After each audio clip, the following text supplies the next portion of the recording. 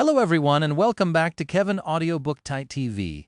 It's great to have you here once again as we continue our journey through the incredible world of Shadow Slave. Thank you so much for your continued support, your patience, and for being part of this amazing community. I hope today's episode gives you a chance to sit back, relax, and escape into the story for a while. So put on your headphones, get comfortable, and let's dive straight into the next chapter. This is Shadow Slave. Let's go. Chapter 751, Master Sunless. In one of the fortified lecture halls of the Awakened Academy, a large auditorium was slowly filling up with students. These young men and women, however, did not look like inexperienced sleepers. Instead, most of them possessed the grim confidence of battle-tested veterans. They were sharp and rough around the edges, exhibiting the telltale signs of those who had just recently returned from the dream realm. For the same reason, the crowd of students was suffused with a sense of energy and liveliness, typical to people who had recently brushed with death, but managed to escape its clutches alive. These were the newly awakened. Several weeks after the winter solstice, most of those who were destined to survive had already found their way to a human citadel and returned to the waking world. Now they were settling into their new lives and responsibilities. While some chose to forge their own path, many decided to remain in the academy for a while longer. Its curriculum was not only aimed at sleepers, after all. A larger part of the complex was dedicated to continuous training of the awakened students. Just because one had survived the crucible of their first venture into the dream realm did not mean that they could stop learning, after all. In fact, faced with its many challenges, most of the survivors learned one crucial lesson. No matter how prepared they were, that was never enough. Granted, the lecture that these particular young awakened were about to listen to was not from a popular course titled Resource Management during prolonged expeditions and intercitadel travel. The course had nothing to do with battle training or aspect proficiency. As such, it was rather obscure and unpopular. The large crowd of students had more to do with the identity of the lecturer as opposed to the theme of the course. As an actual ascended and a person of wide renown, this star lecturer presented an irresistible attraction to the awakened students. Who was better to teach them than a person who had braved the dangers of the dream realm and slain countless nightmare creatures with their own two hands? As the time of the lecture approached, the students settled on the seats in the auditorium and waited for the lecturer to arrive. One of the last to come in was a young man in stylish civilian clothes. They were predominantly black, with subdued gray accents. The young man glanced at the young awakened, then proceeded to walk to the center of the auditorium. A few people looked at him in confusion. Instead of joining his fellow students, the young man walked to the teacher's desk and outstretched one hand. To everyone's bewilderment, he was summoning a memory. Stranger still, that memory turned out to be in the shape of an exquisite wooden chair. The strange guy put it down, then took a sit behind the desk and looked at them as if this was the most natural thing in the world. Several awakened opened their mouths to condemn his childish antics, but then hesitated. Although the eccentric student was bound to anger the lecturer with his disrespectful behavior, there was something about him that demanded attention. Another reason for their hesitation was that he was incredibly attractive. The young man was not very tall, but his slender build and stylish attire made him look very charming. With his porcelain skin and raven black hair, he looked like an exquisite doll. His striking dark eyes seemed to glint with good-natured humor. At the same time, there was something cold about them that made those who looked at the young man for too long shiver. It was as though shadows grew a little deeper around him. After a few moments, one of the young women in the first row cleared her throat and said in a friendly tone, "Hey! You better move before Master Sunless arrives. Here, there is a free seat, right next to me." The young man looked at her and smiled pleasantly. At the same time, the girl next to her whispered furiously, "What are you doing? This is Master Sunless, you idiot!" The first girl slowly opened her eyes wide, then turned beet red and raised one hand to cover her mouth in horror. A wave of whispers ran through the auditorium. "What? This is Master Sunless. But he's our age." "Of course he's our age. It took him less than 2 years to ascend. Why do you think he is famous? He's not at all like the actor who played him in the Song of Light and Darkness. The casting director must be crazy." Sonny, who listened to all that with the same pleasant smile, cleared his throat. Immediately the students grew quiet. "Good morning, Awakened. I am Ascended Sunless. You can call me Master Sunless, or simply Master. Welcome to the first lecture of the Resource Management during Prolonged Expeditions and Inter-Citadel Travel course. As some of you might know, I have a tiny amount of experience with that." A few polite chuckles resounded from the audience, making him wince internally. Damn, tough crowd! As this was his first day as a teacher in the academy, Sonny was unsurprisingly nervous. He would much rather fight a room full of nightmare creatures than speak in front of a room full of people. He could kill the nightmare creatures at least. Sonny paused for a moment, then said, "We will explore various topics in the course of these lectures, but first, let me ask you a question." He looked at his students and smiled. "What was the biggest threat to your life in the dream realm?" Overall, the lecture went better than Sonny had expected. If not for the fact that many female students had stared at him a bit too intensely, for some reason, he would have been completely comfortable teaching these young Awakened.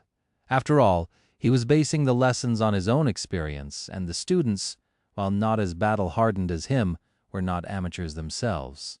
Each of them had survived the first nightmare and a journey to the dream realm. So the lecture was more of an exchange of knowledge between professionals than a traditional lesson. It was even refreshing compared to his tutoring sessions with Rain. Although his sister was incredibly talented and hard-working, not to mention nice to be around, there were many things he simply couldn't explain to her with words. With a sigh, Sonny turned off the projector and looked at the empty auditorium. Was this his life now? 6 months had passed since the cohort returned from the second nightmare. During this time, many things happened. He had celebrated his 20th birthday just a few weeks ago. Some of the changes were good and some were bad. On the bright side, he got to spend a lot of time with Rain, teaching her how to protect herself and slowly growing closer to her. Sonny had been careful not to appear too friendly, though. He still did not want anyone, including the girl herself, to know that they were siblings. He had also spent a lot of time talking to Aiko and trying to turn the brilliant Emporium into a small but thriving business. However, there was one big problem that loomed over everything he did. Ever since returning from the nightmare, Sonny was not able to enter the dream realm again.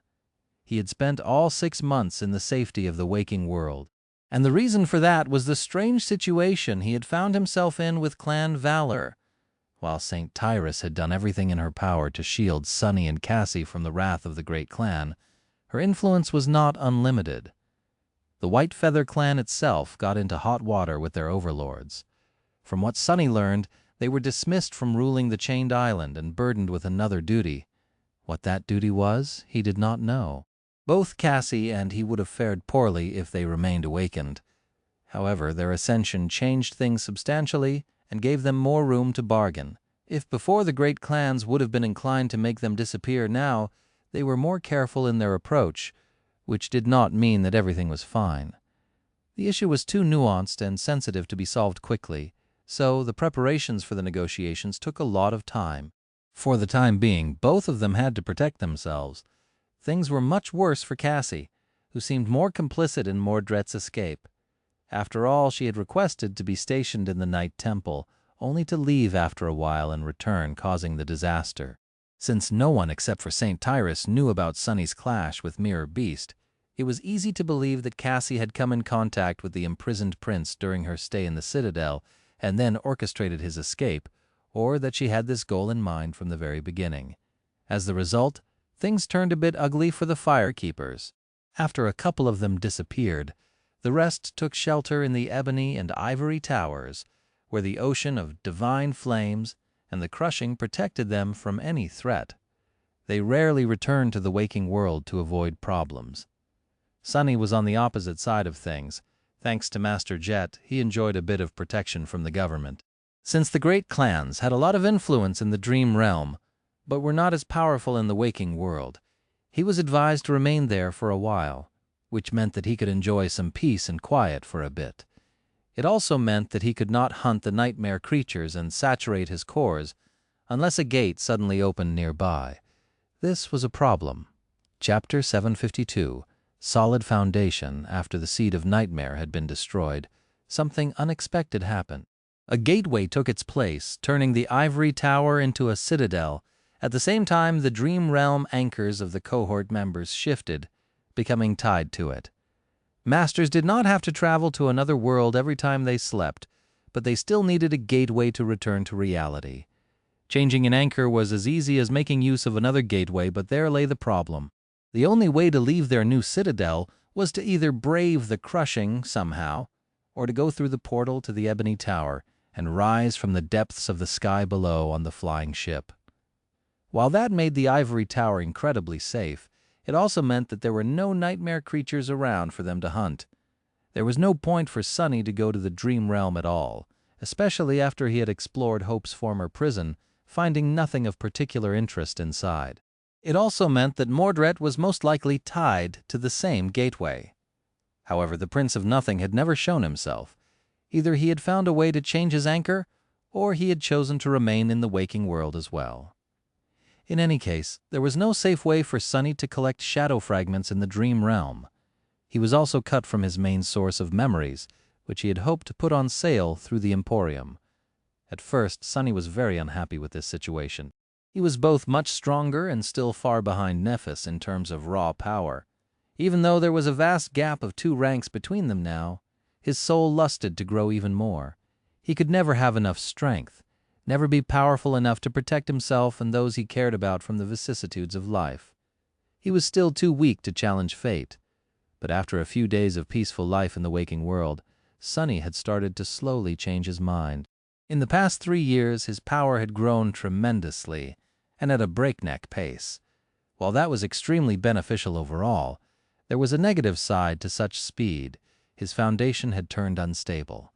He had been so preoccupied with gaining more power, more strength, deeper insight, greater understanding that he had not spent enough time actually assimilating all these gains into a coherent whole. Internalizing and absorbing all the lessons he had learned into his very bones was very important, yet he had neglected it for the lack of time and opportunity. He needed time to truly make the vast power he had won his own. Additionally, there was something else that concerned Sunny: his mental state. Ever since he had been infected by the nightmare spell at 16, his psyche had been subjected sometimes by the circumstances and sometimes through his own volition to incredible abuse. Sunny prided himself on the fact that he never broke, no matter what ghastly horror and gruesome agony he had to endure, and there had been plenty.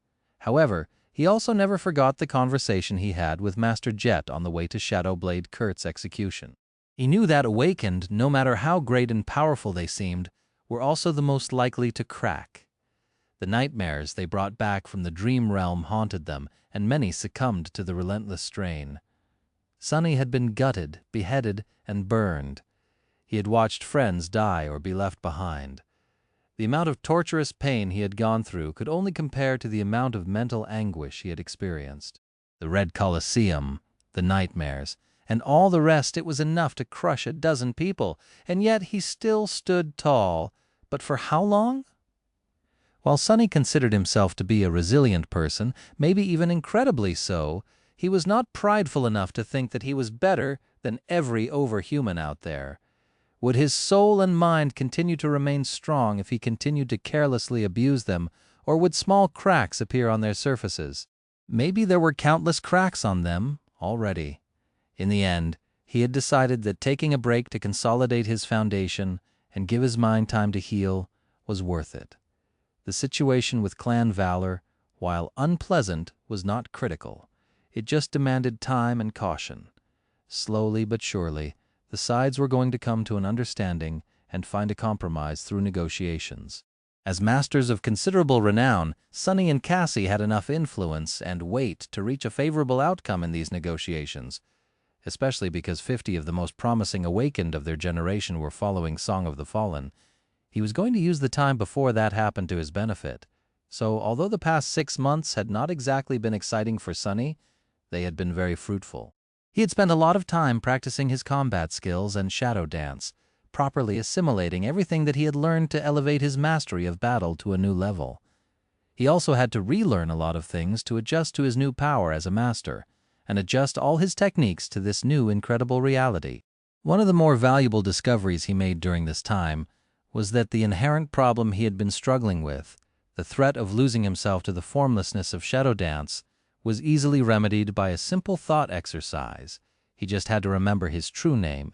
No matter how far gone he was, it always brought him back. Apart from that, every single aspect of Sunny's combat ability was vastly improved by his newly profound control of shadow essence, as well as the time he had taken to fully absorb all of his rich battle experience. Battle techniques were not the only thing he trained, though. He also dove deep into the intricacies of shadow manifestation, first learning how to properly wield it, and then leveraging his cunning and creativity to push its uses to their limits. His new ability was an incredibly versatile one, so there was a lot he could do with it. Not only did it have the potential to be powerful on its own, it could also be weaved into every other facet of his battle performance in unexpected and insidious ways. Almost every day, Sunny discovered something new he could do. The possibilities were simply limitless. That limitlessness, however, was its own problem. Just because Sunny could do a lot did not mean that it was wise to do it. So it took a lot of time to find the most effective and efficient ways to use shadow manifestation. Slowly but surely, his arsenal of true and tested tricks and methods grew. He practiced each one until they became as instinctive as his combat techniques, so that he could use them without wasting even a split second on thinking about and concentrating on the desired result. Lastly, there was sorcery. After the initial breakthrough he had made in the nightmare, Sunny spent a lot of time widening the scope of his understanding of spellweave. This was perhaps the most unassailable and tough field of expertise he was trying to study, since there was nothing and no one to teach him how to do it. The scope and complexity of the subject were boundless, and all he could do was blindly stumble in the darkness, learning tiny bits through trial and error. It did not help that he could only experiment with memories, which were a rare and finite resource to him. Sunny worked around that limitation somewhat by turning mundane things into memories and experimenting on them instead. However, that produced its own obstacle. He needed soul shards to do so, and soul shards were very expensive in the real world, and he could not procure them in the dream realm, for now. To solve his resource problem, Sunny turned to the only source available to him, the merit points provided by the government, which could then be exchanged for various valuable things. To get points and fund his research, he had compiled another paper with the help of teacher Julius. The exploration report on Chained Isles by Ascended Sunless did not produce as big of a ripple among the general public, but caused a real explosion in the awakened academia. The data about all the ancient nightmare creatures, the culture, and the bizarre nature of the Kingdom of Hope was a true boon to the collective knowledge base of humanity. Sunny, of course, kept the most sensitive pieces of information to himself, but just what remained brought him vastly more contribution points than the report on the Forgotten Shore. Information from nightmares was 10 times more valuable, after all, since very few people ever challenged them, and even fewer returned alive. These contribution points, as well as other benefits and privileges he had become entitled to as a master, allowed him to not only pour his mind and soul into studying sorcery, but also kept the brilliant emporium functioning without a constant influx of his hunting trophies. Sadly, even that was not enough. And hence, Sunny found himself teaching young awakened at the academy. While that was not the best and most efficient way for a master to earn, it was still rather profitable for someone in his situation. Sitting in the empty auditorium, Sunny sighed and looked at his communicator. A pale smile appeared on his face. She must be already here. Today was a special day for more than one reason. A few days prior, Master Jet had suddenly contacted him. This was not too strange, since they interacted often in these past 6 months, but this time something about Soul Reaper's voice sounded a bit off. Not exactly bad, just different. She had told him that she had some good news and some bad news, and requested a face-to-face meeting to discuss an important issue. That meeting was about to take place at the instructor's cafeteria. Shaking his head, Sunny stood up, dismissed his chair, and walked to the door. I wonder what Master Jet has to say, gods. Was there really a need for all this mystery? She made it sound as if the world is ending. Chapter 753, Crux of the Matter. Now that Sunny was a teacher at the academy, He was very much looking forward to gaining access to the instructor's cafeteria. He remembered the last time he had eaten there in perfect detail.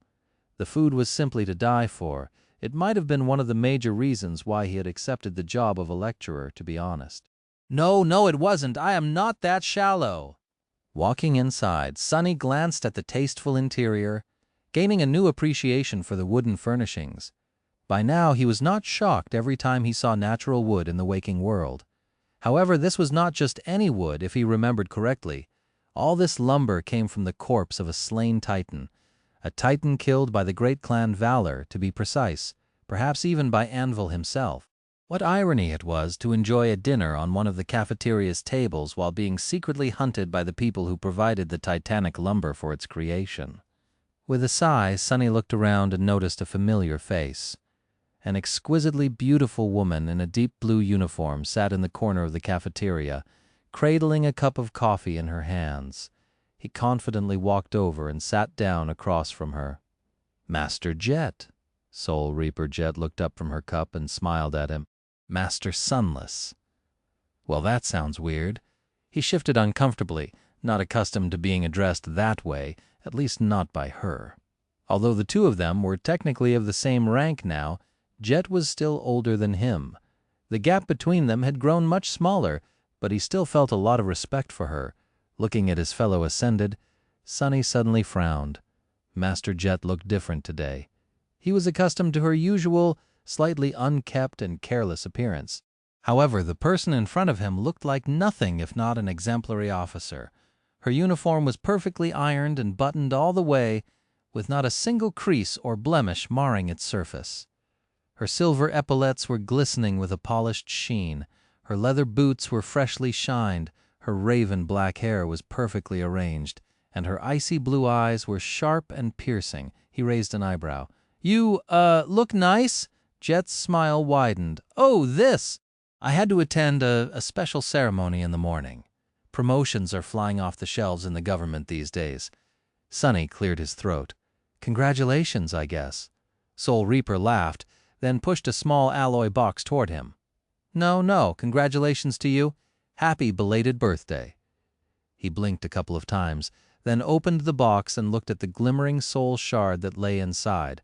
His eyes sparked when he recognized its Ascended rank. "Ah, this is exactly what I needed. Thank you so much. But isn't it too luxurious? A shard like that cost a lot." Master Jet shrugged. Perks of being a public servant. "I have more access to such things than most." She grew silent and looked at him expectantly. For a few moments neither of them spoke. Finally, the Ascended beauty sighed. "What, no present for me? I recently turned 30, you know." Sonny froze, then chuckled awkwardly. "Oh, well, in that case, dinner is on me." Soul Reaper seemed more than happy with that arrangement. You know me too well, Sonny. In that case, don't mind if I do." Sometime later, they finished their food and leaned back on their seats in satisfaction. Master Jet took a sip of coffee and smiled. "Credit where credit is due, you Academy people really know how to treat your staff. I am regretting my choice of career a little." Her voice trailed off a little, and a wistful expression appeared on her face. Then she shook her head and finally addressed the true reason why they met today. "Good news first. You can relax, Sonny. Valor seems to finally be ready to behave reasonably, so the worst part is over." He inhaled deeply. "At last, what changed?" Master Jet shrugged. "Well, a lot of things, but mainly they just don't have the energy to pursue small matters anymore. The tension between the great clans seems to be growing, so Valor elders have a lot on their plate. That plays in your favor because you and your cohort have managed to make yourself valuable, with Saint Tyrus advocating on your behalf. Everything is ready for a sincere and friendly negotiation." Sonny frowned. "Sincere, friendly? What about the firekeepers that disappeared? You might have not noticed, but the survivors of the Forgotten Shore are a tight group. To them this is not a small matter." She smiled. "They are alive, although maybe not well. Their release is one of the points you and Song of the Fallen will have to negotiate. However, I don't foresee any problems with that. As long as you told the truth and neither of you had conscious plans of assisting that mysterious prisoner of theirs in the escape, everything should be fine." A dark expression appeared on Sunny's face. Master Jet knew the general situation, but not the details. The problem they had with the great clan Valor was very simple. Although Sunny and Cassie had caused a great deal of harm to the clan's interests, because of the lack of witnesses and St. Tyrus volunteering to act as the scapegoat, that by itself was not something intolerable. However, the crux of the matter was that no one in the great clan knew if their actions had been simply the result of a misfortunate happenstance or premeditated. What Master Jet had just told him meant that Valor was ready to abandon their hostile paranoia and accept the version of events where neither Sunny nor Cassie had helped Mordred escape willingly, as well as grant them an unofficial pardon, with the White Feather clan taking the responsibility for the death of St. Cormac. That would leave them in the clear. However, although the great clan knew that Mordred had escaped as the result of their actions, no one except for the members of the cohort knew that he had followed them into the nightmare. If the fact that the 5 of them had become masters together ever came into the light, then, no matter what the truth was, no one would believe that the bastards simply manipulated them all. They would all think that Sunny and Cassie were his willing allies, so this secret had to remain buried forever. Sunny grimaced. So what do they want? Master Jet shrugged. I can't say, really, but you have to be ready to make some concessions. Valor will probably insist on recruiting you to their side, at least in some capacity. Whether you manage to resist their forceful invitation or not depends on you. She thought for a bit, and then added, What works in your favor is that you, Song of the Fallen, Nightingale, and Raised by Wolves are a package deal as far as everyone is concerned. Valor might have ambitions of making all of you their asset, but they will probably be satisfied by ensuring that none of you becomes entangled with their opponents. Recruiting just one would make it so that the rest would not join the opposite side. A deep scowl appeared on Sunny's face. Are you telling me that we will have to sell one of us to Clan Valor? Master Jet smiled. You make it sound as if becoming a member of a great clan is something horrible. Most awakened would kill for such a chance, you know? Granted, you will never be treated as a true-blood descendant, but that does not mean that they won't shower you with resources and opportunities. Probably. Sunny remained silent for a while, then sighed. I know, but I need to think about it. She took a sip of coffee, then leaned back. Well, think fast. He looked at the beautiful Ascended with a dark expression and asked in a low tone, And why is that? Master Jet grinned. Well, because the representative of Valor will be here tomorrow. Your friend Cassie is coming back to the waking world, too. You will meet here in the academy as its neutral ground, so you have until tomorrow morning to prepare for the negotiations. Sunny, good luck. Chapter 754, History Lesson. Sunny remained silent for a few moments, then scowled. What do you mean, good luck? Aren't you going to be there to mediate the negotiations? Master Jet took a sip of her coffee, then shook her head. No. While the government often serves as a neutral party and the connective tissue between the great clans, this is not one of those cases. Besides, I simply can't. I am being transferred out of the city. This is my last day here for a while. He stared at her, dumbfounded. Master Jet was not going to be around anymore? Sunny suddenly felt a pang of discomfort. He had grown accustomed to her being present out there somewhere. Not exactly close to him, but at the same time within reach. Noticing the expression on his face, she sighed. Actually, that is the second thing I wanted to talk to you about. The bad news. Soul Reaper casually looked around, then summoned a memory that looked like a music box. Immediately, a dome of silence appeared around them, cutting off all outside noises. Sunny frowned, confused by the need for secrecy. She had seemed to be perfectly fine discussing private matters of a great clan in the public. What could have been more sensitive than that? Master Jet lingered for a moment, then said, To be honest, Sunny, I was not going to have this conversation with you, at least not yet. But since the situation changed and the things we are going to talk about can affect the decisions you will make tomorrow, I decided that there is no point in postponing it. He shifted uncomfortably. That is very suspenseful. What is the matter? She smiled, then activated her communicator and summoned a projection. It showed a map of something that looked like a big chunk of the dream realm. Sunny saw a lot of water and several large land masses, each no smaller than the forgotten shore by the looks of it. However, no matter how he looked, he could not find the familiar landmarks, the hollow mountains, Bastion, Ravenheart. Either he was not as proficient at reading maps as he had thought, or he had never seen this land. Slightly confused, he glanced at Master Jet and asked, "Is that a previously unexplored region of the Dream Realm?" She looked at him with a strange expression, then coughed. "No, that is planet Earth, you dummy." Sunny froze in embarrassment, then looked at the image again. "Oh, right, I am an idiot," Soul Reaper grinned. "Sunny, are you one of those awakened that know more about the Dream Realm than about the waking world?" He cleared his throat. "Well, it's not like I spent a lot of time in school, you know." Her grin dimmed a little. "Right. Sorry, sometimes I forget how young you are. It took me a while to cover the basics after leaving the outskirts as well." Master Jet sighed, then pointed to the map. "In any case, this is our world. As you can see, it is not in great shape. A few centuries ago, it looked very different. There were around 12 billion people living across it. A few million even found their way to the moon eventually." She sighed, then added, "But now there's barely 3 billion of us left, and we only populate 4 of the 7 continents. Do you know which continent we are currently on? What our city is called?" Sunny looked at her with a dark expression.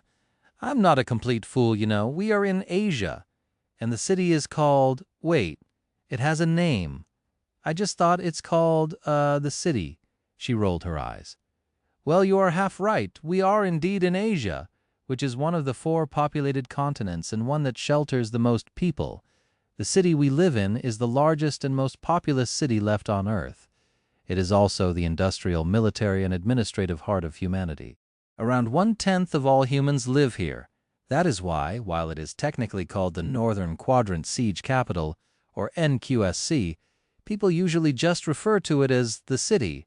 Master Jet hesitated for a moment, then said with a hint of darkness in her voice, "Most of the surface of the planet is either uninhabitable or overrun by nightmare creatures, so megacities are the most convenient way to sustain a large population. However, even with spell tech and modern science, they are not capable of sustaining everyone. Hence the outskirts, where around 20% of the total city population is offloaded to slowly die out of the sight of the rest of humanity.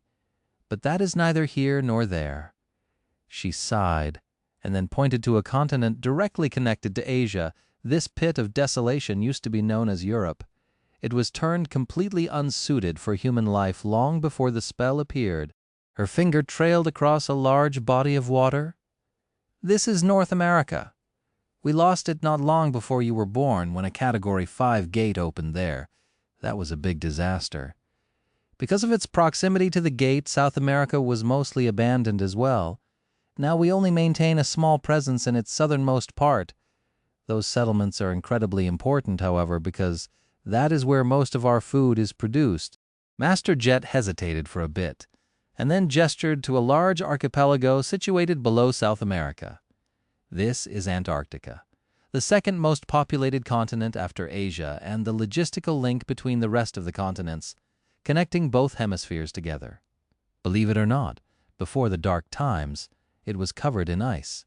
Actually, the melting of all that ice was one of the reasons that caused the Dark Times." She sighed. "The sea levels across the planet rose, drowning many cities and displacing billions of people. The percentage of the land mass that was devoured by water was not too radical, but the problem was that many civilization centers were situated along the coasts. With all of them gone and billions of refugees seeking shelter, the global infrastructure collapsed.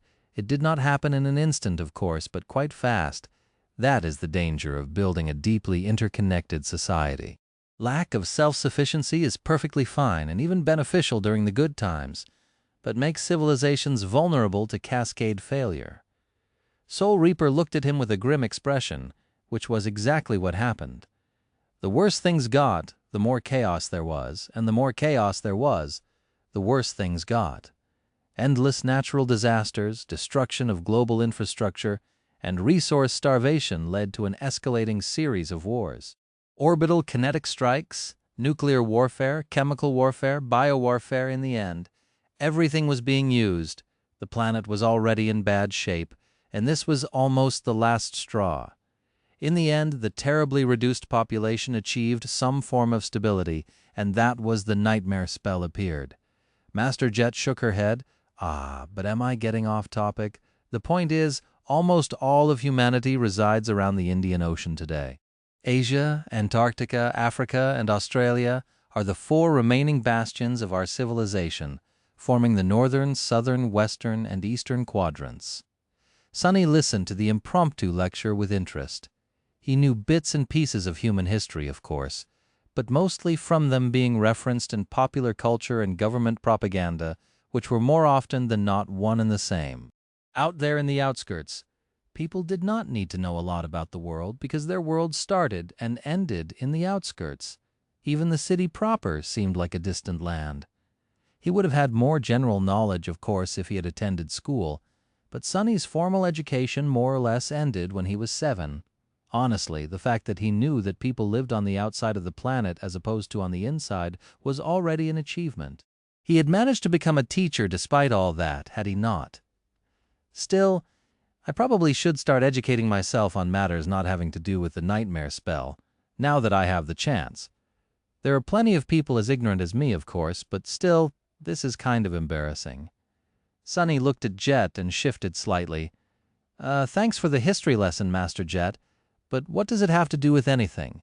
She leaned back, smiled calmly, and answered in a relaxed tone. Oh, it's very simple, really. These 4 bastions of humanity I mentioned, they're about to become 3. Chapter 755, Obel Scale. Master Jet's nonchalant attitude was in stark contrast with the gravity of her statement. Sonny froze for a few moments, then slowly put his cup on the table. When he spoke, his voice sounded a little hoarse. What? She sighed, then looked around the cafeteria. It was slightly surreal to be discussing something that concerned the lives of hundreds of millions of people in the safety of this tranquil place. Several instructors were enjoying their meals, and there were members of the staff going about their business. None of them knew of the approaching disaster. This contradiction was chilling, too. Soul Reaper did not seem to mind. I have told you about the Obel Scale once, right? It is a very complicated spell tech system that the government uses to predict the appearance of gates across the globe. Well, I was not entirely honest when I said that a bit of maintenance and calibration would solve all the problems it had been experiencing recently. In truth, the problems we've been having with its readings are not as trivial as I implied. They are just a symptom of a much bigger problem. Sonny's eyes widened slightly. Kurt, Shadowblade Kurt. He mentioned something about the Obel Scale. It was the reason he had given up and gone mad, one of them at least. Master Jet nodded, an expression of mild contempt appearing on her face. Yes, however, Kurt was broken and weak. He really blew the issue out of proportion. The corner of Sonny's mouth twitched. I wouldn't call losing an entire continent a small issue. She shrugged. Neither would I, but is not the end of the world either. Soul Reaper calmly took a sip of coffee. Back when we lost North America, something similar happened.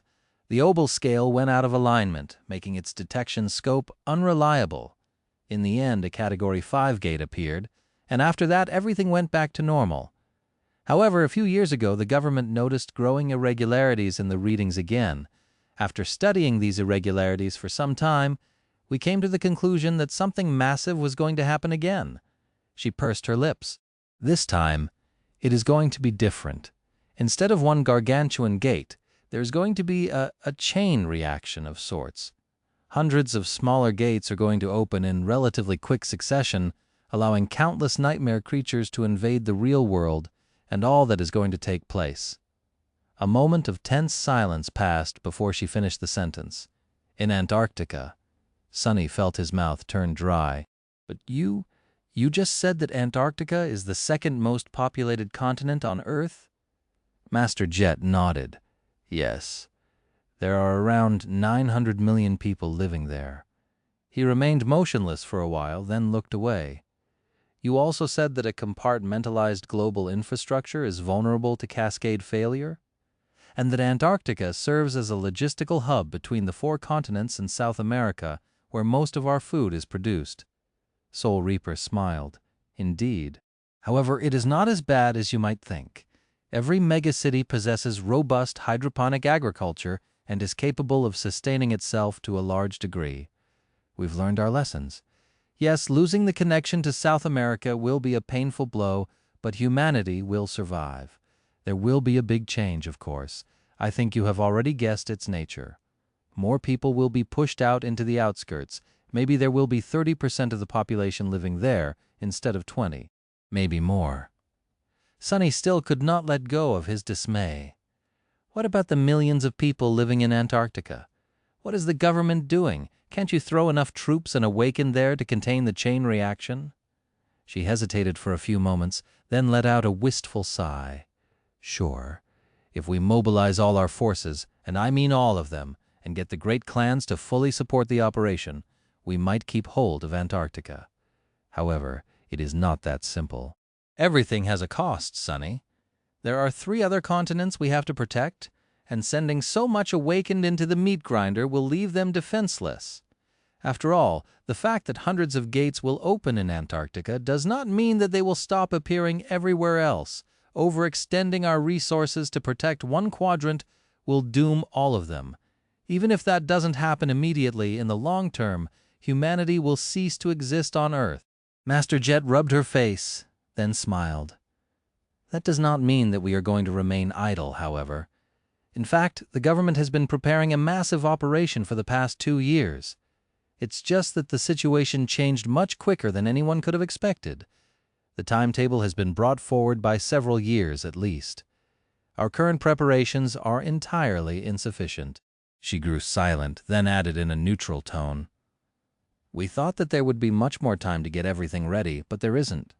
Not anymore. So it's going to be a damn mess of epic proportions. Sonny scowled, not entirely sure what that was supposed to mean. He could barely accept the fact that losing one of the 4 continents was an acceptable price for keeping the other 3 intact. Humanity had already lost North America after all, and persisted despite the loss. It had arguably grown more powerful as the result, but if the government was willing to let nightmare creatures conquer Antarctica, what operation could it be possibly planning? What exactly is the government going to do? Master Jet turned back to the map of the Earth, lingered for a few moments, and then pointed at the large archipelago in the south. Why, what else? We are going to evacuate 900 million people from the doomed continent, while a never-ending horde of nightmare creatures is pursuing us. Or we will try, at least, to be honest. I think that most of those who try will probably die. Chapter 756. Navigation. Master Jet studied the map for a few moments and then traced a line across the ocean that lay between the 4 continents. Then she suddenly asked, "Do you know a lot about seafaring, Sonny?" He slowly shook his head. "As much as the next guy, I guess." She smiled. Understandable. In truth, navigating the oceans is not an easy task. If it was, we could have just used the Pacific or the Atlantic to transport food from South America. But trying to sail them is pure suicide for now. Soul Reaper leaned back and took a sip of coffee. Most of our planet is covered by water, and most of that water is infested with dreadful nightmare creatures. That is because most gates open underwater. And since we have very few methods of battling them below the sea and very little reason to, we just leave those gates be. Humanity might still hold 4.5 continents, but we have surrendered all of Earth's oceans to the enemy. She sighed, then dejectedly shook her head. Still, no civilization can exist without efficient transportation, and shipping cargo across water has been the mainstay of transportation since the dawn of time. So, we maintain a presence in the Indian Ocean. Navigating it is not easy, however, because there are unspeakable and uncountable horrors dwelling in the depths. Sonny hesitated for a moment, then asked with a bit of curiosity, "Wouldn't it be easier to ship stuff through space, then?" Soul Reaper grimaced. "It is not cost-efficient. Getting to orbit requires considerable resource commitment, more so with heavy cargo, and resources are something we desperately lack. Plus, space is rife with its own dangers." Sonny raised an eyebrow. "What dangers?" She simply shrugged. "That is above even my pay grade, so I don't know. Suffice it to say that simply maintaining a scattering of satellites that support the network and the Obel scale is already a dire challenge. Whether you like it or now, water is the only way." He frowned. So how do we manage to make use of the ocean if it's so dangerous? Master Jet smiled. Well, the answer is pretty simple, House of Night. Sunny blinked a couple of times. The Great Clan? She nodded. The representatives of the House of Night excel in guiding ships through turbulent waters. They are not called Nightwalkers just to honor the clan founder, after all. To move across the ocean, convoys that consist of massive, heavily armored ships employ the services of Nightwalker navigators. Sunny leaned back, thinking. He knew a bit about the third and the least prominent Great Clan, but not too much. Unlike Valor and Song, which resembled most legacy clans and had originated from a single family, House of Night was born from an alliance of several prominent clans. They resided in a dire region of the Dream Realm known as Stormsea and controlled one of the 3 great citadels which, as far as he knew, resembled a giant ship and was most likely left behind by one of the 7 daemons. Sunny also knew that the House of Night did not possess a sovereign of their own. Anvil of Valor and Ki Song ruled their families, but Asterion was seemingly not related and had nothing to do with the third great clan. It was not clear why the other 2 powers did not consume the weaker one. Now that Sunny learned of the pivotal role Nightwalkers played in sustaining human civilization, he guessed that they simply offered too much utility to be pressured into submission. Alternatively, the nature of the region they controlled might have simply been too hazardous for either Valor or Song to invade, or their existence created a bit of much-needed balance and deterrence between the 2 dominant great clans. What was clear, however, was that the House of Night was deeply connected to Storm God. There were just too many coincidences between their powers and the deity of depths, oceans, darkness, stars, travel, guidance, and disaster. Did Nightwalkers bear the lineage of Storm God? That would certainly explain a lot. Master Jet, meanwhile, continued. The Scions of the House of Night allow naval convoys to reach their destinations, which is both a blessing and a curse. The problem with that situation is that, while there are more Nightwalkers than there are descendants of the other 2 great clans, their number is still limited. And so, the number of convoys we can operate simultaneously is limited as well. She sighed. We can only evacuate people across water. By our calculations, it will take at least 2 years to evacuate the population of Antarctica that way. That is even if we commit the bulk of our navy to the operation. However, her voice grew dim. The chain reaction is going to start in a few months at most. It won't be too severe at the beginning, but quickly ramp up, drowning the entire archipelago in nightmare creatures. Sunny remained silent for a bit, then asked, So what is going to happen? Master Jet finished her coffee and offered him a smile. Well, the government is going to transfer a very substantial part of its forces to Antarctica. Pretty much everyone who can be spared without leaving the rest of humanity completely defenseless will be transferred to the expeditionary force. They will try to stall the nightmare creatures for as long as possible to allow as many people as we can save to escape. Oh, also, I will be on one of the first ships myself. Sunny looked away, not knowing what to say. Master Jet herself had judged that many of those who were going to take part in the evacuation would not be coming back.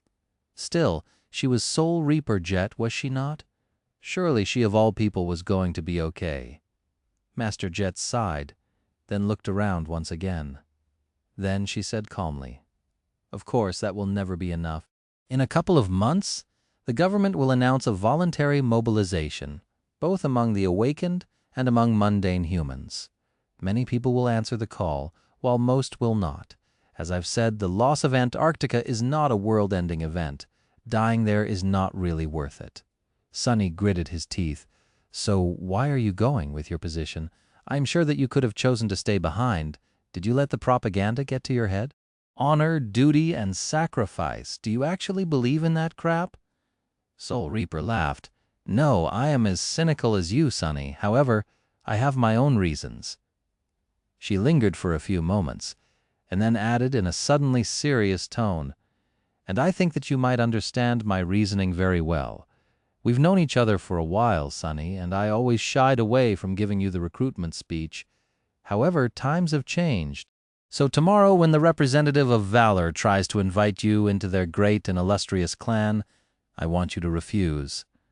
She leaned forward, looked him in the eyes, and added, "Instead, I want you to leave everything behind, enlist, and come with me." Chapter 757, Professional Sensibility. It was hard not to get swept up in Master Jet's cool presence. However, Sunny was not so easy to sway. He held her gaze for a few moments, then turned away. His expression grew somber. "You just spent a lot of time convincing me that losing Antarctica would not cause irreparable damage to humanity, and that most of those who go there would end up dead. And now you suddenly want me to go as well? Why would I? Sure, fighting a noble and glorious war against the nightmare creatures sounded exciting, but Sunny was not an inexperienced kid anymore. He knew the price of glory all too well. To him, war casualties were not an abstract concept, but instead a very familiar and grim reality. He was not arrogant and ignorant enough to consider himself immune to death. Master Jet leaned back. "Don't you want to defend your fellow humans?" Sunny shrugged. "Don't get me wrong. I really want all those people in Antarctica to survive. However, none of them helped me when I was starving to death in the outskirts. None of them were there when I was drowning in my own blood on the forgotten shore. The government didn't do crap to uplift me either." He frowned and then added, "In fact, one might argue that the government not only abandoned me entirely, but even did everything in its power to make sure that I die swiftly after being used up to bring it a tiny bit of benefit, like my parents did. But despite all that, I survived and managed to build a decent life for myself. And now that I finally have something good going for me, you want me to throw it all away and go risk my life to maybe save a bunch of strangers?" Master Jet sighed. "I get it. Trust me, I do," but Sunny raised his eyebrows. "But what?" "I do believe that you get it. You're from the outskirts yourself, after all. Maybe your life there was not as bad as mine, but it wouldn't have been too different. So why are you going to Antarctica?" She lingered for a few moments, then looked away. "I guess it's hard to explain. Honor, duty, sacrifice. You're right, those words don't mean much to me. Working for the government is a means to an end. However, I do work for the government, and I take pride in my work." Soul Reaper studied the visitors of the cafeteria with her icy blue eyes, then glanced at Sunny.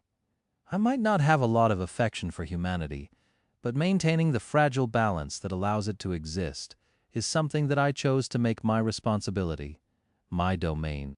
So watching Antarctica go up in flames from the sidelines would be against my professional sensibility." Sunny remained silent for a while, thinking about what she said. He felt that, in a sense, Master Jet was very much like him.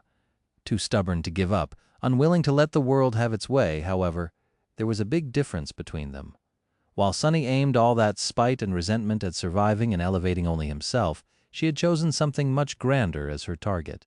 Instead of going it alone, Soul Reaper had decided to tie herself down to a much bigger hole. Was it worth it? He did not know for sure, but felt that it wasn't. People like him and her deserved to be selfish. The world had never treated them well, and so they had no obligation to return the favor. Dying for someone you did not care about was utter foolishness.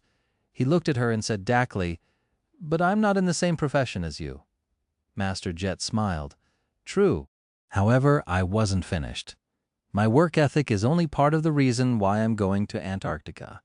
The other is the future." Sunny raised an eyebrow. "The future?" She nodded. "Yes, the world is changing, Sunny. What happens in Antarctica might not end humanity or even change it too much, but it will change the awakened. Think about it, with so many of us going either as part of the initial force or as volunteer reinforcements, the power balance of the awakened society will shift. Thousands will die, but those who survive will grow stronger." Soul Reaper leaned forward, her voice suddenly intense. "How many will fully saturate their cores? How many will achieve a breakthrough in their combat skill? How many will ascend? There are less than 1,000 masters alive in the world right now. How many will there be after the battle for Antarctica? I'd wager much more than that. How many new saints will emerge? Everything will shift, Sunny. You can either be a part of that shift or be left behind." Sunny studied her face for a few moments and shrugged. Then he asked in a somber tone. "Are you hoping to become a saint in all the chaos while all the great clans are looking elsewhere?" Master Jet sighed, then slowly shook her head. "No, not really. You are mistaken if you think that their monopoly on transcendence exists only through preventative measures. Even if you become a saint, they still can and will make you disappear. Plus, entering the third nightmare is not something that can be done in the heat of the moment. If you want to survive, you need years of preparation and an ocean of resources, not to mention a powerful and cohesive cohort. Jumping into a random seed will just get you killed." Sunny remained silent for a bit, then scowled. What are the great clans doing about this situation anyway? The House of Night is supplying its navigators for the Navy. Are they going to join the ground forces as well? What about Song and Valor? Soul Reaper grimaced and shook her head.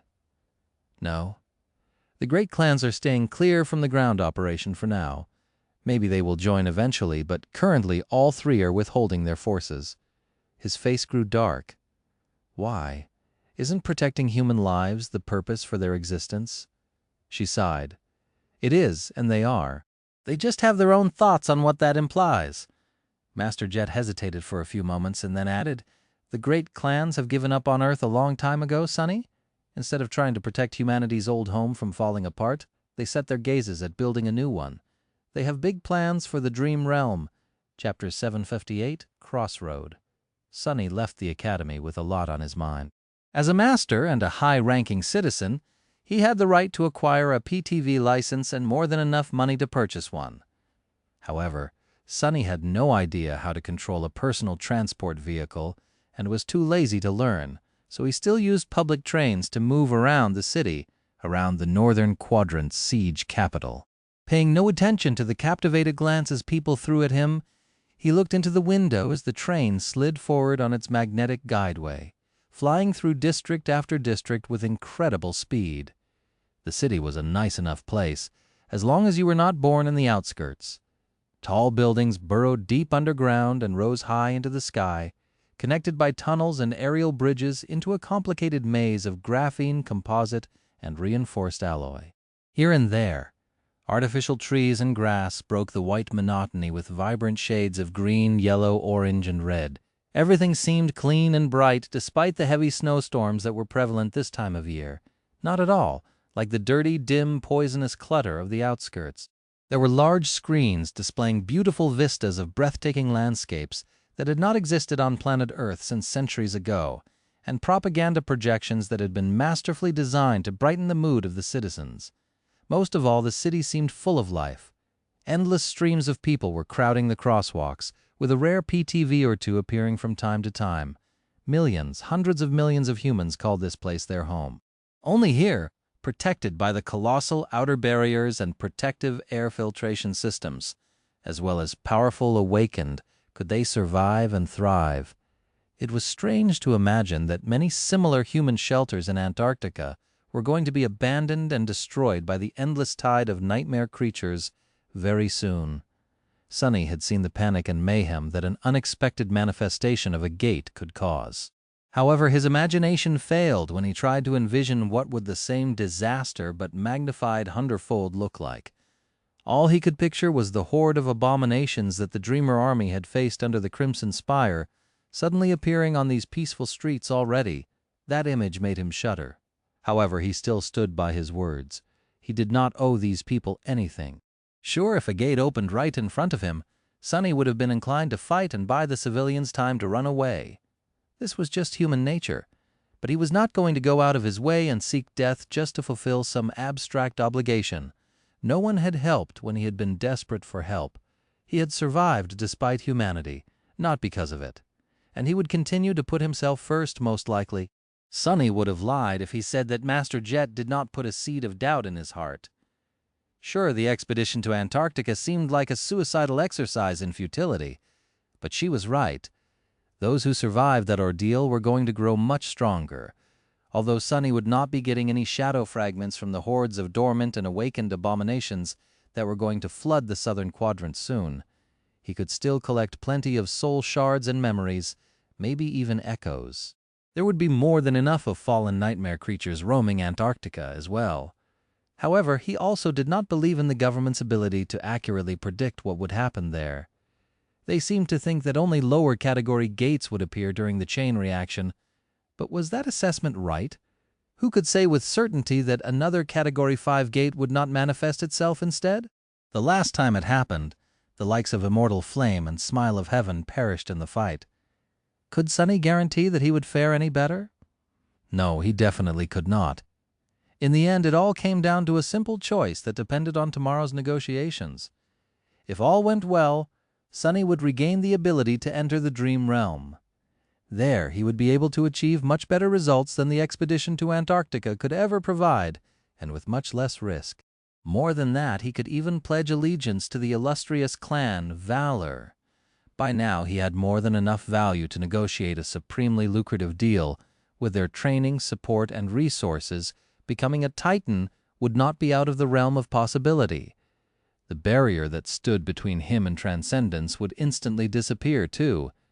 Instead, he would be in the best position possible to attempt conquering the third nightmare. Perhaps he would even be able to enhance his understanding of sorcery by leaps and bounds. Valor was widely renowned for creating incredible memories, after all. He had also seen how proficient the representatives of the great clan were in using runic sorcery back in the Night Temple. There was so much knowledge that they possessed, so much he could learn from them. As for the fact that the great clans seemed to be preparing to abandon Earth in favor of the Dream Realm, were they even wrong? Sunny still remembered the conversation he had had with Effie in the ruined cathedral of the Dark City. She too believed that the waking world was dying and that the Dream Realm could become humanity's salvation. Her argument was dreadful but compelling. In any case, if something went wrong, he would always be able to leave Clan Valor behind. Pledges of allegiance did not mean anything to Sunny after all. As a person who abhorred the word honor, he was more than willing to betray any promise he made as long as it suited him. Deserting a great clan would probably not be easy, but by then he was going to be powerful enough to manage. So, if negotiations went well, he had no reason to do something as stupid as following Master Jet to Antarctica. If they went poorly, however, that would be pretty much his only choice. That was why Sunny had not given Soul Reaper a definitive answer. She did not ask for one anyway. Master Jet had just told him to think about her offer and inform her of his decision during the next 2 months. As the train approached the terrace, distinct, Sunny sighed and headed for the exit. Damn, my head hurts. Why did all of it have to happen on the day of my first lecture? That's too much excitement for one day. Worse still, tomorrow promised to be even more exciting. Chapter 759. New developments Sunny continued to ponder as he walked from the train station to his home. Once there, he opened the door and walked inside, then sat down in the living room and stared at the wall for a while. This is not good right now. He was supposed to be mentally preparing for tomorrow's meeting with the representative of Valor. Antarctica or not, these negotiations had the potential to decide the course of his life, maybe even whether or not he was going to live at all.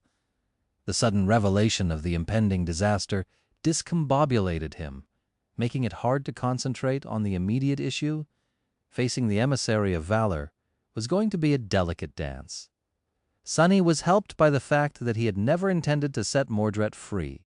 However, he was not entirely innocent either, after all. He had sided against Wealthy and Pierce, even slaying one of the 2 knights of the great clan with his own 2 hands. Not to mention that Mordred had followed him into the nightmare and ascended. Sunny had many things to hide, but could not lie.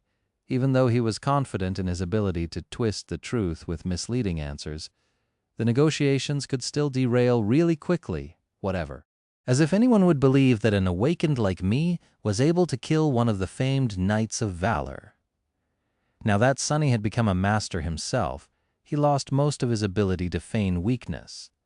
However, no one but his closest friends knew how powerful he really was, and especially had been. This was another fact that played to his advantage. It all depends on the emissary and how they conduct themselves. If Valor sent someone cavalier and arrogant, Sunny would be able to dance circles around them. He had plenty of practice dealing with haughty individuals, after all. If they sent someone smart, however, that could be a problem. Sunny stared at his shadow, then sighed and stood up. He really hoped that everything would go smoothly tomorrow, but it paid to be prepared. Worst case scenario, he was going to have to join the Firekeepers in their dream realm exile for a while. So unless he wanted to return to a monotonous diet of eating nothing but monster meat, it was best to prepare a few things. Soon, a big metal chest appeared in front of him, then opened its heavy lid, revealing rows of massive triangular fangs. Covetous Coffer had changed after the second nightmare as well. The mendacious Coffer enchantment allowed it to mimic the form of any inanimate object, but was limited by Sunny's core capacity. Now that he was an Ascended, the capacity of his cores increased tremendously, so there were a lot of options.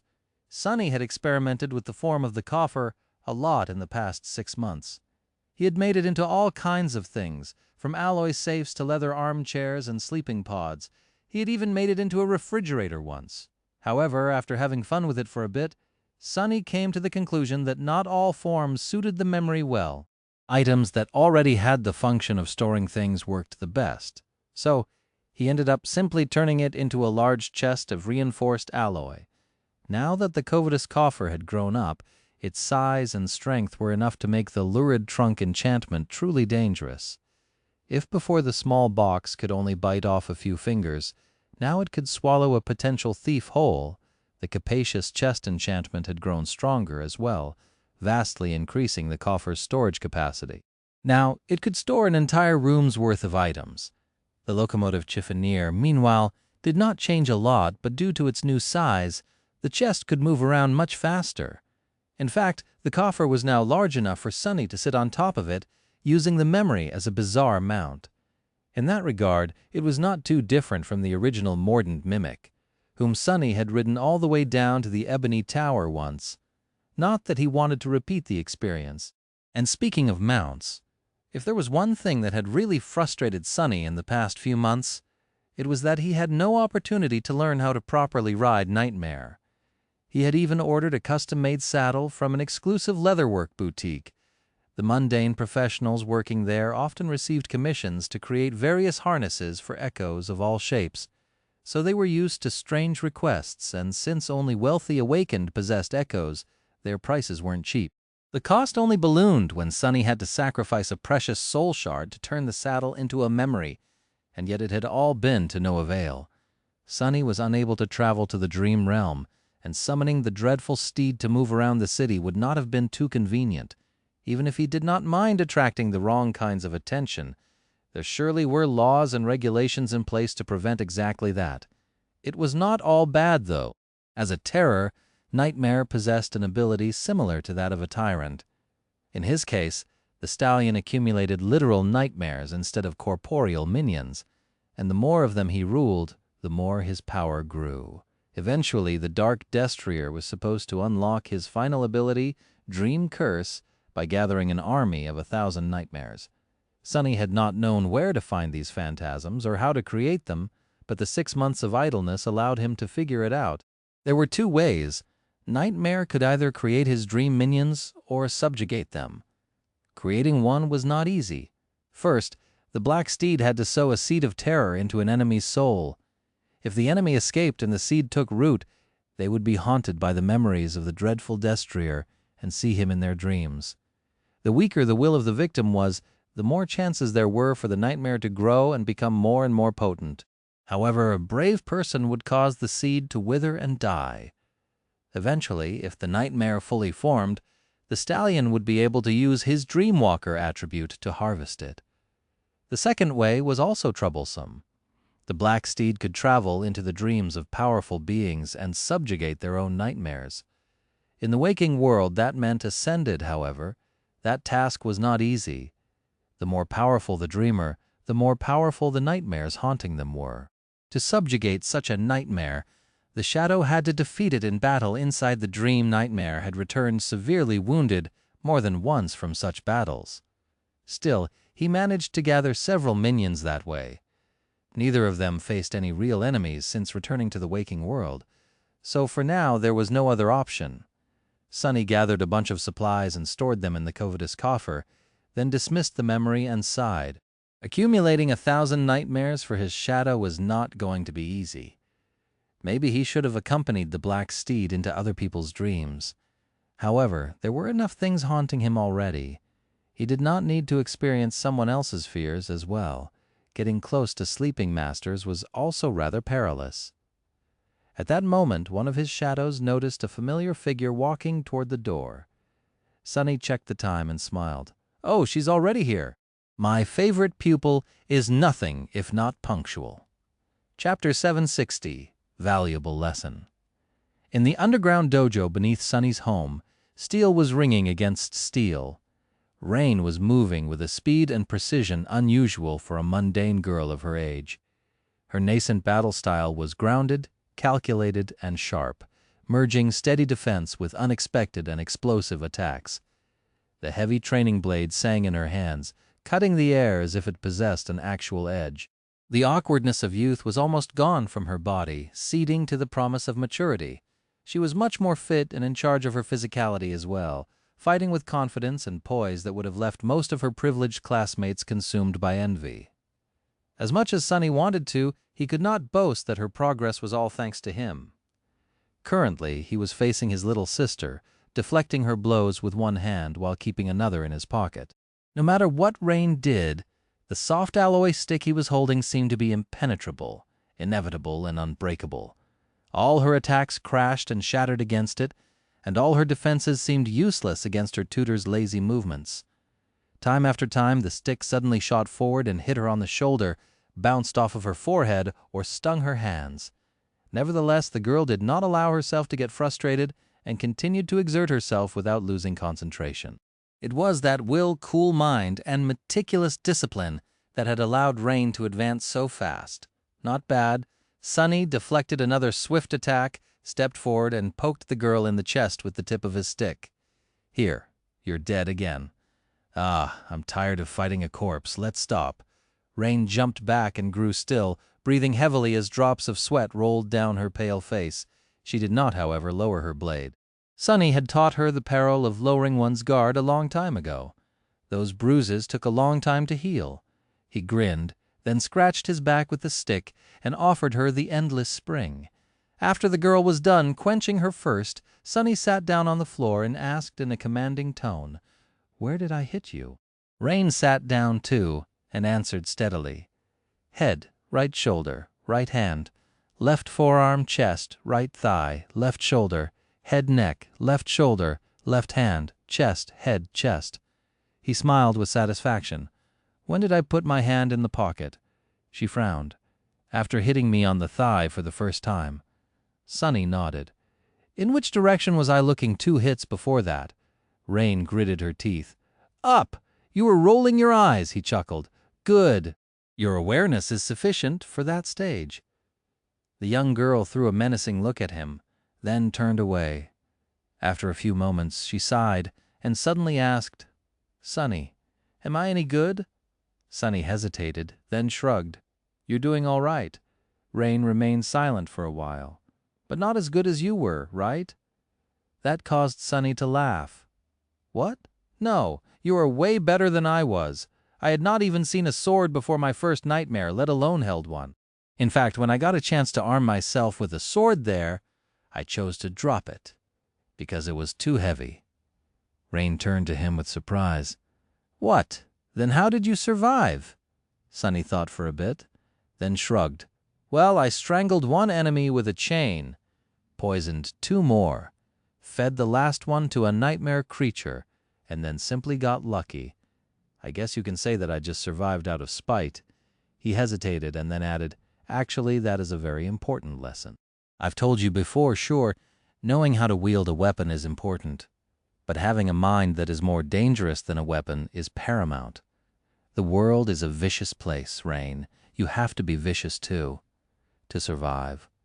Rain was going to turn 16 in a few months. In fact, she would probably celebrate her birthday not long after the first gates start opening in Antarctica. After that, his little sister would be vulnerable to the nightmare spell as well. That was another factor he had to consider. Leaving with Master Jet meant leaving Rain, too.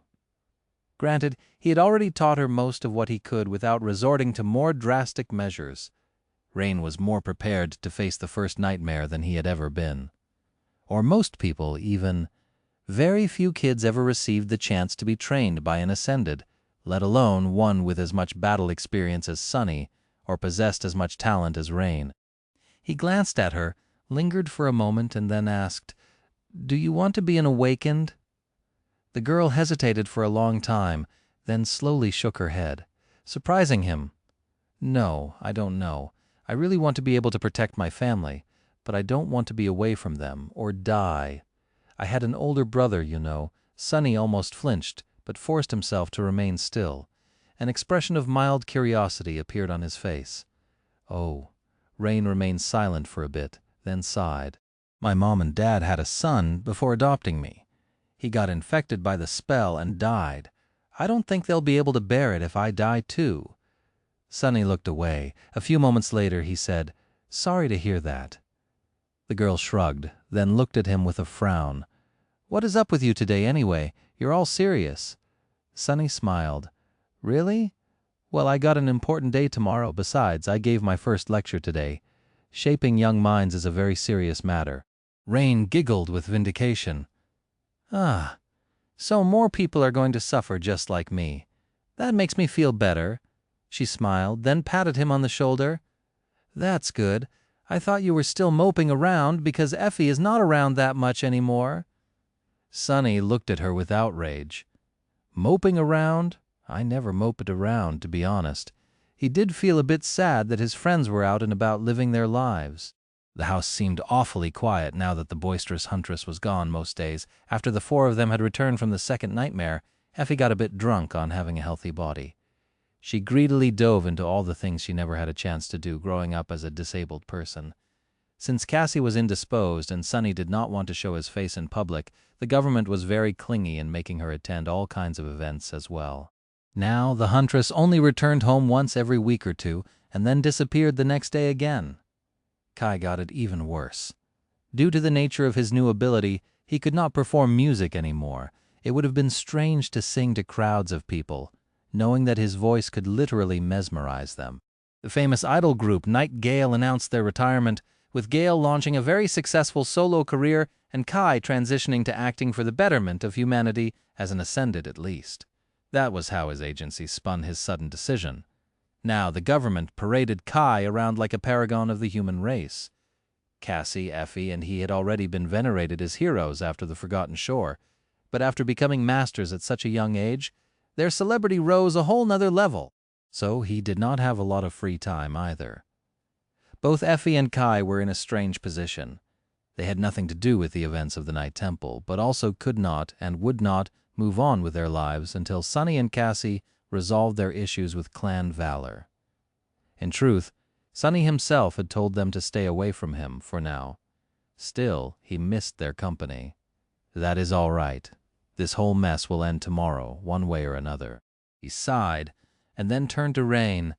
"You did well today. Keep it up. Now go home before your parents call me again. The last time they very politely tried to explain to me that you have homework to do, and I was keeping you too long, was very awkward for all of us, you know." Rain laughed, then stood up and headed for the elevator. "All right, but next time we spar, I'm going to get you at least once. You'll see." Soon she was gone, leaving him alone in the dimly lit dojo. Sonny sighed and looked at his shadows. After a while, he said quietly, "Until Rain is on Earth? Those damned sovereigns better not leave Earth behind otherwise. The great clans and I are going to have a problem." Chapter 761, Burning Candles. The next morning, Sonny approached the massive red gates of the academy and stood there for a few moments, looking at the countless thousands of candles that burned in front of the deep moat surrounding it. Their flames swayed and shone through the falling snow, turning into a beautiful sea of orange radiance back when the Dreamer army had suddenly returned from the Forgotten Shore, rising a storm with their unexpected resurrection. People started placing these candles in front of the academy for the one who had stayed behind, the last daughter of the Immortal Flame clan, Changing Star. Some believed that Nephis would not die until at least one candle continued to burn. As long as it burned, the Immortal Flame would not be extinguished. Now, 2 years later, the number of candles had not diminished one bit. In fact, there were more of them than ever. Changing Star's legend had not only remained alive, but continued to grow and spread. At first, the candles might have been just a desperate gesture by those who hoped against all odds that she would remain alive, but with each day that Nephis somehow defied death and continued to persevere, alone in the cursed darkness of the dream realm, her fame and influence rose. No one could explain how she was managing to survive in the desolate, lightless abyss of the forgotten shore, but she undoubtedly had not succumbed to its indescribable horrors. Sunny knew it better than anyone, but others knew as well. The government was not shy about fanning the flames of the misguided fervor and used Nephis to fuel the propaganda machine, painting her as the symbol of the noble and unbreakable spirit of humanity. It was easy for them to confirm that Changing Star still lived after all. Unlike those who turned hollow, someone like her showed signs of brain activity similar to that of a dreaming person. So, they did not even have to invent false proof. By now, there were at least 100,000 burning candles placed in front of the academy, where she slept in a heavily protected underground chamber. Sunny sighed, then shifted his gaze to a delicate silhouette kneeling in front of the candles. Cassie lit one of her own, waited until some wax melted and flowed to the ground, then placed the candle near others and stood up. She was wearing civilian clothes. Her attire was tidy and mundane, but despite that, no one could mistake her for an ordinary person. The solemn and otherworldly beauty of the blind girl surrounded her like an invisible barrier, making a few people who came to light their own candles stay away, looking at her with stunned reverence. Not paying them any attention, Sunny scowled a little and walked other. As he approached, it seemed as though the shadows of the burning candles grew a little deeper. "Welcome back to the real world! When did you arrive?" Cassie lingered for a moment, then turned to him and smiled a little. "Just a few minutes ago. My tether is here, in the academy." Sunny nodded. As masters, they were able to travel to the dream realm physically and at will. Once there, they were still bound to a gateway anchor and had to use it to return to the real world. However, at the same time as their connection to the dream realm had grown stronger, their connection to the waking world had become a little less absolute to return. Each Ascended had to create a tether, an intangible mark that served as their beacon on the return journey. They would appear at the spot where their tether was placed. Creating or moving a tether was not too hard, but required some time. Sunny's own was situated in the dojo below his home, but Cassie had to choose where to place hers more carefully. Ambushing a master at the moment of their return was the best way to catch them in their weakest state, so the supremely defended academy was a good choice. He looked at Cassie with some concern, then asked, How have you been?" The young woman smiled. "Not too bad. We've been busy these last 6 months. Exploring the ivory tower, restoring the flying ship to its true glory now that I had studied it at its prime. There is a lot more we can do." Sunny knew that Cassie had spent a lot of time learning from Noctis about his remarkable ship. It seemed that she was putting these lessons to good use. His face darkened a little. "Are you still planning to take it over the Hollow Mountains?" The blind girl sighed. "Yes, maybe. The Firekeepers are still too weak to make that journey. But perhaps today's negotiations will change things. Clan Valor knows more about the Hollow Mountains than anyone else, after all." Sunny scoffed. "And you think they will just share that knowledge with you?" Cassie lingered for a second, then weakly shrugged. "Why not? Now that St. Cormac is dead, someone has to continue his mission." She hesitated for a bit and asked, "If we do go, will you come with us?" Sunny laughed. "I don't know. Gods, why does everyone suddenly wants me to come with them these days?" Cassie faced him and remained silent for a few moments. Then she simply said, "Because you are strong?" Sunny looked at her with a faint smile, then turned away. "I guess I am anyway. Are you ready for the negotiations? Things can go really bad for us, you know." The blind girl nodded and turned her back to the sea of glowing candles. "I know." As she said that, a luxurious black PTV appeared in view, stopping some distance away. Its door slid open, and the representative of the great clan Valor stepped out onto the pavement. When Sunny saw who it was, his face fell. He gritted his teeth.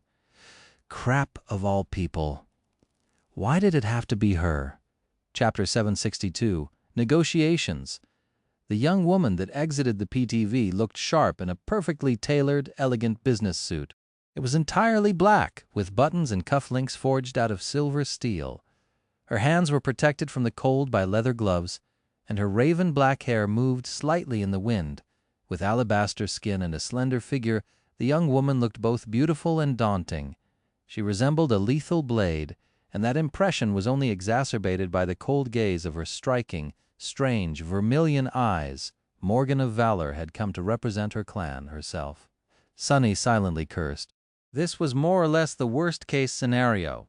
Now that a direct descendant of Anvil of Valor appeared to conduct the negotiations in person, his chances of fooling anyone dropped significantly. Not to mention that his heart suddenly ached as if remembering the pain of being ripped out of his chest by Morgan's slender hand. Even though that unfortunate incident had happened in the illusory dreamscape, the memory of pain was very real. Much worse than that, Sunny couldn't help but shiver when he realized how strongly Morgan resembled her older brother. The resemblance was almost uncanny. It was as though he was staring at a slightly younger female version of Mordred.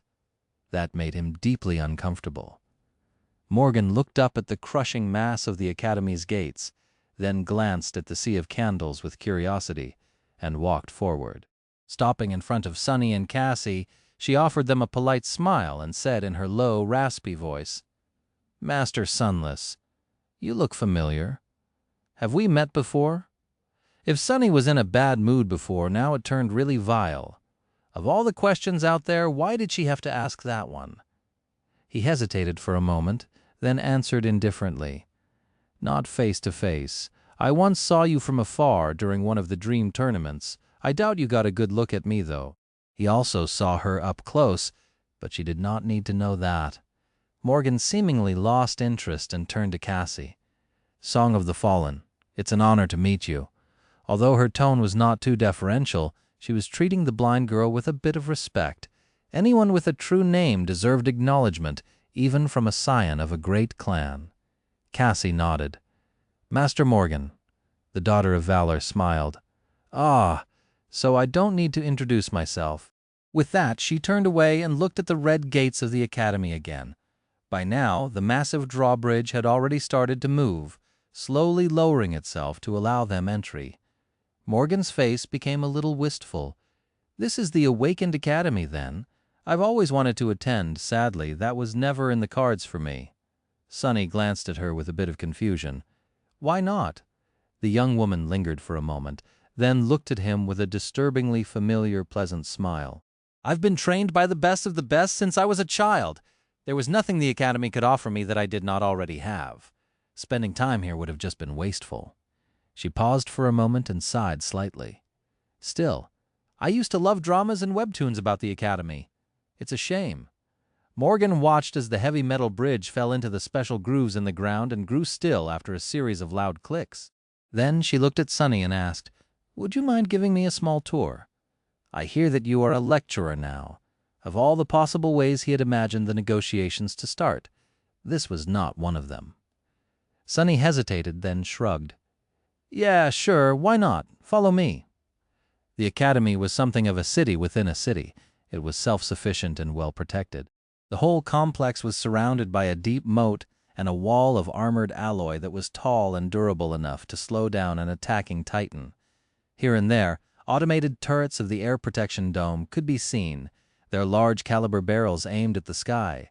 Sunny, Cassie, and Morgan of Valor walked for a few minutes before approaching a low, modern building with white walls. He pointed at it and said with little enthusiasm in his voice, "This is the Sleeper Compound. Most of it is underground, of course. Usually there is a lot of activity inside and around it, but this soon after the solstice, there are no sleepers around. The first batch is going to be inducted in a week or two." When he was done talking, Cassie added, "There are a few private academies here and there, but only one Awakened Academy. The government brings all willing sleepers to this compound, no matter what quadrant they are from. On an average year, around 1,000 young men and women prepare for their first venture into the dream realm here." Morgan studied the sleeper compound for a bit, then asked with a smile, So, is it as lively and boisterous as it is portrayed in the dramas? Do sleepers really get to all kinds of shenanigans, develop lifelong friendships and bitter rivalries, and go on risky adventures? Her raspy voice sounded genuinely curious. Sunny laughed dryly. I don't know. We are the last two people you should be asking that, honestly. Not only did we spend only a month here, we were also both at the absolute bottom of the rankings. Everyone treated us as walking corpses. Morgan looked at him, then said, And yet here you are. Only 3 years later, both alive and ascended. He glanced at Cassie, then grinned. Yes, life can be funny that way sometimes. They proceeded to walk around the academy for some time. Since Sunny knew it much better than Cassie due to his research assistant position, he did most of the talking. He showed Morgan around, explaining the purpose of various compounds and buildings, while she listened with interest and asked questions from time to time. All in all, Morgan of Valor seemed really friendly. That was the danger of it, however. Sunny did not miss the fact that the more he talked, the more information about himself he was giving away, and the harder it was to keep his guard up. Although the daughter of the great clan seemed pleasant and well-meaning, the truth of it was that every one of her words was calculated and served a purpose. His worst fears were coming true. The emissary clan Valor sent was not some arrogant, cavalier fool. Instead, they sent a lethal princess with eyes so sharp that her gaze could almost cut skin. Although Morgan had not made it apparent, the negotiations had already started. Chapter 763. Dangerous Questions. They were walking past a painfully familiar building when the realization that the complicated dance of negotiating with the great clan had already begun hit him. As his face grew a little dim, Sunny lingered for a moment and then gestured at the building. This is the hospital complex of the Academy. It is one of the best medical institutions humanity has to offer, combining state-of-the-art tech with ingenious spell tech, as well as employing many awakened with actual healing aspects. This is also where sleepers enter the sleeping pods to venture into the dream realm. I myself spent about a year in one of them. He paused and then added, This is where many of the hollow are kept as well. Morgan looked at the alloy walls of the complex. A few moments later, she suddenly asked, This is also where Changing Star of the Immortal Flame clan is currently being kept, isn't it? Did Sunny imagine it, or was her voice suddenly a bit more cutting? He frowned. She is not hollow, but yes. Oh, by the way, can we cut the crap? Morgan looked at him with a cold smile. What do you mean? Sunny met her intimidating gaze without flinching. If he wanted, his dark eyes could be as cold and oppressive as hers. In fact, the complete absence of fear or apprehension in their black depths was perhaps more frightening. I doubt that you are really interested in sightseeing. Let's not waste time. Morgan studied him for a moment, then chuckled. As you wish, Master Sunless. Let us get the formalities out of the way first then. She pierced him with a sharp gaze and asked, Did you come to the Night Temple with the intent to set its prisoner free? Sunny knew that the daughter of Valor had to have plenty of memories on her to discern whether the answers provided to her were true or not. Not that he could lie, even if he wanted to. He looked at her with a deep scowl and uttered through gritted teeth, Of course not. If I knew, I would have stayed as far away from your damned citadel as possible. I didn't even know that it was a prison, let alone had plans of breaking the bastard free. Morgan lingered for a moment, then turned to Cassie. What about you, Song of the Fallen? The blind girl's face grew dark. You have no reason to trust our motives, true, but at least don't disrespect our intelligence. If we really wanted to set that monster free, we would have found a way to do so without getting stuck inside the trap with him, don't you think? Both Sunny and I only escaped that disaster alive because of Saint Tyrus. If she had not happened to be nearby, we'd be dead or worse. Morgan tilted her head a little, then suddenly smiled. All right. I believe you, still intentional or not, the two of you caused great harm to Clan Valor. Sunny inwardly sighed. Just like that, the hardest part of the negotiations seemed to be over. Now, the long and arduous process of bargaining was about to begin. The end result was still very much unclear. Sunny and Cassie had to withstand the pressure and exert some in return. Aside from deciding their own fates, They also had to secure the release of the captured firekeepers, as well as negotiate other favorable terms.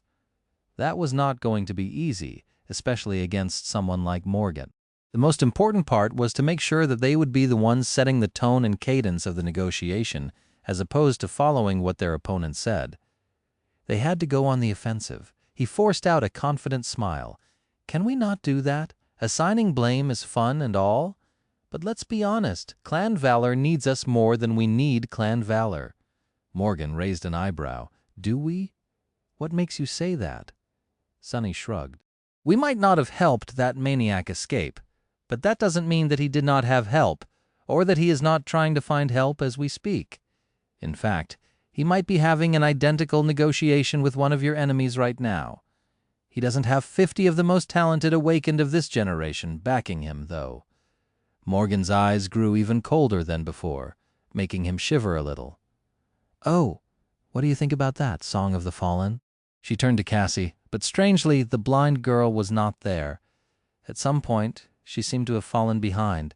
Cassie was standing a few meters away from them, still facing the hospital complex. She was as pale as a ghost. As a dark premonition suddenly grasped his heart, Sonny quickly stepped toward her and asked, his voice ringing with tension, Cassie, what is it? What's wrong? The blind girl remained silent for a few moments. Her hand suddenly moved, as if trying to find the pommel of the quiet dancer. Then, still facing the hospital, she opened her mouth and whispered, Fire. In the next moment, the ground beneath their feet quaked. Deep underground, in a heavily protected room, a sleeping pod was glowing softly in the darkness. Inside, a young woman with silver hair slept, her face pale and still. Then, however, her eyes suddenly began to move beneath the eyelids, as if she was experiencing a terrible nightmare. A strange heat suffused the air. A split second later, something flashed. The room was instantly engulfed in furious flames. The armored door flew off its hinges and melted in the air, turning into a spray of liquid metal. The reinforced alloy walls cracked. The sleeping pod was violently torn to pieces. The force of the explosion was so dreadful that a destructive shock wave rolled through the whole level, causing incredible damage. Loud alarms screamed, and as the lights went off, emergency lamps ignited, drowning the burning corridors in a dim red glare. That light was almost instantly outshined by the angry glow of the spreading fire, however.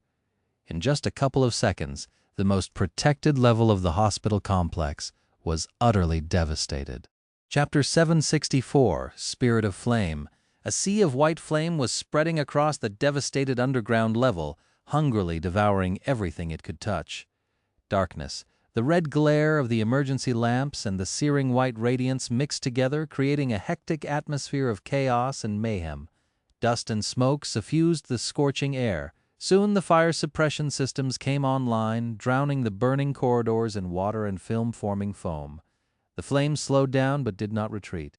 Instead, clouds of boiling steam flooded the underground level, reducing the already abysmal visibility even further.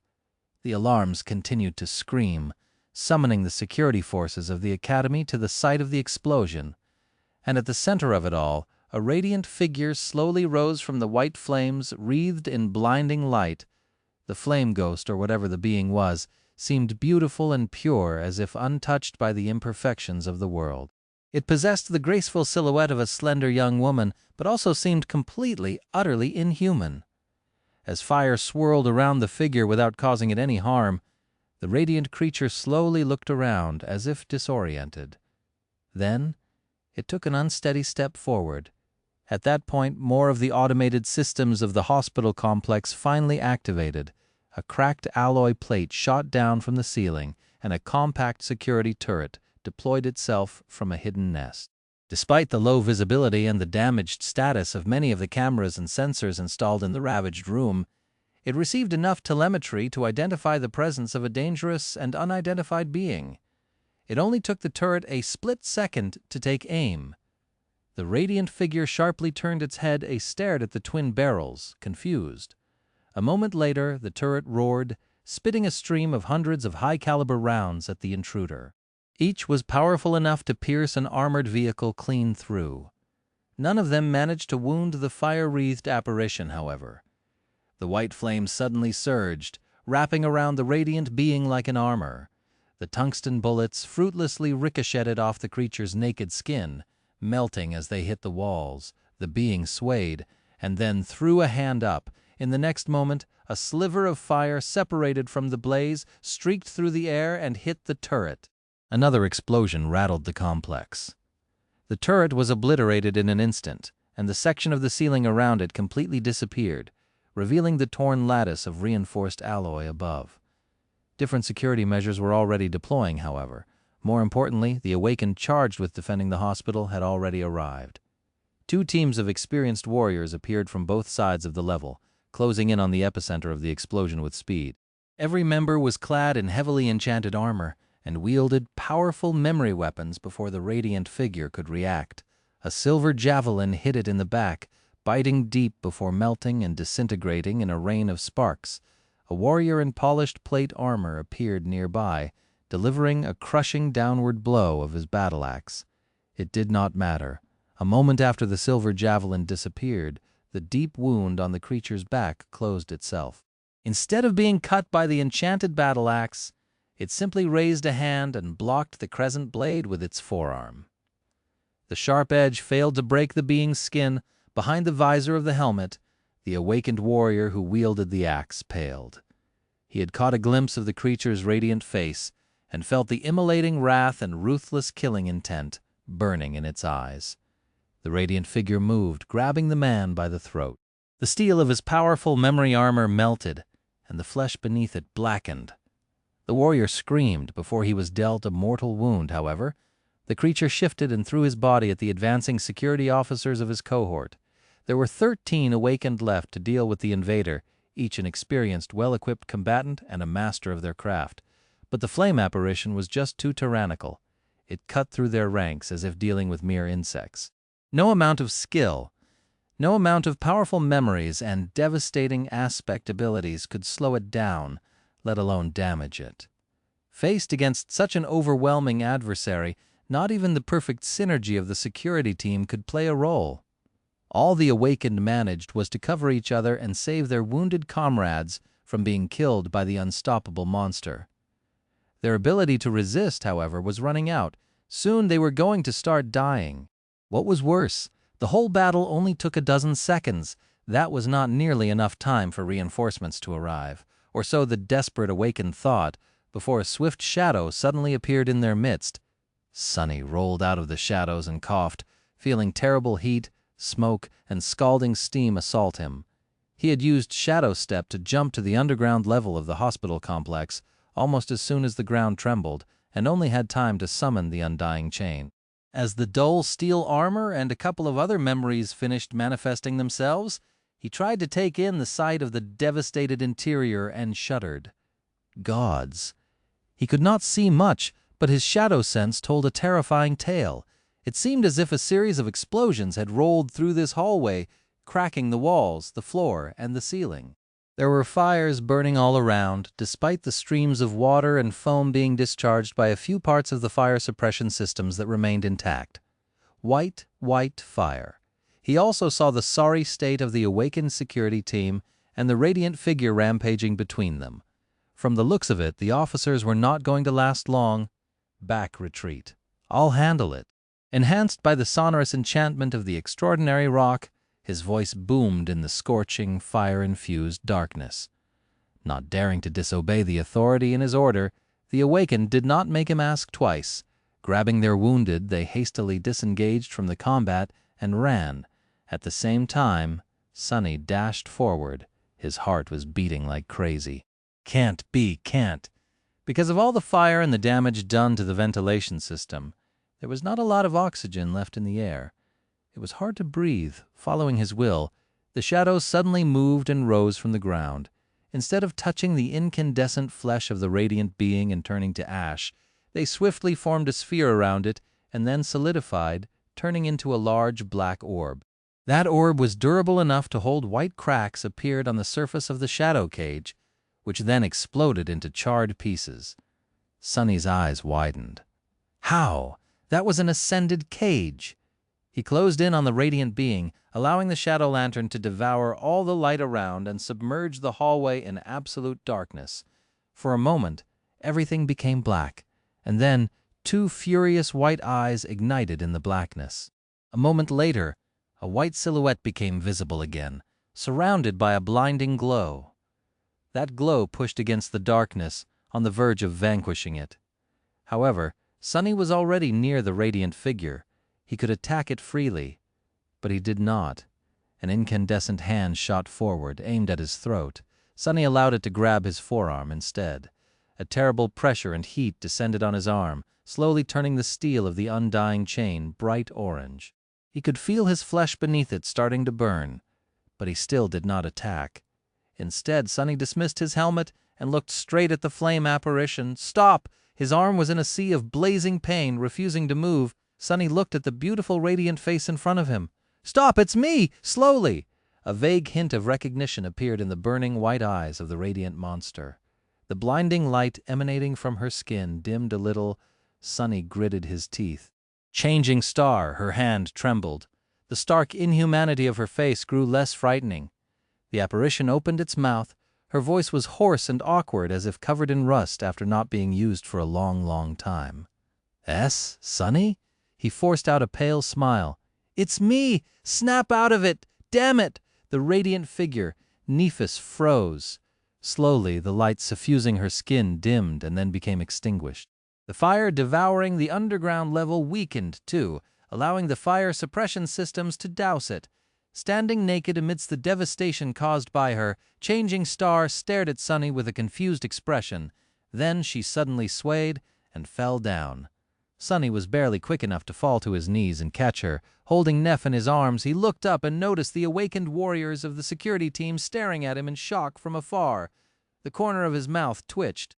"What are you doing, fools? Bring me something to cover her up. Don't you know who that is?" He shook his head, hiding the fact that he was as stunned as they were. This is Lady Changing Star, the last daughter of the Immortal Flame clan. She's back. Chapter 765. Turmoil, shock, confusion, joy, reprieve, peace, fear. Sunny sat on a flimsy chair in the waiting area in front of an armored door, shell-shocked by what had happened. What was happening? Failing to envision what was going to happen, his mind was thoroughly scrambled. The waiting area was situated on a different level of the hospital complex. By now, the one devastated by the recent events was already put off. The fires were gone. Teams of the Academy staff were sifting through the wreckage, trying to determine the amount of damage done to the structure of the building and various equipment.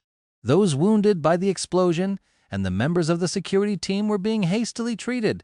It seemed that no lives were in danger, mostly because Sunny had gotten there in time. What exactly had transpired? He had a good idea. Back when Sunny had awakened, he had unconsciously activated his aspect ability before fully regaining his consciousness. As the result, he had come to his senses standing near the sleeping pod instead of inside of it. Shadow Step was a teleportation ability. What if he had gotten a direct damage ability? What if he had been a tyrant at that? This was not an uncommon occurrence among the awakened. Kai had gone through something similar, if Sunny remembered correctly. The same must have happened to Nephis. It was just that her new ability had turned out to be nothing short of devastating. As expected from the daughter of the Immortal Flame clan, after spending a whole year on the Forgotten Shore, and then 2 more wandering alone through the dream realm, she must have been extremely disoriented by the return to the waking world. Using her aspect caused her to be in the throes of terrible pain as well. Her flaw was very cruel after all. Perhaps Neff could have regained her composure, but sadly, the automated battle systems of the hospital complex were not sophisticated enough to differentiate between an unknown awakened and an active threat. Even the members of the security team had failed to make the distinction. All they had perceived was that the guarded room where the heir of the Immortal Flame slept had been destroyed, and that a seemingly inhuman apparition stood among the fires. In any case, the turret had unleashed a hail of bullets on Nephis, causing her muddled mind to switch into combat mode. After that, all she saw was a threat in combat. You had to kill the enemy and prevent the enemy from killing you. Who knew how much damage she would have done if Sunny had not appeared on time? Lucky. But how was she so powerful? 14 powerful awakened had failed to even slow her down. Not even the cage he had created from shadows could withstand the heat of her flames. Sunny scowled, then grimaced. Cassie was sitting nearby, gripping his hand so hard that even Bone Weave was struggling with the pressure. Both of them were waiting for the doctor's examining unconscious Nephis to deliver some news. He patted the blind girl on the shoulder, then said awkwardly, "Cass, my hand." She turned to him with a confused expression, then flinched and let go. "Sorry." They weren't alone in the waiting area. In fact, a small crowd of people was there with them. Doctors, faculty members, a few disheveled government agents, academy administrators. Everyone was anticipating the news with bated breaths. Their faces were pale, shocked, and excited. Morgan of Valor was there, too, leaning against the wall and typing something in her communicator, her expression calm and nonchalant. She seemed to have understood that their negotiations would have to be postponed. What was the point of negotiating with Sunny and Cassie when everything had just changed? If Valor wanted to recruit the members of Changing Star's cohort and the Fire Keepers, they were going to have to speak with Changing Star herself, most likely, or they would continue their attempts to assassinate her, provided that Valor had been the great clan responsible for sending Castor, of course. Sunny closed his eyes for a moment. Right, there's also that. The situation had already been incredibly murky and complicated, and with Neff's return, everything was turned upside down and made even more convoluted. Chaos. It was pure chaos. Everything was changing. His own situation had also just turned much more dire for obvious reasons. So why was he struggling to keep a sincere smile from appearing on his face? Sunny had reasons to be shocked and reasons to be tense, and he was. But most of all, he was happy, incredibly happy. A sense of profound relief, contentment, and joy threatened to drown his ability to think clearly. He felt as though something precious, something vital that he had lost was suddenly returned to him, something that he had been missing, and now that it was back, Sunny felt complete. What the hell is this nonsense? Since when am I that sentimental? Although he tried to cover his raw emotions with a veneer of cynicism, in truth, Sunny could pinpoint the exact moment when he had changed. It was when he stepped into the circle of runes inside the Crimson Spire and escaped the Forgotten Shore, leaving Changing Star behind, to be devoured by darkness. After that, nothing had been the same. He gritted his teeth. "Doesn't matter. Take a hold of yourself." Sunny had the right to be happy that Nifis had returned alive to them. She was his friend after all, much more than that even. But that did not mean that he could allow himself to relax. Just like her name suggested, Changing Star's return was bound to cause a massive shift. There were many dormant dangers that were going to awake now. More than that, there was a chance that she would become a danger to Sunny herself. He had spent years both hoping for and dreading her return. First things first, he had to know how Nephis had managed to come back. There were no other gateways in the Forgotten Shore. Had she found one in the Hollow Mountains?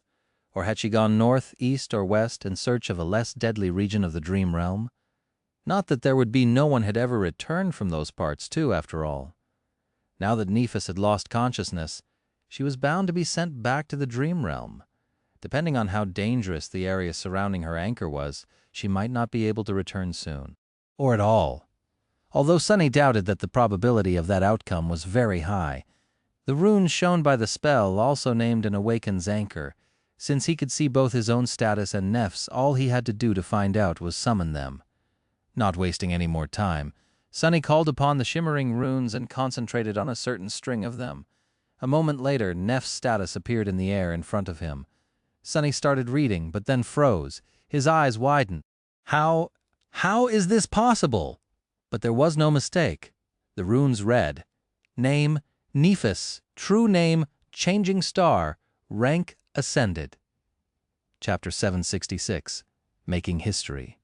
As it turned out, Nephis had not found a gateway to escape the Dream Realm and awaken. Instead, after 2 long years of solitude and relentless battles for survival, she had found a seed of nightmare and conquered the second trial of the spell as a sleeper. She had done it alone. At least that was the only way Sunny could explain the runes he was staring at. Ascended, that is impossible. Surviving the second nightmare was already not easy for a cohort of prepared awakened. More people perished while trying than returned victorious. How could a lone sleeper accomplish the same? No one had done it before. However, no sleeper had been a tyrant before. No sleeper had escaped alive from a battle with a corrupted horror of the depths before. No sleeper had slain a fallen terror before. Nephis had long established her penchant for accomplishing the impossible. Why was Sunny so surprised that she had done it again? No, he wasn't surprised. He was dismayed. A deep, unsettling emotion nestled in his chest, making his face grow dark and his eyes grow dim. The shadows around him seemed to become deeper. Doesn't matter. That doesn't change anything.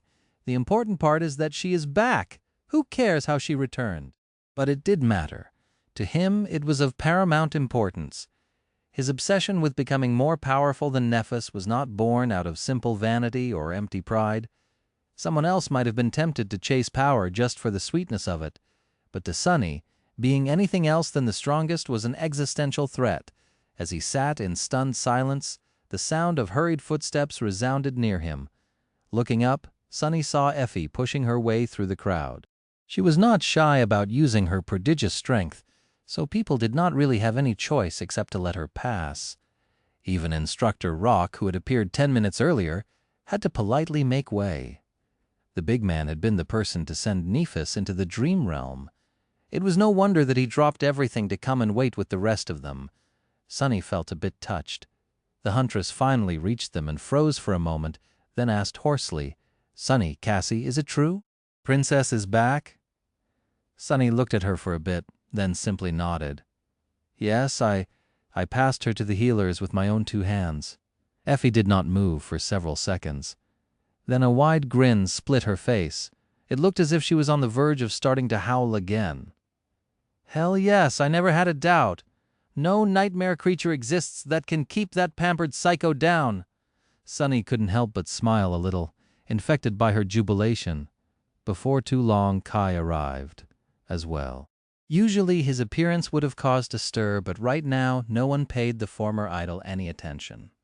When he received the confirmation, an expression of profound relief appeared on the young man's beautiful face. Kai swayed a little and then leaned on the wall to keep himself upright.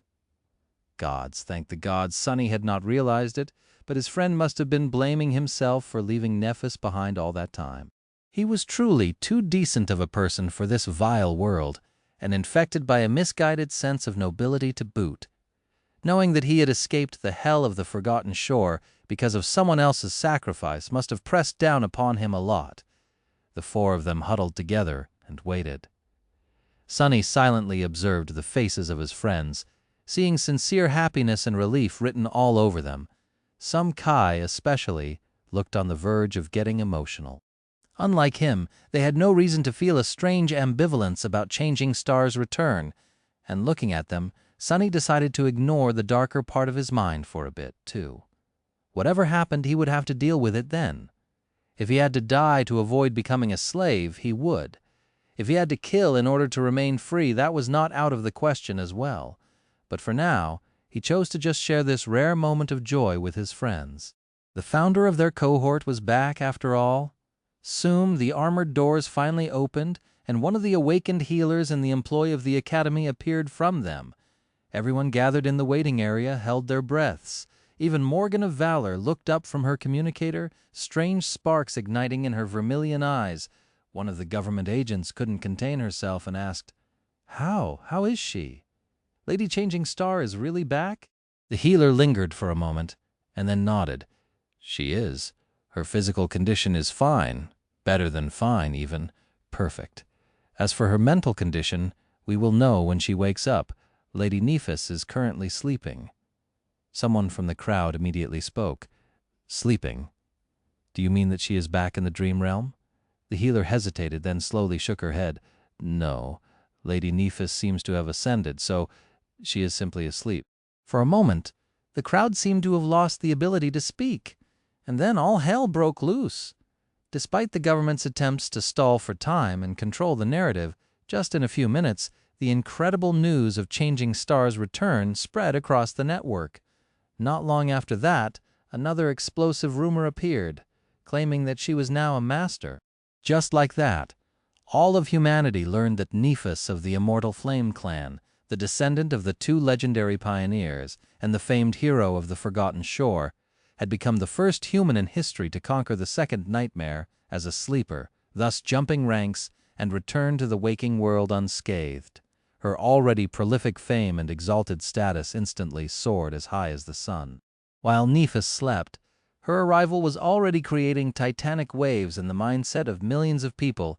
In front of the awakened academy, 100,000 candles continued to burn despite the falling snow, and cast by their flames, 100,000 shadows danced on the ground.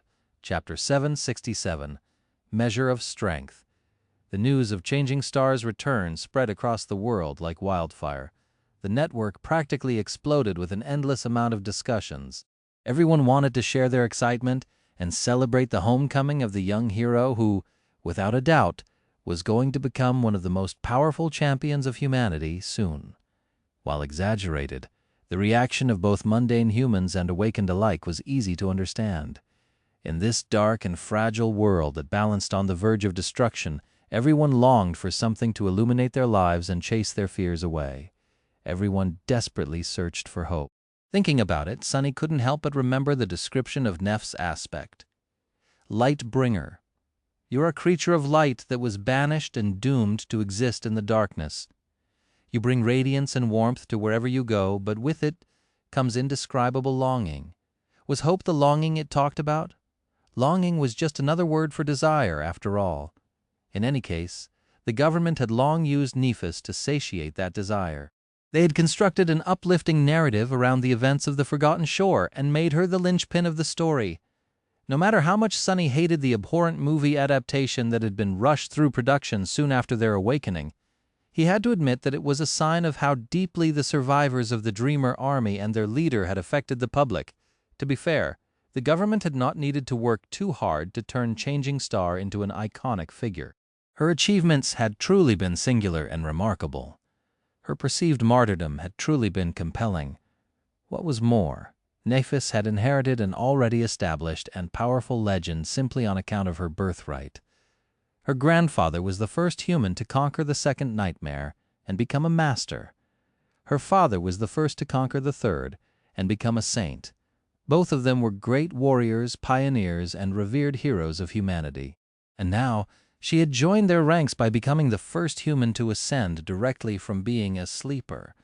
Considering all that, he was not surprised to see how intensely people reacted to the news.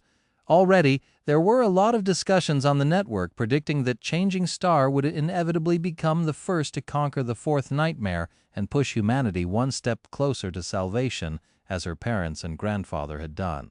If only they knew that sovereigns had already given up on their world and that very soon hundreds of millions of people would probably die for it, and that the hero they were praising had much grander ambitions. Conquer the fourth nightmare? No, that was too trivial for Changing Star of the Immortal Flame clan. She was going to conquer all nightmares. She was going to destroy the spell itself, or at least try to, even if the waking world had to burn as the consequence. While the government agents ran around with panicked expressions, and most of the waiting crowd dissipated, Sunny found himself leaving the group and walking away to find something to eat. Morgan of Valor had left some time ago, so he did not feel too threatened. Oh, right, the true negotiations ended up never happening. I wonder what it means for my future. Eventually, he settled in the hospital's cafeteria and forced himself to swallow some food. A few years ago, he would have been ecstatic to be able to feast on high-quality food like that. But now, he did not even feel the taste of various dishes. They might as well have been mimic meat or synth paste. Sunny sat quietly, consumed by thoughts, when Effie suddenly appeared nearby and landed on a chair near him. There was a mountain of food on her own tray. The huntress looked at him with a smile.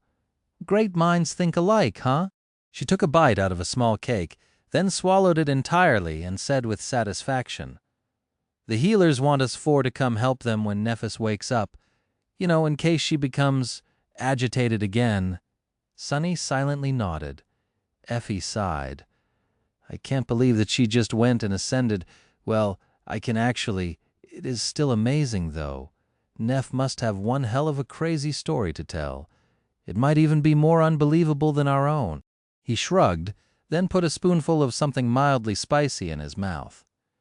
The huntress studied him for a while, then suddenly said, "You know, for someone who was just reunited with their first and best friend, you don't look too happy, doofus." Sonny glanced at her. "Who said that we are friends?" Effie scoffed. "Don't lie to me, Sonny. I know how you feel about Nephis, and how much of it you feel." "What's up with you?" he grimaced. "Lee? How can I lie?" Sonny lowered his eyes, hesitated for a while, and then said quietly, "Stronger, I wanted to be stronger than her. I really, really tried. And to be honest, I'm very annoyed that all of it was for nothing." The huntress looked at him with a strange expression. "Is that why you were in such a hurry to challenge the second nightmare?" He leaned back and turned away. "Yeah, that was a big part of it." Effie lingered for a bit, then slowly shook her head. "Listen, Sonny, I'm really sorry to say this, but you will never be stronger than Nephis." He looked at her sharply, sparks of anger igniting in his eyes. "Oh yeah, why is that?" she sighed. "It's very simple, really. Both of you are exceptional, talented, and have great will. Both of you are incredibly strong. But, Sonny, it doesn't matter how fast you gain a new rank, how many nightmare creatures you kill, how many soul fragments you absorb, she will always be ahead."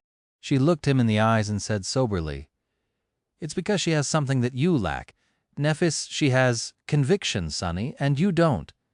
As long as that doesn't change, you will always be behind." As he stared at her with resentment, Effie suddenly grinned and shrugged. "But hey, who cares? I have even less conviction than you, and I'm doing great. Who needs it anyway? I would much rather have a full belly than something like that." With that, she laughed and returned to her food, not paying the conversation any more attention. Sonny, however, remained still for some time. A somber expression appeared on his face.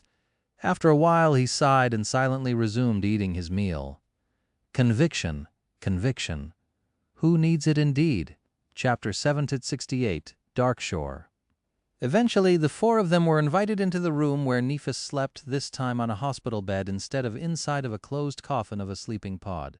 The administrators of the academy wanted to avoid any more damage, so asking the members of Changing Stars cohort for help was a logical step. Seeing familiar faces first after waking up would probably calm her down, and if not, having four masters at hand would be enough to deal with any unforeseen complications, most likely. Sonny stood in the corner, looking at Nephis with a somber expression, her pale face, her silver hair. For the past 2 years, he had often seen her through the transparent lid of the sleeping pod, bathed in its ghostly light. Now that she was out and returned to the real world, Changing Star seemed much more material and strangely vulnerable. She was truly back. He sighed. Cassie was sitting on a chair beside the bed, while Effie and Kai were resting on a sofa. None of them knew when Neph was going to wake up, and they had already spent a couple hours waiting. Without having to discuss it, all four decided to stay quiet. So by now they were pretty bored. Sonny, on the other hand, was filled with more and more tension. The corner of his mouth twitched. "This anticipation is killing me. It's pure torture." He did not think that Nephis would abuse her power over him, but it was better to prepare for the worst. For that reason, Sonny was mentally going over all the clever ways he had thought of to undermine her absolute authority as his master. There were always ways. Owning an unwilling slave was not an easy endeavor, especially one as powerful and resourceful as him. That had been one of the reasons why he had chosen to kill the mirror beast instead of subjugating it all that time ago. Still, Sonny could not help but feel a hint of fear. After a while, he shook his head and moved slightly. Then, without being noticed by anyone, Sonny silently merged with shadows. Hidden in their dark embrace, he hesitated for a few moments, and then called upon Nightmare. A vast shadow appeared near him, all around him. This was the dark Destrier in his true, shapeless form. Sonny allowed himself to be enveloped by the larger shadow, and then gave it a silent command. What happened next was hard to describe. He had only done this a few times in the past, and each time was as strange. It was a bit like traveling to the dream realm, but also different. Tired of waiting, Sonny had decided to travel to Neph's dreams. There was no sense in prolonging his anxious anticipation anyway. He had to see if Changing Star was still sane. He had to know that she was still herself. Soon Sunny found himself on a dark shore. Beneath him was a vertical slope, with furious waves crashing against the cliffs far below. Some distance away, a tall and beautiful lighthouse stood, illuminating the absolute darkness with its radiant flame. Sunny studied it for a while and then nudged Nightmare to walk along the edge of the cliff. Sitting in the saddle, he rode the black steed and tried not to look around too much. Dreams were a strange place. They did not adhere to the logic of the real world and were always flowing, always changing. The more powerful a dreamer was, the more solid they sometimes appeared. They were also dangerous for dreamwalkers, such as Nightmare and Sunny. The threats contained within them might not have been real, but by invading this subliminal space, the uninvited guests had to treat them as such. This was why Nightmare often returned wounded from his travels. If an Ascended dreamt of a powerful abomination, the Dark Destrier had to battle the abomination as if it was real. However, not only dreadful fiends posed a threat, his opponents were empowered by the dream itself, so their strength depended on the strength of the dreamer. Their actual shape did not matter that much. Nephis was very strong, so her nightmares were bound to be terrible as well. Soon the landscape around them changed. The dark shore and the lighthouse disappeared, and instead the streets of a ruined city appeared from nowhere. With a bit of apprehension, Sunny recognized the familiar shapes of the stone buildings of the dark city. However, they were simultaneously the alloy towers of the siege capital. Their facades were broken, with smoke and fire escaping from the cracks. A wide road was littered with burning debris, and a luxurious PTV lay overturned some distance away, its armored frame bent and riddled with holes. Blood was spilling on the melting asphalt from the shattered windows. Sunny slowly approached the PTV and then jumped off Nightmare's back. After hesitating for a moment, he bent down and looked inside the cabin. There were several corpses inside, all wearing mundane clothes. Most disturbingly, these people lacked faces and instead looked like smooth-faced mannequins. Their flesh, however, was quite real and terribly mangled. With a frown, he looked away and studied the surroundings. It did not take him long to notice a trail of blood leading away from the burning PTV. Leaving Nightmare behind, Sunny followed the trail. He crossed the street and entered the foyer of a business tower through a large hole in its wall. Looking around, Sunny noticed that the foyer strangely resembled the silent shore of the dark river they had crossed once, a long time ago, while searching for the remains of the First Lord. White fog swirled above the water, full of silent whispers. There was only one thing that did not seem to fit. A large reception desk stood not too far away from him, drowning in shadows. Sunny slowly walked to it and then moved around. Behind the desk, leaning on it with her back, a young woman with silver hair sat on the ground. Her face was pale and tired, and her striking gray eyes were devoid of any light. She was wearing mundane clothes, which were marred with blood. Sunny sighed and then said, "Hey, Neff." The young woman slowly looked up and then smiled. "Hey, Sunny, chapter 769, maybe?" A beautiful smile illuminated Neff's face, making her look much softer and younger than she usually seemed. In all the time they knew each other, Sunny had only seen her smile a few times, and every time he did, a hint of regret brushed against his heart. It was a shame for such a brilliant smile to appear so seldom. Maybe in her dreams, Changing Star allowed herself to show it more often. Looking at the reception desk serving as her cover, he tried to make his voice sound calm and asked, "What are you doing here?" Nephis lingered for a moment and then looked down. "Hiding." Sunny raised an eyebrow. "From what?" Her voice grew quiet as she answered, still looking at the ground. "Bad people?" He sighed. It seemed that the memory this nightmare had spawned from belonged to a much younger Nephis. Something similar must have happened to her when she was a kid. And so, although Changing Star looked like her adult self, she was simultaneously a child. That meant that she was not supposed to have any memory of meeting and getting to know Sunny, and yet she did. Dreams were strange that way. All kinds of contradictions could exist within them, merging things that could not coexist in reality. Sunny lowered himself to the ground and sat next to Neff, leaning on the surface of the desk beside her. He remained silent for a while, and then said with a reassuring smile, "Well, don't be afraid. I'll hide here with you. I'm very good at hiding, you know. If bad people come, they will never see us." Nephis slowly shook her head. "I don't know." Sunny crossed his arms. "And if they do see us, I'll deal with them. I'm very good at dealing with things as well." She did not move for a long time, and then suddenly said, "This is a dream, isn't it?" He almost flinched, and then tried very hard to suppress a curse. That question was extremely startling. Well, what else did he expect? This was Nephis, after all. Even the awakened terror of her first nightmare had failed to contain her within a dream. Regaining his composure, Sunny simply nodded. Nephis sighed. "It is too nice to be real. Strange. I haven't dreamt in a long, long time." Slowly, the space between them started to change. It flowed, transforming into something different. The darkness was dispelled by the radiance of an incandescent sun. The cold waters receded, making way for pristine white sand. Above them, there was now a boundless azure sky. Sunny felt an unbearable heat assault his skin. A few moments later, they were surrounded by a vast, scorching desert. Instead of a modern desk, their backs were against the trunk of a tall tree. Its bark was as white as the pristine sand, and its leaves were scarlet.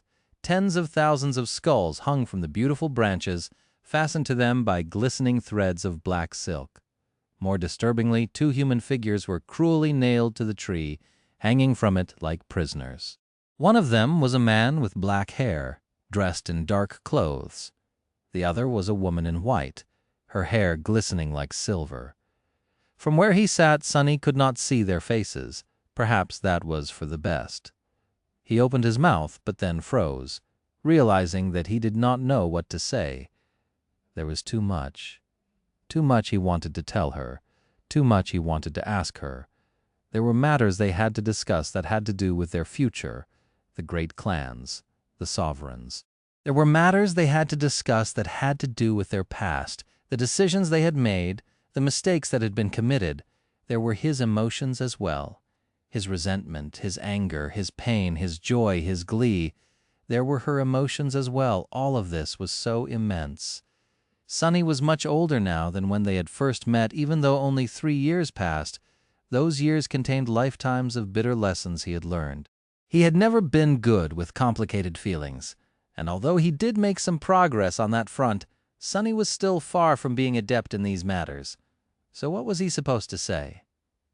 He remained silent for a while. Then, finally, he looked at her and said the only thing that came to his mind, the most truthful one. "I missed you." Nephis smiled and looked at him as well. "I missed you too." Sunny let out a heavy sigh and slumped a little, full of strange relief. A moment later, however, his face turned dark and ugly, gritting his teeth. He glared at her and spat, "If you really missed me, then why the hell had you left me behind?" Neff's smile slowly dimmed. A few moments later, she looked away and sighed, because it was the better choice. Sunny clenched his fists. "Who the hell do you think you are? Who asked for your righteousness? Do you even know what you took from me?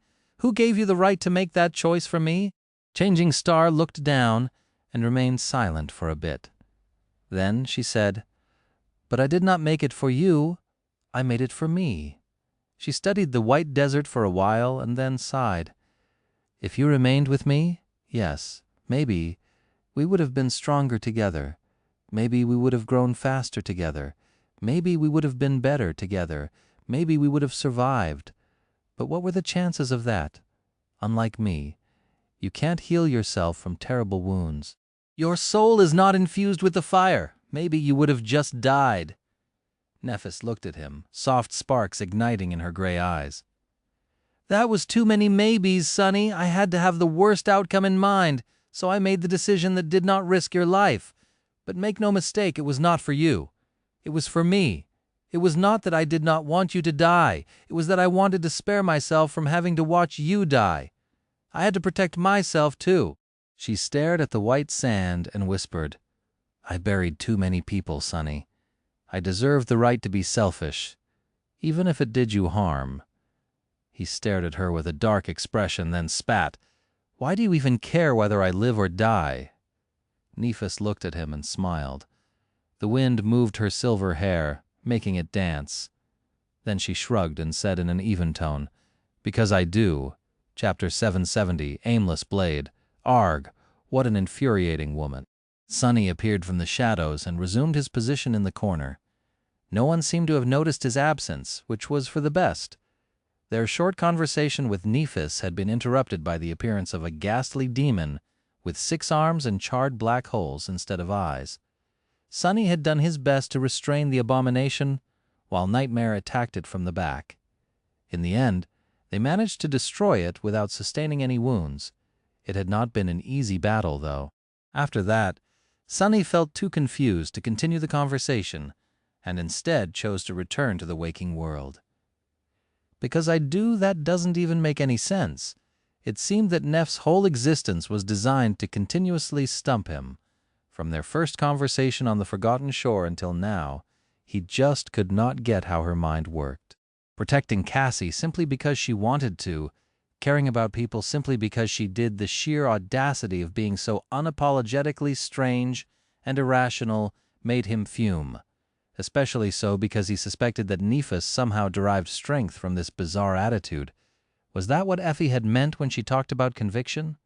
Sonny did not really understand what exactly it was that she thought he lacked. Was it will or determination? If so, the huntress was terribly mistaken. He might not have been the most principled of people, but few could boast of having more determination than Sonny. Otherwise, he would not have survived all the terrible trials that life had thrown his way. But maybe conviction was something else. Maybe having will and determination was not enough, unless they were aimed at something precise and guided by a singular purpose. After all, having a sharp sword was useless unless it was brandished against an enemy. Was conviction a guiding principle that shaped formless power and determination into a sharp blade?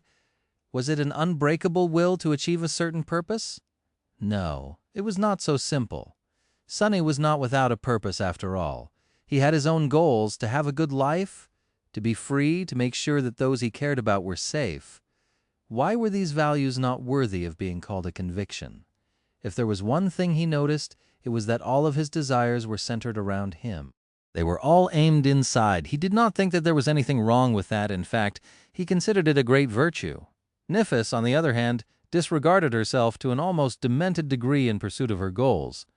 All her desires were aimed outside and incredibly ambitious. Was that the meaning of conviction, then? Was it not only important to have a purpose, but also for the nature of that purpose to be larger than oneself? For the principles that guided one's determination to be founded in something vast and deep, thus pushing the person to rise higher and strive for more. All that sounded too high and mighty to Sonny. He was more inclined to value his own simple goals over such lofty ambitions. However, he couldn't help but feel a bit uncomfortable at the thought that someone with a greater purpose had an inherent advantage over someone who just wanted to be left alone as he did. Unfortunately for Sonny, he was fated to compete against exactly this kind of people if he wanted to be free to live his life as he seemed fit. Only if he became greater than all of them would they leave him be, which was bound to result in a very inconvenient paradox. Why am I even thinking about this, damned Effie, and her damned moments of insightfulness? Who says she's even right? In any case, he had other things to consider. His visit to Neff's dream had not turned out how he hoped it would. Sonny did accomplish one of his goals and tentatively made sure that 2 years of lonely and no doubt harrowing travels through the dream realm had not driven Changing Star insane. The exact scope of damage done to her mind was yet to become clear, but at least she was not a raving lunatic. In fact, Nephis seemed strangely stable for a person who had gone through something that no one should have ever been forced to endure. Whether it was the result of her stalwart willpower or something else entirely, he did not know. Regardless, a lot of tension Sonny had felt slowly dissipated. Not all of it, however. While he had determined Neff's general mental state, he failed in his 2 other intentions. First, Sonny had not been able to find a bit of closure in dismantling her reasons for invoking his true name. He had expected Changing Star to hide behind a false and misguided veil of having done it for his own good. He had been prepared and wished to obliterate her hypocritical pretense of righteousness. He wanted to express his anger, fury, and resentment. He wanted to cause her to feel at least a small part of the anguish that she had caused him to feel. Bus Nephis had subverted his expectations by readily admitting that her actions were nothing but selfish, making all the attacks and accusations he had prepared moot. That left Sonny confused and unsatisfied. The fight he had wanted to pick never happened, because the other person did not want to fight. His animosity was not only struggling against his own complicated feelings, but also completely one-sided, infuriating. Much more importantly, Sonny had failed to learn the most vital information. He had not gathered the courage to ask the question that was bothering him the most. What were Changing Star's intentions toward their strange and inescapable bond? What was she going to do with her power over him? So many heavy, complicated, and frightening things were tied to that question. Once he asked it, there would be no going back. He could lose so many things that he cherished, and even more that he did not even have the opportunity to experience yet. Depending on the answer, the nature of their relationship could forever change. There was a possibility that it would cease to exist, even. Although it might have seemed like he was burying his head in the sand, Sonny simply could not bring himself to have that fateful conversation yet. The stakes were too high. And so for now he decided to follow the easiest path and simply let some things remain unsaid. He wanted to see how the situation would develop first. There would always be time to act later. At least that was what he told himself. As time passed, the four masters remained silent. They were watching over the young woman who slept peacefully, her nightmare slain by a transient shadow and his steed. After a while, Neph's eyelids quivered, and then slowly she opened her eyes. Chapter 771, Honor Guard. After it became apparent that Nephis was not going to go on a destructive rampage, the cohort did not get a lot of time to spend with their friend before the government agents whisked her away. Cassie barely managed to squeeze her hand, while Effie and Kai could only express their joy with words. Sonny remained silent, still preoccupied with his tumultuous thoughts. The corner he was standing in became even darker than it had been before. Neph herself seemed a bit disoriented, so their short reunion had turned out to be somewhat muddled. There were certain procedures involved when a person awakened, and even more once they ascended. All kinds of interviews, evaluations, and tests had to take place. All kinds of reports had to be submitted. All types of permissions had to be granted, and all varieties of procedures had to be enacted. The bureaucratic machine stirred awake to legitimize and integrate a new master into the larger framework of humanity.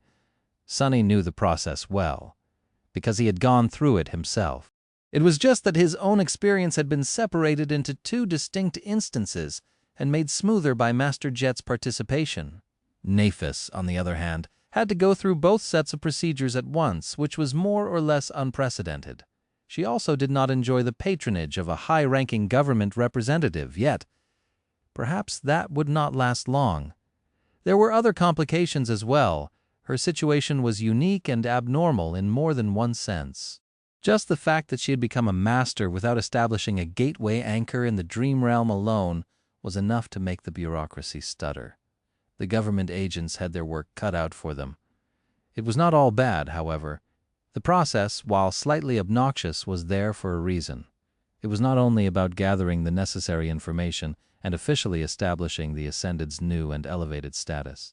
It was also designed to help the return deal with the most damaging effects of suddenly coming back to safety after experiencing untold horrors in the nightmare, at least to a certain degree. No matter how strong Changing Star was, no one doubted that her harrowing adventure through the dreamal realm and the nightmare had left its scars on her mind. The government was well aware of how fragile many powerful awakened truly were. It was not only on guard against those who could break, but also experienced in employing all kinds of preventative measures to reduce the possibility of that happening. Due to how important Nephis was, both to the propaganda machine and to the actual defensive efforts of humanity, as another special strategic asset, the government threw its best resources into ensuring that the initial steps of her rehabilitation went as smoothly as possible. Of course, she was free to decide how much exactly she was willing to share. Some basic tests, however, were mandatory.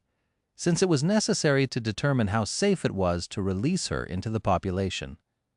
What it meant was that it would take long hours before the members of the cohort would be able to see Changing Star again. They weren't the only ones waiting, too. At some point, Cassie had left and returned to the Dream Realm to inform the Firekeepers of the incredible new development. Soon enough, dozens of them used the gateway in the ivory tower and returned to the waking world for the first time in months.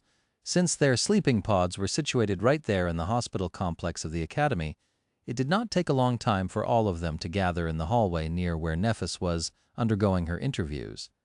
Now, around 50 young awakened crowded it, as if standing guard. After spending almost half a year in the Dream Realm, the Firekeepers looked rough around the edges, if not a little feral.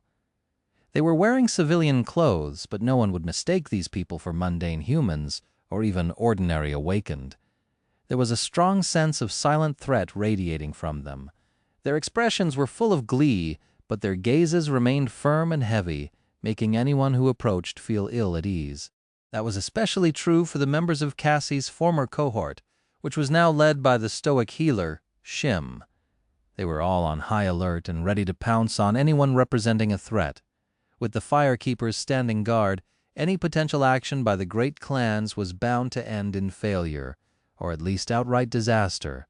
In fact, they seemed so fierce that even the security teams of the Academy became nervous and sent a few cohorts of their own to keep watch on the celebrating group.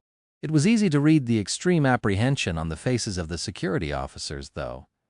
Awakened or not, they seemed to understand that they stood no chance against the elites of the Forgotten Shore if push came to shove. Observing all that, Sunny couldn't help but ask himself a question. If 6 months of hiding in the relative safety of the ivory tower had such a drastic effect on the Firekeepers, then what had 2 years of traversing some of the direst regions of the Dream Realm done to Nephis? After a while, he quietly approached Cassie and asked quietly, "How is it going?" She turned her head slightly and frowned. "What do you mean?" Sunny smiled darkly. "Come on. There's no chance that you did not use your ability on one of the government agents handling Neph's processing. So what is happening?" She hesitated for a few moments, then sighed. She seems to be in shock somewhat, but mostly she's fine. Actually, it's a bit disturbing how fine she is. He frowned. "Well, it's Nephis.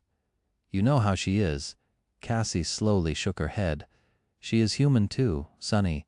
It's just easy to forget that fact sometimes because it's her." Sunny fell silent, not knowing what to say. After a few moments, the blind girl suddenly spoke again. She seems reluctant to speak about most of what happened to her, but at least she agreed to receive psychological counseling. That's a good start. He blinked a couple of times. Nephis agreed to what? The idea of Changing Star being willing to undergo something like counseling did not fit into his head. It was just too bizarre to imagine. Sunny frowned. Maybe she did change a little. Finally, after long hours of waiting, the government agents seemed to finish the bulk of their tests. The doors opened and the familiar figure stepped out of them. Just like on the first day Sunny had met her, Nephis was wearing a simple government-issued tracksuit. Her silver hair, however, was now long and lustrous, framing her face and making her look strangely feminine. Her beauty was stunning. When Changing Star appeared, it seemed as though the whole hallway became a little brighter. Looking at the members of her cohort and the Firekeepers gathered around them, Nephis hesitated for a moment and then smiled awkwardly. "Hello, everyone. I'm glad to meet you all again. I did not think that I would." Before she was even done speaking, Cassie stepped forward and enveloped her in a tight hug. Chapter 772. Journey to the East. Sometime later, all 5 members of the cohort finally found themselves alone.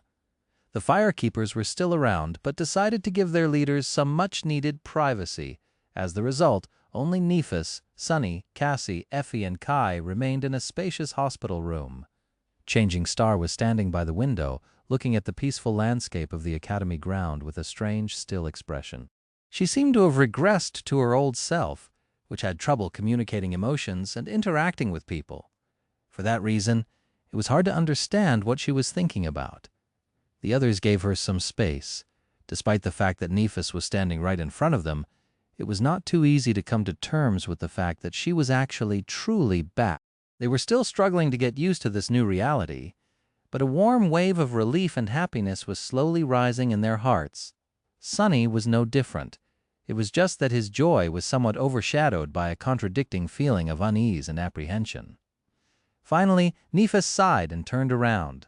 A pale smile appeared on her face. You are all masters! I did not expect that," Effie, who was sitting comfortably on a cushy chair with her legs stretched, laughed. "You're one to talk." Neff studied the four of them, then let out a slow sigh. "I did not even know if all of you managed to survive. I hoped, of course, so I'm very glad to see that you did, and helped each other." A distant look appeared on Kai's face.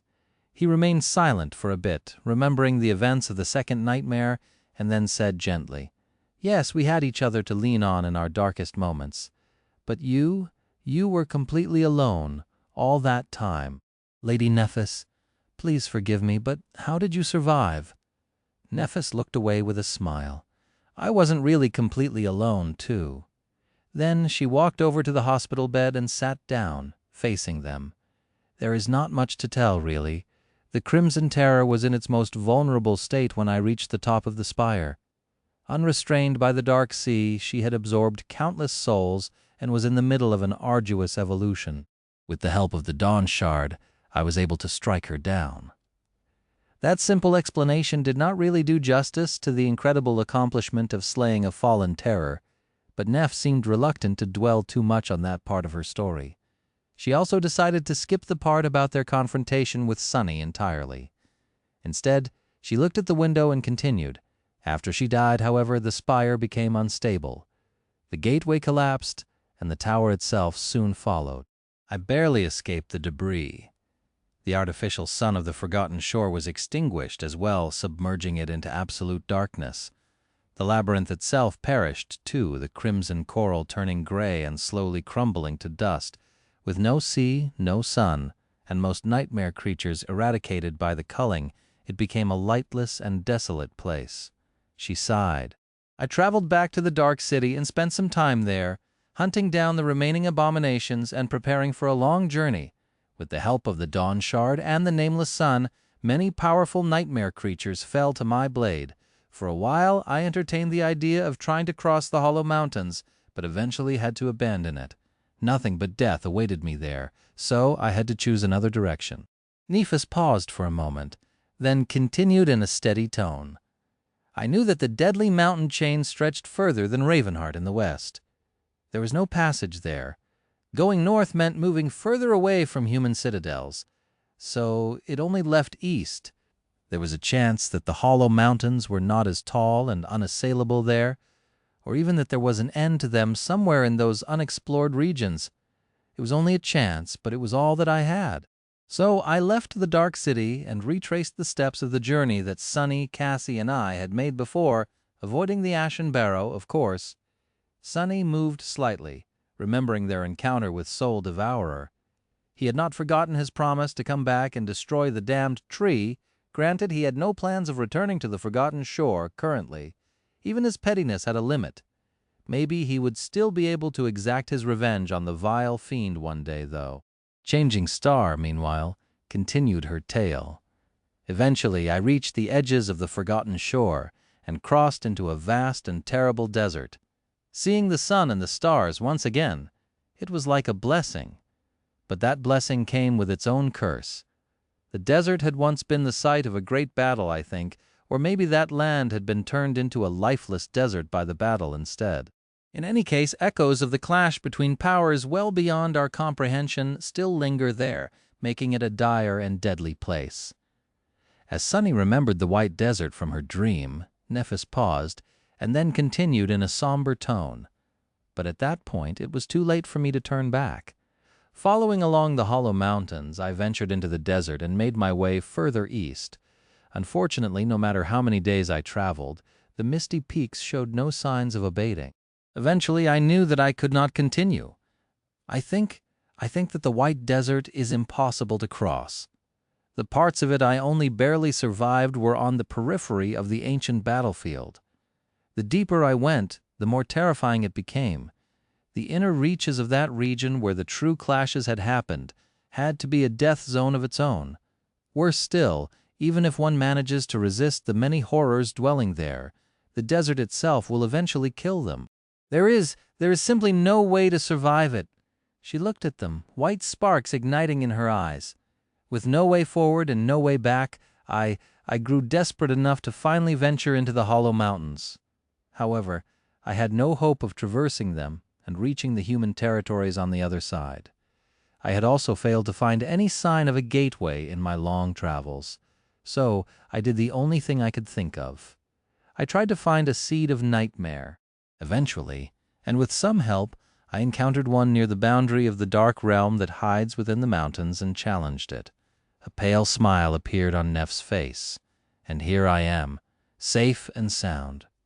She grew silent for a few moments and then added quietly, "Well, not quite, but I am still alive at least." Chapter 773, Catching Up. It took some time for the members of the cohort to digest Neff's story. Sunny, especially, felt like she did not tell them even a fraction of what had happened to her.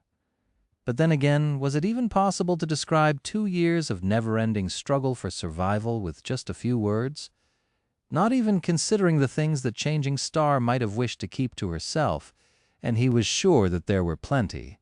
She would have had trouble describing even the things that she wanted to share. It was going to take time. As for the actual secrets, while he was dismayed and uneasy, Sunny himself was known to keep a lot of things close to his chest. More than that, they all had to be cautious about what they said.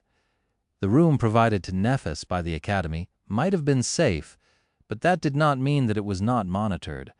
That was the reason why both Effie and Kai remained mostly silent, despite the fact that they clearly had a lot of questions.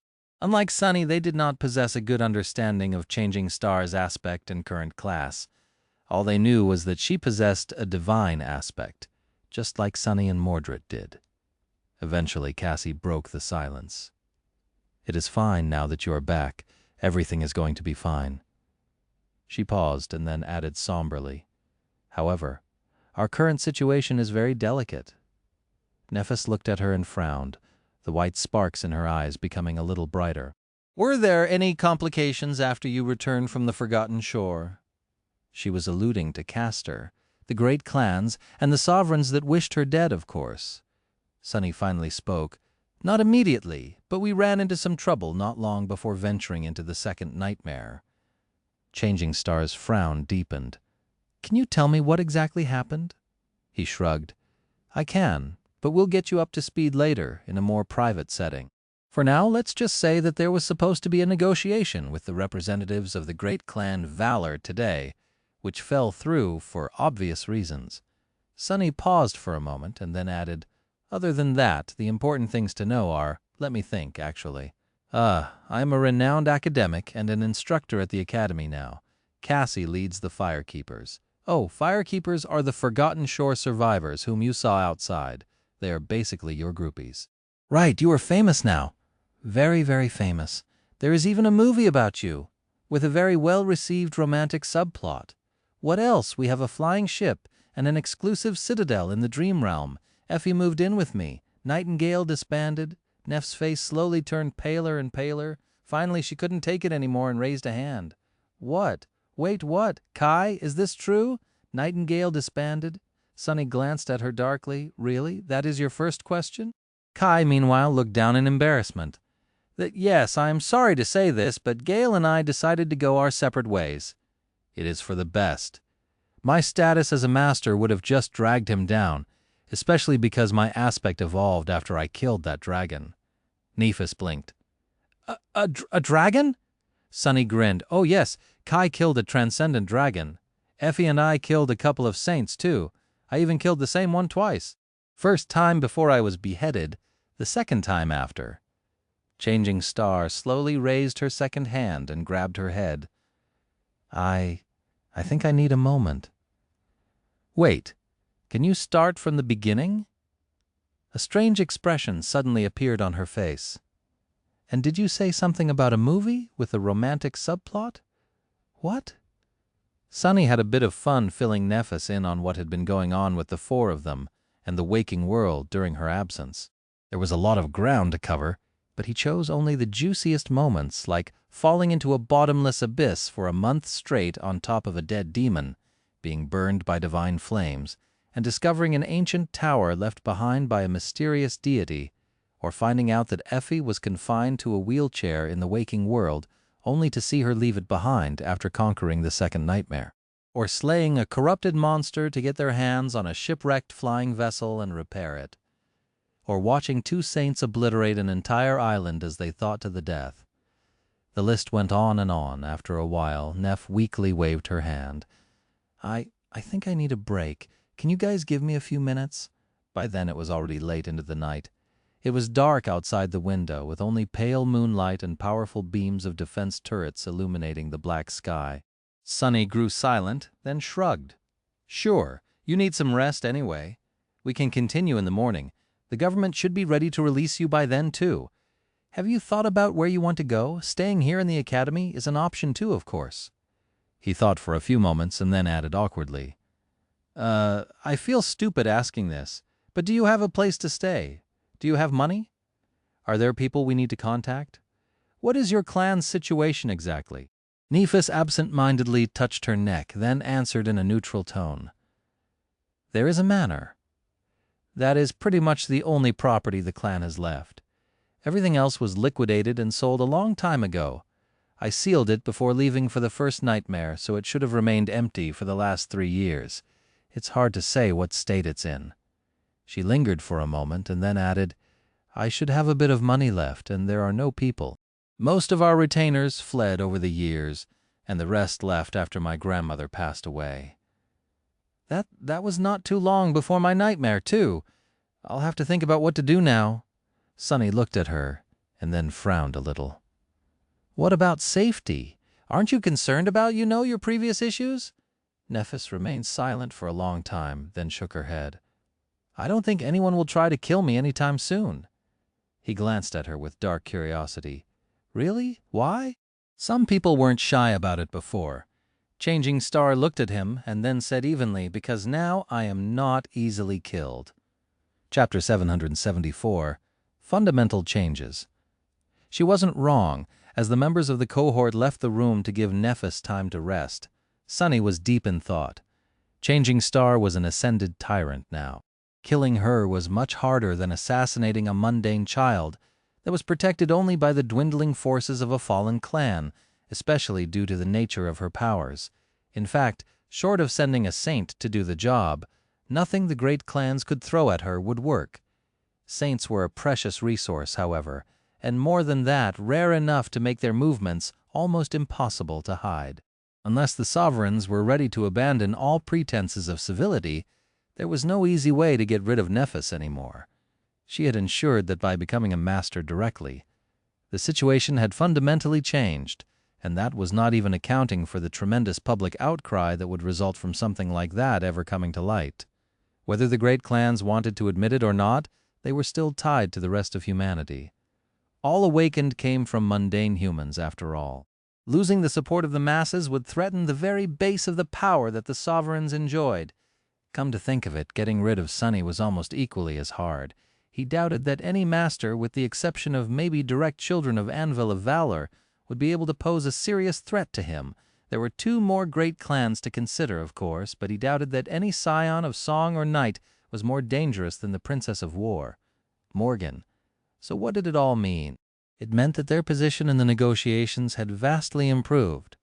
They could exert much more pressure on Valor and achieve much better results.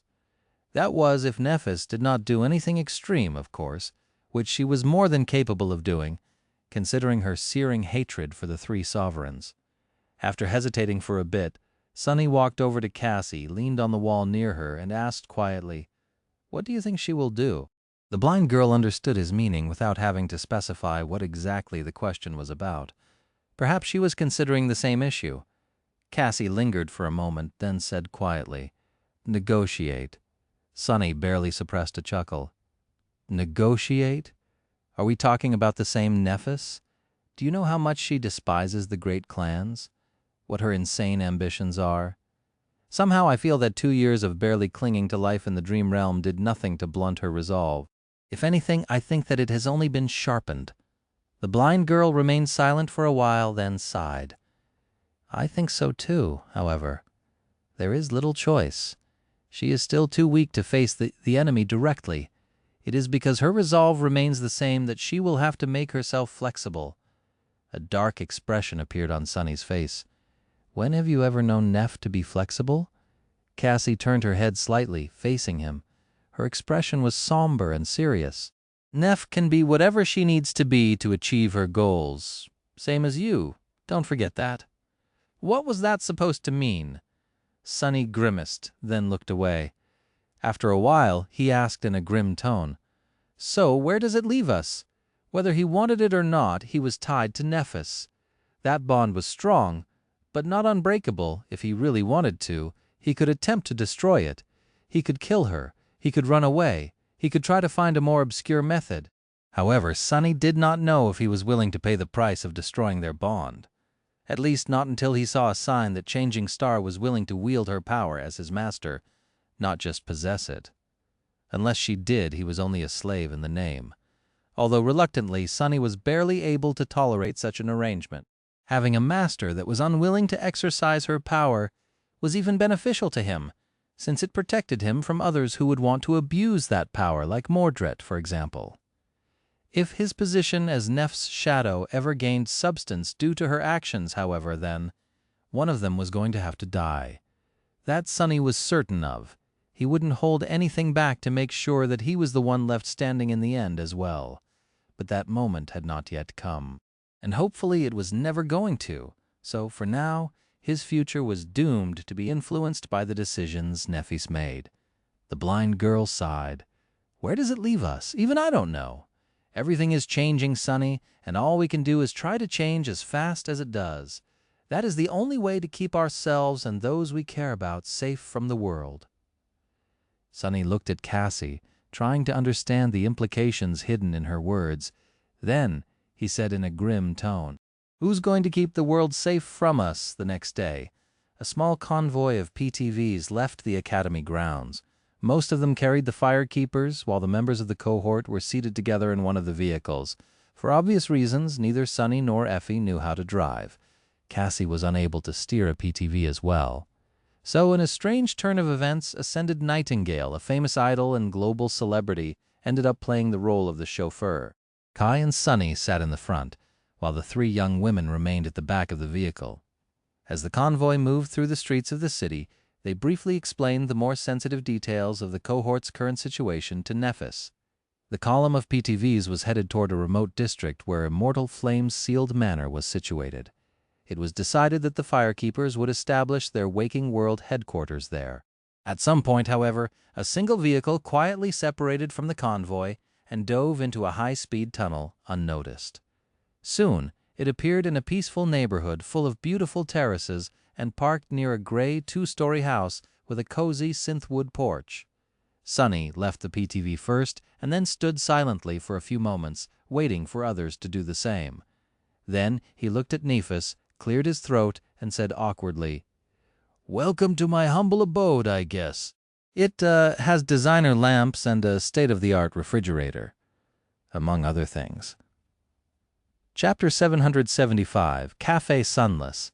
After the 5 of them walked inside, Nephis remained silent for a few moments as she looked around. Although her face was still and stoic as ever, Sunny could have sworn that he noticed a hint of curiosity reflected in her cold gray eyes. After a while she asked, This is your home. Due to her sheltered upbringing, Changing Star had probably never been in a normal residence. Strangely, she was someone who had only experienced living in upscale manors and squalid dream realm slums, with nothing in between. Still, Sunny was not discouraged. He grinned and nodded proudly. Yes, bought it fair and square with the contribution points from my first research paper. I own this place. Nephis hesitated. What happened to the walls? His smile dimmed a little. Effie happened. Of course, he had long cleaned the mess that the Huntress created after ascending. However, Sunny had been too preoccupied with other matters to enact proper repairs. As the result, the guest bedroom only had a flimsy curtain covering its irregular-shaped entrance, but no door. Maybe I should get to it. Sonny cleared his throat, then gestured at the living room section of the main space. Make yourself comfortable. I'll make us something to eat. As the cohort settled, he walked to the kitchen area and stood in front of the open refrigerator for some time, thinking. For some reason, Sonny had a strong desire to cook up something special. Nephis must have been sick of eating monster meat for years. So finally, he produced a number of ingredients and laid them out on the cooking surface, then started the preparations. Fried rice? Fried rice should do the job, oh Maurice. Do I have eggs? As he went about it, the discussion reached a poignant moment. Cassie was finishing describing the important details of the reason for their tense relationship with Clan Valor, and so we accomplished our goal and ascended. However, that man Mordred, he must have ascended as well. His clan doesn't know that yet, so their response was only mildly aggressive. Skytide of Whitefeather took most of the blame for his escape and the consequent death of Saint Cormac. That did not save us from all fallout, sadly. She paused and then added somberly, they have secretly captured 2 of the Loyalist Forgotten Shore survivors. The rest of us took shelter in the Dream Realm. For the past 6 months, Sonny's contact in the government acted as an intermediary to arrange a peaceful negotiation. It seems that Valor is finally ready to talk, but they aim to recruit at least one of us into their clan. The blind girl sighed. The 4 of us are already a very important asset, but with the addition of the Firekeepers, our value is nothing short of tremendous. If they can't get all of us, they are determined to at least make sure that we don't pledge allegiance to their competitors. Of course, now that you are here, the situation has become even more fraught with tension. Valor will be much more motivated. Cassie smiled weakly, and then said in an apologetic tone, I'm sorry to have to burden you with all that right after you return. Nephis remained silent for a few moments, then shook her head. No, you were right to inform me. Thank you. A grim and thoughtful look appeared on her face. Sonny, meanwhile, listened to the conversation silently. He was darkly perplexed by the fact that his life had turned out in such a way that encountering words like loyalists, government contact, and allegiance in a casual conversation did not seem out of place. Effie, meanwhile, looked at Changing Star with curiosity and asked, I get what our problem with the great clans is. What's your problem with them? I thought that you, of all people, would have been chummy with the top legacy's princess. Nephis looked at her without any amusement. They want me dead! The huntress blinked a couple of times. What? Why? Changing Star shrugged. You'll have to ask them. Effie remained silent for a while, thinking. After some time she frowned and asked, So was Castor? Nephis simply nodded. He was. Kai looked at them with confusion. He was what? Everyone turned to him, suddenly realizing that the archer was less informed about some of the darker secrets of what had happened on the Forgotten Shore than the rest of them. After a while, Effie shook her head. Aren't you the walking lie detector? What do you think Castor was up to? Kai coughed. Oh, he was indeed a bit dishonest sometimes, but I just assumed that he was trying to hide his feeling for Lady Nephis. At that moment, Sonny walked over carrying 7 plates. He held 2 in his hands, 2 more in shadowy limbs that played the role of a second pair of hands, balanced 2 on his forearms, and the 7th was swaying slightly on top of a tangible shadow that resembled a long tail. Placing a plate of delicious steaming omeris in front of Kai, he said with a crooked grin, Oh, he had feelings for her for sure, the feelings of wishing to kill her to complete his mission. Sadly, he stumbled on me first. It was a sad thing indeed. If Sonny had not killed Castor, if Nephis had known in advance that slaying the Crimson Terror would force the Spire to seek another conduit, if Cassie's vision had been more detailed, well, there was no point in feeling regret now. What had been done was done. The current conversation just went to show that Kai's strange flaw, while useful, was also often detrimental and misleading. As Kai stared into the distance in stunned silence, Sonny placed the other plates on the table, pushed 3 of them toward Effie, dismissed the shadows, and landed on a soft armchair. Then he picked up his utensils, smelled the omeris, and let out a satisfied sigh. What are you waiting for, fools? Dig in. Chapter 777 Sex, The enemy of my enemy. The omerus disappeared from the plates with a speed that made Sonny a bit full of himself. He smiled proudly and then looked at Nephis. So what do you think about the mess we're in? She put down her utensils, looked at the empty plate with a hint of regret, and then asked, "That Mordred the rank of his aspect is the same as ours?" Sonny nodded, prompting her to frown. While she thought, he reluctantly added, "He is also older and more powerful than us and possesses more knowledge than anyone in the waking world should have. Other than that, he is actually, I don't know what he is. I just feel that something is very wrong with that guy. Regardless, he is dead set on destroying clan valor. It is just hard to tell how he is going to go about accomplishing that goal." Changing Star remained silent for a few moments, then said evenly, "He is going to search for allies?" Sonny's expression grew a little darker.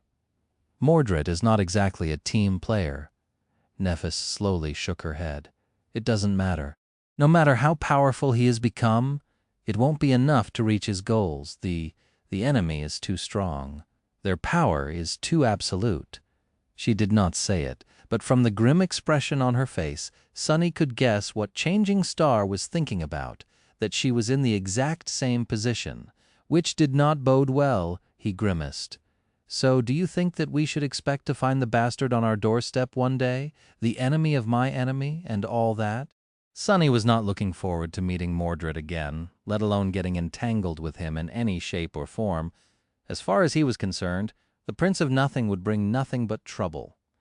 Nephis frowned, then said with uncertainty, "No, I doubt it." Well, if she was right, that was a relief.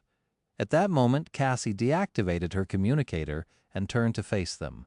"The firekeepers have reached the Immortal Flame Manor. They are putting on a show to make it seem like there are all kinds of activity going on inside. Hopefully that is going to make most people think that you are there with them. You should not be bothered by anyone here for a while." She paused for a moment, then sighed. "But that is not going to last long. Maybe a week the rest of us should not linger as well. It would be strange if Kai, Effie, and I are not seen at the manor. We will leave shortly and join the firekeepers." Which would leave Sonny and Nephis alone. He did not know how to feel about that. Effie, meanwhile, glanced at the empty plates and said in a petulant tone, "I live here as well, you know." Cassie turned to her with a deadpan expression. "Not for the next week, you don't." As the huntress let out a sigh, the blind girl hesitated for a few seconds and then said, "I am also in contact with the government representatives and Clan Valor. They understand the pressure you are facing so soon after you return, so they are willing to be patient, for now. That will buy you a short buffer before they come knocking. Be ready to receive some requests for public appearances and so on in a week or two, as well as demands to resume the negotiations. We can stall for a time, but not forever." Nephis looked at her calmly, then asked, "What about Song and Night?" Cassie frowned. "Clan Song might try to get involved in the negotiations, but I don't expect them to be too forceful. They are in a more advantageous position than Valor right now, after all. As for the House of Night, they are remaining strangely passive these days for some reason. Maybe they just know that they have less to offer than the other two great clans, and don't want to bother." Sonny had a different explanation for why the Nightwalkers had less time to participate in the schemes of the two greater clans, but chose to remain silent. The information provided to him by Master Jet had been shared in confidence. Even if he wanted to, he couldn't go around spreading it. The blind girl sighed, then rose from her seat. "Try to rest well during this week, Neph. Don't neglect your recovery. We know that you are strong, but no one is truly infallible. Perhaps none of us has experienced as much pain as you had in these past few years, but we faced our share. Some more than others." She briefly faced Sonny, then turned away and lowered her head. "So we understand how precarious it is to go on as if nothing happened without giving the old wounds a chance to heal. Don't be stubborn and have some pity on yourself for a change." Nephis looked at her. After a few moments, a pale smile appeared on her face. "You don't have to lecture me, Cass. You are overestimating my resolve. I am more than willing to rest for a while, happy even." The words rest and happy hardly fit in the image of Changing Star they were accustomed to, but no one said anything. An ordeal like the one she had gone through was bound to change anyone, even someone as determined and unflinching as Nephis. Cassie smiled and then addressed Effie and Kai. "Let's go then. There's a lot of work to be done at the manor. We need to renovate it a little and make some adjustments to convert it into a proper clan headquarters." Soon they said their goodbyes and left. The PTV came online and swiftly disappeared from view. Sunny and Nephis were left alone in the cozy gray house. He hesitated for a bit and then looked at her with a bit of awkwardness. "Well, make yourself at home, I guess. Actually, let me give you a tour." Chapter 777, Blind Date. In one of the most upscale districts situated near the heart of the city, a fancy but not overly opulent restaurant was welcoming the first few visitors of the day. While some owners made a point of following the archaic traditions and hired human servers, this particular establishment was aimed at a mostly young audience. For that reason, a lot of things were automated and could be easily accessed through personal communicators of the patrons. The chefs were still human, of course. They were also true masters of their craft. Every ingredient used by them was natural as well, while some were even imported from other quadrants. The interior design was similarly luxurious, with natural wood visible everywhere. Authentic paintings from centuries past hung on the walls, protected by thick sheets of transparent alloy. Everything was expensive, stylish, and screamed of class. Such a restaurant, of course, was only accessible to citizens of the highest ranks who could afford to dine here. It was especially popular among young heirs of the city elite and had a reputation for being a prime spot for arranged dates and romantic occasions. Currently, a couple of such meetings were taking place inside, with wealthy young men and women going through the awkward motions of attending a blind date arranged for them by their families. Strangely, the most striking visitor of the famed restaurant sat alone, as if her date was running late. The young woman seemed to be in her mid-20s but possessed elegance and grace that spoke of strange maturity. She was exquisitely beautiful, with a supple figure and flawless skin. The beauty was wearing a stylish red dress and a black leather jacket. A few tasteful pieces of jewelry adorned her fingers and delicate neck. Other female visitors of the restaurant couldn't help but feel exasperated by the fact that their dates seemed to be unable to stop stealing glances at the beautiful woman. The men, meanwhile, were all wondering what kind of a fool would keep such a belle waiting. If only they were in his place, they wouldn't be so tardy. Finally, the doors opened, and a new visitor came in. The young man looked around, scratched the back of his head, and then headed toward the table where the striking beauty sat alone. Sitting down, he smiled sheepishly and said, "Sorry for being late. I hope you did not have to wait too long." The young woman smiled politely, revealing her pearly white teeth. "No problem at all." She studied the young man for a few moments and then said with a bit of reproach in her pleasant, velvety voice, "I hate to say it, but you don't look like the images I was shown at all." He looked down as if embarrassed. "Oh, I had to wear something inconspicuous. Walking around as my usual self would be a bit too ostentatious. However, isn't it the same for you? All that makeup to hide your complexion." The young woman frowned. "It is a cosmetic memory, I'll have you know. Regardless, I have already ordered something to eat. You can peruse the menu while we wait." The young man hesitated, then looked around with an amused expression. Finally, he asked, "How do I do that?" She glanced at him with curiosity. "You don't know? Have you never been to a proper restaurant before?" The young man smiled and shook his head, then said wistfully, "To tell you the truth, this is my first time visiting a restaurant. I was raised in the dream realm after all. I only returned to the waking world when I was around 13. Many things here seem very strange to me." With that, Mordred fumbled with his communicator for a bit and finally managed to open the menu. The body he was wearing used a biometric lock. At least otherwise he wouldn't have known how to access the communicator at all. He looked at all the options projected in front of him and asked, "What do you recommend?" The beauty smiled.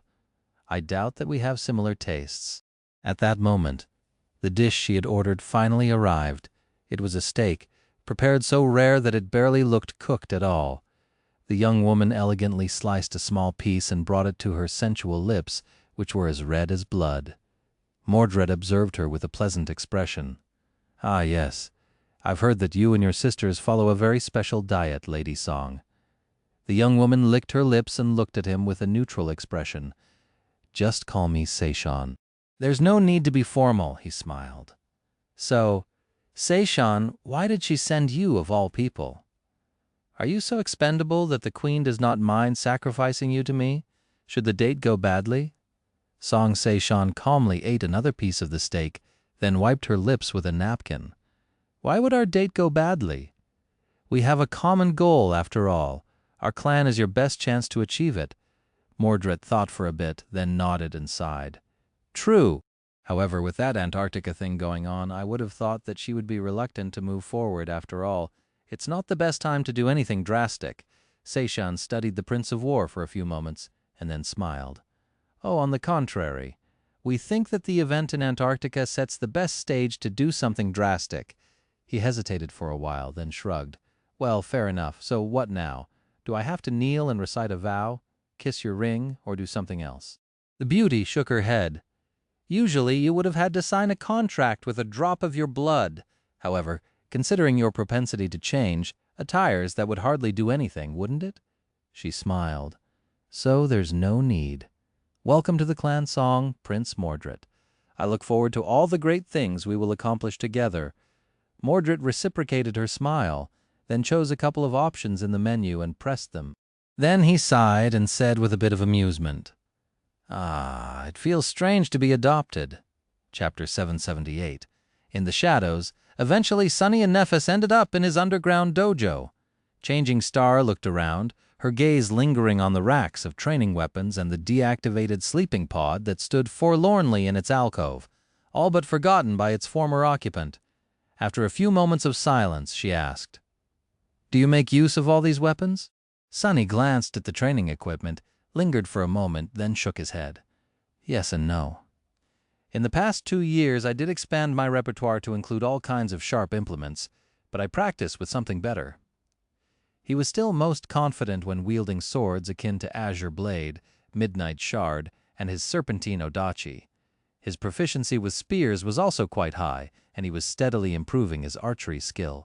However, while Sunny had learned enough to feel comfortable with other types of weapons as well, he had a long way to go before truly mastering them. Nephis nodded thoughtfully. "Do you use the Soul Serpent?" Sunny stared at her for a moment, then looked away. Yes. He was reminded of the shadow bond that connected them. Beyond its main function, it also allowed Sunny to peer into some of Changing Star's secrets. However, she was able to learn a lot of his as well. Sunny had suspected that this was the case from the very start, but now those suspicions were confirmed. He remained silent for a few moments, then suddenly grinned. "Were you surprised?"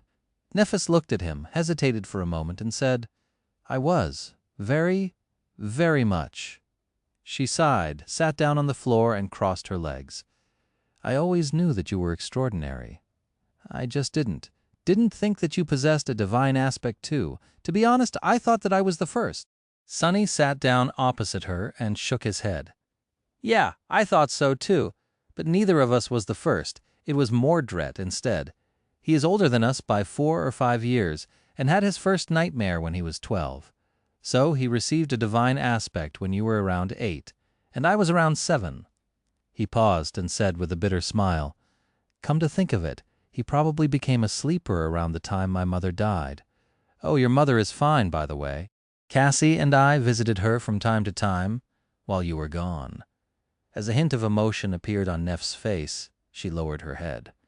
"Thank you." Then she lingered for a moment and asked, "Do you mind telling me where the divine memory in your possession came from?" "The Weaver's Mask." Sunny smiled darkly. "Do I mind? I do. But I'll tell you anyway. I found it below the cathedral in the Dark City on an ancient corpse that turned to dust as soon as I took the mask from it." Changing Star tilted her head a little. "Do you mind telling me what it does?" He laughed. "Why not? I'll tell you. It can reverse one's flaw." A sudden silence settled in the dark chamber. Nephis looked at him, a hint of longing and pain reflecting in her striking eyes. Sunny grinned. "Why? Do you want to take it from me? All you have to do is to say the word. It's not like I can refuse." She stared at him for a long time, then silently turned away and did not say anything. Sunny's grin turned somber. good decision. Did you think that it will save you from the pain? It won't. The mask does not nullify the flaw, it just reverses it. No matter what, the flaw is still a curse. By now we both should have a good sense about such things. Chances are, the new curse would be more terrible than the old. Right now, you have to burn yourself alive every time you actively use your aspect. With the help of the mask, you would most likely be burning without reprieve forever, unless you were using it. He grew silent and then added, "The mask can also kill you in many other ways. It is too powerful to be used lightly, at least by the likes of us." Nephis hesitated for a few moments, then gritted her teeth. "It is fine. I don't need to be liberated from my flaw. I don't need a powerful memory to uplift me. I myself is enough." Sonny stared at her, then shook his head. "You are exactly the same. You did not change at all. I thought that 2 years of despair would have made you a little smarter. But you're still clinging to your deranged dreams, aren't you?" She looked at him, remained silent for a while, and then smiled with the corner of her mouth. Despite the smile, however, her eyes remained calm and cold. 2 years? No. I've been desperate for much longer than that, Sonny. Why would I change now?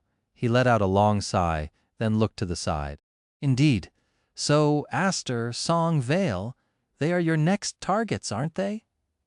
She nodded silently, prompting him to add, "You told me once that just knowing these words can get a person killed. However, I went ahead and did some digging of my own. Aster, Song, and Vale are Asterion, Key Song, and Anvil of Valor, correct? The former members of your father's cohort?" Nephis nodded again, looking at him intensely. Sonny scowled. "They are also known as the Sovereigns, because they have conquered the fourth nightmare. They are one rank above the Transcendent. They are supreme, are they not?" Without saying anything, she just nodded for the third time. Sonny hesitated for a while and then asked, "They killed your father, didn't they?" Nephis continued to look at him, white flame dancing in her eyes. After some time, she sighed. "Yes, I believe so. My father, he died when I was 4. Before that, the members of his cohort were like aunts and uncles to me. Aster, Song, Vale, that was what he called them. They were his friends." Her expression turned dark, but after he was gone, something changed. "I was too little to understand, but none of these friends came to our help. Instead, the Immortal Flame clan fell while their clans soared. And a couple of years after that, the first assassin was sent to eliminate me." Sonny rubbed his face, then asked in an exasperated voice, "But why? Why did they turn on him?" Nephis looked away. "I don't know." He frowned and hesitated for a moment. He had suspected that he would receive such an answer. However, there was one small detail that did not make sense to him. If they are so mighty and powerful, then how are you still alive? Why did the Sovereigns fail to kill you? All they had to do was pay you a visit in person. No amount of awakened guards or even masters would have been able to stop even one of them. Neph glanced at him with and said, her voice even, "They can't." Sonny raised his eyebrows. "What do you mean they can't? Is there some agreement that prevents them from acting directly?" Changing Star slowly shook her head. "No, they simply can't. The Sovereigns, it is hard for them to enter the waking world." Chapter 779, Unmoored. Noticing the astonished look on his face, Nephis sighed. "You must have felt a change in your connection to the dream realm and the waking world when you ascended, didn't you?" Sonny slowly nodded, remembering how he first explored his ability to enter the dream realm physically. The process wasn't instantaneous, but it also wasn't too burdensome. He just had to concentrate, feel his connection to the anchor, and reach for it. After a few minutes, he would poof out of existence in reality and appear near the gateway in the ivory tower. Leaving a tether in the waking world wasn't hard either, although it took more time and some essence. It was as instinctual as summoning memories or commanding echoes. With the knowledge Sonny had received from being collared in the Red Colosseum, he understood that this hinted at the fact that traveling between the two worlds was one of the functions of the spell, as opposed to something tied to his aspect. After he nodded, Changing Star continued. Awakened establish a connection with the dream realm by anchoring themselves to a gateway. Ascended expand on that connection, making them less tied to the waking world, and thus capable of traveling between the two at will, transcendent exist in a state of perfect balance. They are connected to both worlds in equal measure, which makes them independent of gateways. In a sense, they are the gateway, which is why they can even bring another person with them in their travels. She paused, and then added in a somber tone, "However, that balance is broken once a person becomes supreme. It shifts, tying them to the dream realm instead of the real world. In truth, I don't know much about the power of the sovereigns. All I know is that it is restricted in the waking world and that they can't enter it freely. That is why none of them could harm me directly." Sunny stared, shocked. That revelation, it made so much sense. It explained so many things, from how Nifis was able to survive to why the government still wielded a lot of power in the waking world. It also gave credence to Master Jet's statement that the sovereigns had long given up on reality. Was that what awaited Sunny if he somehow became supreme one day himself? Feeling as if the world was spinning around him, Sunny frowned and then asked in a dark tone, "What happens if one becomes sacred then? Would they lose their connection to the real world entirely?" Nifis shrugged. "I don't know. No one knows. No one had ever conquered the fifth nightmare after all." A heavy silence settled between them. After a while, Sunny suddenly asked, "What are domains?" He had not forgotten that detail either. Back on the Ashen Barrow, Nifis had asked him which domain he belonged to. He had not known what she meant then, and he did not know now, Nif sighed. "That I am not entirely sure myself. All I know is that each sovereign rules over a domain. It is an expression of a function of the aspect, distinct from abilities, but sharing a lot in common with them. In practice, it is synonymous with their authority and the territories they control, as well as people that serve them." She paused for a few moments and then added grimly, "The sovereigns are already immensely powerful, but within their domains they are practically invincible. Not even saints can hope to challenge them." Sunny let out a stifled laugh. "And these are the people you want to destroy," Changing Star smiled. "Why not? Nothing is absolute, Sunny. 2 years ago I would have never challenged a sovereign. Today I am still too weak to do it. I am still insignificant. But will it still be the case 2 years from now? Will I still be as weak, and will they still be as powerful? What about in 5 years? Things never remain the same. Everything is always changing. Even gods can die. Asterion, Key Song, and Anvil of Valor are no gods, so why should they be spared?" Sunny shook his head. "I don't know. Forget about 2 years from now, or 5, or 10. How are you going to survive now? How are you going to avoid being squashed by them today? What is your actual plan?" Nifis looked at him for a long time, and then sighed. "I don't have a plan." She remained silent for a moment before adding evenly, "Yet?" Sunny did not know what to say, so he simply shook his head. It was pointless trying to dissuade her from her obsession, regardless. Nifis wanted to destroy the spell, and the sovereign stood in her way. It was as simple as that, with an added weight of good old-fashioned vengeance. He was not so sure that she was completely misguided either, not anymore. Sunny wanted nothing to do with the sovereigns and the great clans, but was there really a choice? Simply by daring be someone and possess something, he put himself in their crosshairs. As long as he had something of value, others would want to either take it away or make him serve them. That was the nature of the world. Since the great clans insisted on being in control of humanity, there was no escape from them. Unless Sunny wanted to spend the rest of his life as a hermit in the dream realm, he would have to interact with the domains in one way or another. He would have to allow himself to be controlled as well. A bitter smile appeared on his lips. Isn't that ironic? Why was it so hard to gain even a tiny bit of freedom in this damned world? Sunny wanted to become strong to be free, but the stronger he became, the more formidable powers wanted to subjugate him. Now it seemed that the only choice he had was to either give up or become even stronger, still stronger than anyone and anything, which was more or less exactly what Nefis was trying to achieve, even if for a different reason. He sighed, and then waved a hand dismissively. "Anyway, I'm tired of this conversation. Want to spar?" Chapter 780, Friendly Spar, Sunny and Nephi stood opposite each other, holding training swords. Both felt more than a little disturbed by how much this scene resembled their bitter confrontation at the very top of the Crimson Spire. Of course, today the situation was completely different. They were just going for a friendly spar, not a battle to the death. There were no stakes in this training fight, no emotional investment, no complicated mixture of regret, fury, and resentment. So why did Sunny feel as though he had to prove something? Forcing himself to relax, he glanced at Nifis and attacked.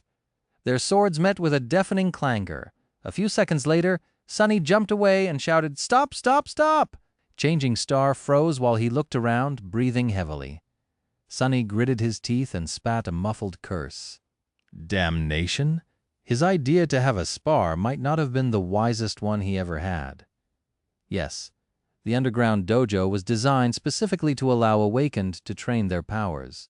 It was isolated, reinforced, and heavily armored, able to transform into an impregnable bunker in case a gate opened nearby and a tide of nightmare creatures flooded the district.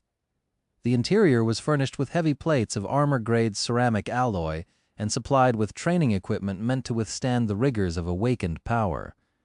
However, Sunny and Nephis weren't awakened anymore. They were full-fledged masters, and abnormal ones at that. The alloy sword in his hand was shattered. A few plates on the floor were broken.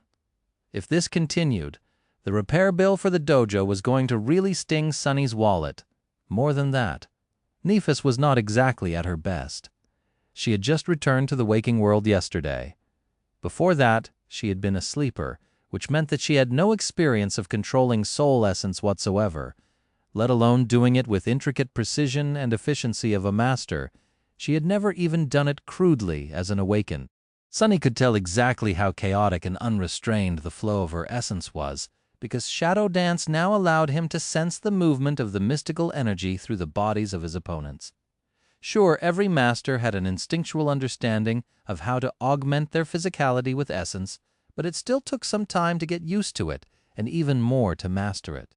However, every Ascended before changing star enjoyed having the experience of making the first steps on that long and arduous road as an awakened. In fact, by the time awakened reached ascension, controlling essence was as natural to them as breathing. Not so much for Nephis. Her return as a master might have been miraculous, but it also deprived her of a lot of things that people who did not break the natural order of things usually enjoyed. She was out of her depths. As Changing Star stared at the broken sword in her hands with a deep frown, Sunny waved a hand in the air and forced out a smile. "That, you'll have to spend some time learning how to guide your soul essence. After that, you will have to spend even more time relearning how to fight with its help. I had years of practice already, so fighting at full force won't do us any good." He thought for a bit and then said, "All right, let's try this again, but without using any essence at all. It will be a pure test of skill. Sure, Nephis had one more core than him.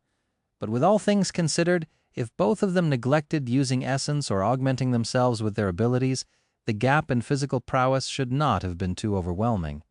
Once again, they stood opposite each other and concentrated. Each discarded their broken weapons and took new ones. A moment later, they clashed.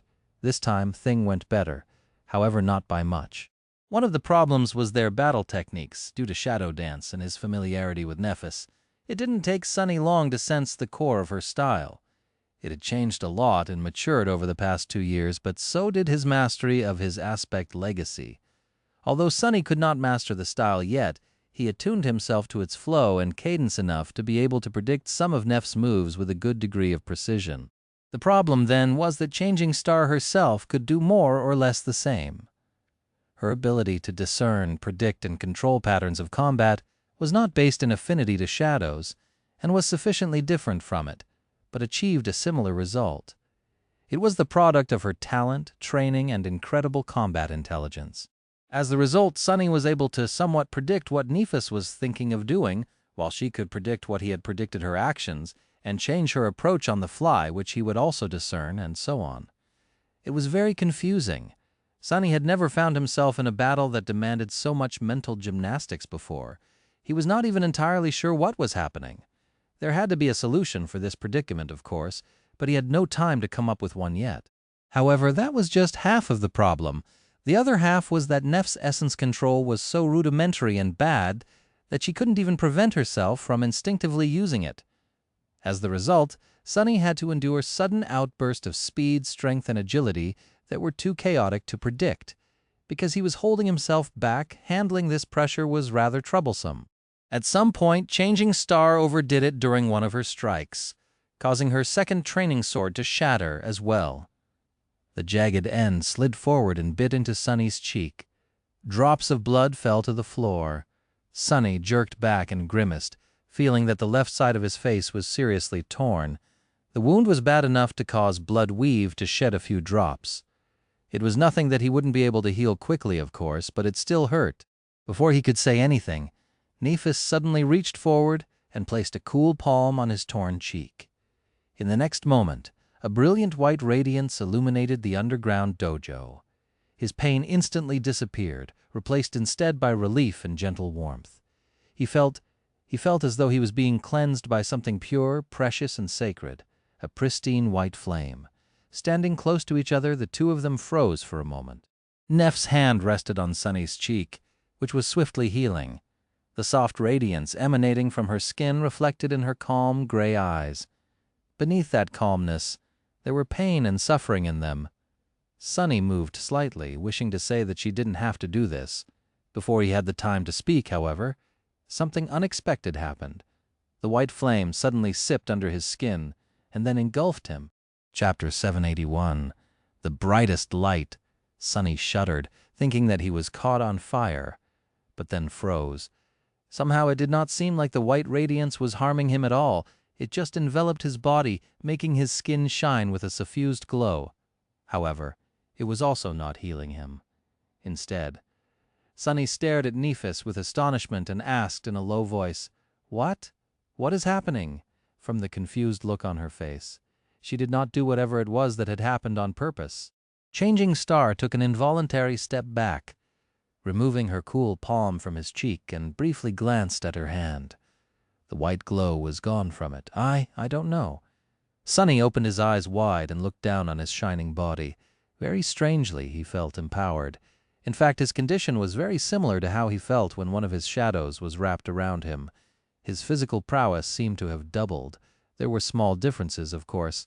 The augmentation of Neff's flame seemed to be more furious and active, centered around strength and resilience. It also filled him with a soft, pleasant feeling of warmth. What was more, it did not only affect his body, it reached into his soul as well, igniting and enhancing it. The shadow essence flowing through his body became much more potent and vibrant, full of greater energy. Sunny blinked. Did Nephis just augment him with her aspect ability? Since when can you augment other people? Changing Star seemed to be as bewildered as he was, even though it did not show on her face. I can't. This was not supposed to happen. My dormant ability only evolved to include soul augmentation when I ascended. It never evolved to be able to spread to other people. Sunny opened his mouth, then closed it again. Eventually he hissed, "Then how do you explain this? I'm glowing." He waved his hand in the air, causing the shadows of the underground dojo to move and shift. Then a bizarre thought entered his mind. Wait, following his suspicion. Sunny lingered for a moment, and then commanded the gloomy shadow to wrap itself around Nephis. The shadow did not even roll its eyes as it usually did when receiving an order.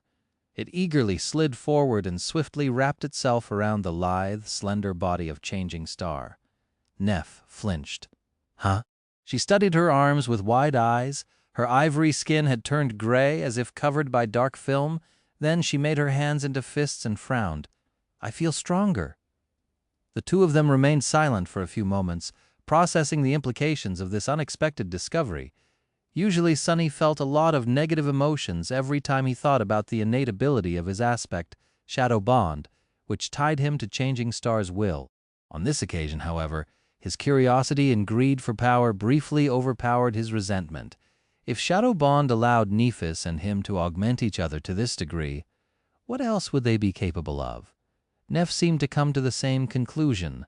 They glanced at each other, understanding the other's thoughts without having to say anything. Sunny hesitated for a moment, then said, "It causes you pain to use your ability. "We can stop now," she slowly shook her head. "No, no yet." With that, Sunny simply nodded and commanded the gloomy shadow to return and wrap itself around his body. At the same time, he ordered the other three to do the same. Changing Star, meanwhile, concentrated for a moment, causing the white radiance suffusing his skin to grow many times more intense. Sunny let out an audible gasp. 4 shadows made him 5 times more powerful. That he already knew. Flames summoned by Nephis, who was a tyrant, were more or less akin to 5 additional shadows. In theory, his physical prowess should have grown tenfold as the result. What a stupendous augmentation. Combined with his might as a master, his 4 cores, and the subtle but consequential physical enhancement he received from Blood Weave, Sunny should have become monstrously strong, but in reality the effect was even great. The shadows and the brilliant light seemed to resonate with each other, making the sum greater than its parts. Sunny turned into a silhouette shrouded in broiling darkness. That darkness, however, was permeated with blinding white light. The light made the darkness deeper, while the darkness made the light much more stark and radiant. He looked like an abyssal spirit of the starlit void. He felt powerful, immensely powerful, powerful enough to face a saint in a fight. He looked at the training sword grasped in his hand, and easily made the reinforced alloy shatter in his grip. He did not even have to exert a lot of his strength. Deeply stunned, Sunny whispered, "Scary." A few moments later, Nephis sighed and recalled her flames. Sunny allowed his shadow to slid back to the floor. Changing Star looked at him and asked, her voice unsure, "How did it feel?" Sunny remained silent for a while. Eventually he forced out a pale smile and said, "Like a dream." They stayed in the dojo for the entire night, experimenting with the strange and frighteningly powerful application of their unnatural bond. There were many things they had to explore, even though it was too dangerous to test the limits of this new power here. The last thing Sunny wanted was to completely wreck the foundation of his home. It wouldn't have been fun if the whole building suddenly collapsed. Still, there were a lot of things that they have discovered. First, both Sunny and Nephis could be enhanced by the white flames and the shadows. All of this might could be concentrated on one person, or shared between them in any proportion they chose. Mixing any light into the shadows, or even one shadow into the radiant light, made the end result more powerful. Secondly, the same could be done to their memories. Pouring all of their power into the cruel sight, for example, made it somewhere around 15 times deadlier. This scale of enhancement went well beyond the confines of its rank, making this somber spear as powerful as a transcendent weapon. Applied to an armor, the augmentation was just as strong. However, doing so would have been a bit wasteful. Memories had no souls, and as such, the part of Changing Star's flames that made a person's soul more active and resilient was wasted on them. It did, however, affect shadows and echoes. Sunny and Nephis tested the full augmentation of their combined aspects on Saint first, and then on the echo of a 6-armed ascended demon that Changing Star possessed. The result was as frightening as what Sunny had experienced himself. As the dawn painted the world in shades of pale violet and lilac, the pair was still cooped up in the underground dojo. Although neither spoke, their eyes were full of thought. Both understood what their discovery meant. Each of them bore a divine aspect. Each was immensely powerful when compared to other ascended. When 2 bearers of divine aspects combined their power, however, imagining what they could do was indeed a bit scary. After a while, Sunny glanced at his communicator and flinched. "Crap, it's morning already. I'm going to be late for my lecture." He looked at Nephis, suddenly realizing how tired and spent she looked. Using her ability so much must not have been easy. She simply nodded. "You can go if you wish. I'll rest for a while."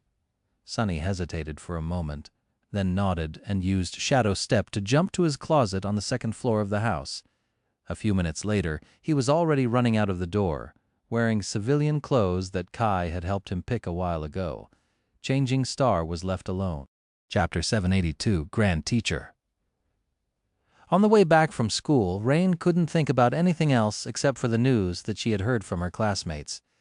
At first she had dismissed them as a wild rumor, but then her inquisitive nature forced her to check the respectable government portals to make sure.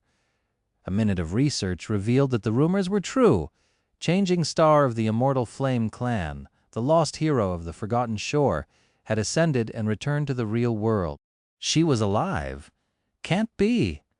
By now, the news were spreading across the network like wildfire. Rain could tell that many of the passengers riding the train with her were thinking and talking about the same thing. Everyone looked shocked and excited. She did not pay other people any attention, however. There was only one thought on her mind. She had to tell Sunny. Her friend and mentor was a member of Changing Star's cohort, after all. More than that, from the hints she had received from Effie and a short conversation she had had with Sunny, Rain knew that there was much more between the two than simple camaraderie. He had basically admitted as much. Sunny will be so happy. Despite the fact that she was not supposed to have the next lesson with her young tutor for a few days, Rain decided to bring him the news personally, and right away, she simply couldn't wait. Of course, in all her excitement, she had failed to account for the fact that if the news were indeed true, Sunny would have been one of the first people to learn of it. Full of anticipation, Rain rushed from the tram station to her mentor's house, opened the door, and walked inside. Throwing her backpack into the corner by habit, she took off her shoes and shouted, "Sunny! Sunny, are you home?" You won't believe. Then, however, the teenage girl froze with her mouth wide open. As she watched in stunned silence, the curtain hanging over the entrance to the guest bedroom parted, and a tall, incredibly beautiful young woman walked into the living room. Suddenly, it seemed as if sunlight pouring through the windows became a little bit brighter. The young woman was slender and graceful, with flawless ivory skin and striking gray eyes. Her face was calm, aloof, and strangely mesmerizing. What shocked Rain much more, however, was that the beautiful stranger's skin glistened with moisture, as if she had just left the shower. She was wearing nothing but one of Sunny's black shirts, leaving her long legs mostly bare, and her hair was of a strange silver-white color. The silver-haired young woman walked toward the kitchen, then stopped and looked at Rain. A hint of confusion appeared on her face. She hesitated for a moment, then said, "Hey!" Rain raised a trembling hand and pointed a finger at the stranger's head. Her teeth chattered as she forced out, You're... The beautiful stranger raised an eyebrow and remained silent. Rain finally managed to finish her sentence. "You're Changing Star!" The last daughter of the Immortal Flame clan tilted her head a little, then shrugged. "Yes, I am. Who are you?" Rain swallowed, slowly realizing that she was in the presence of one of the most talented battle commanders and heroes of humanity. A person so renowned that there was hardly anyone in the entire world who did not know her name, and Sunny's remembering the lessons he had taught her. The teenage girl forced herself to calm down somewhat and said weakly, I am Rain. Sunny is my teacher."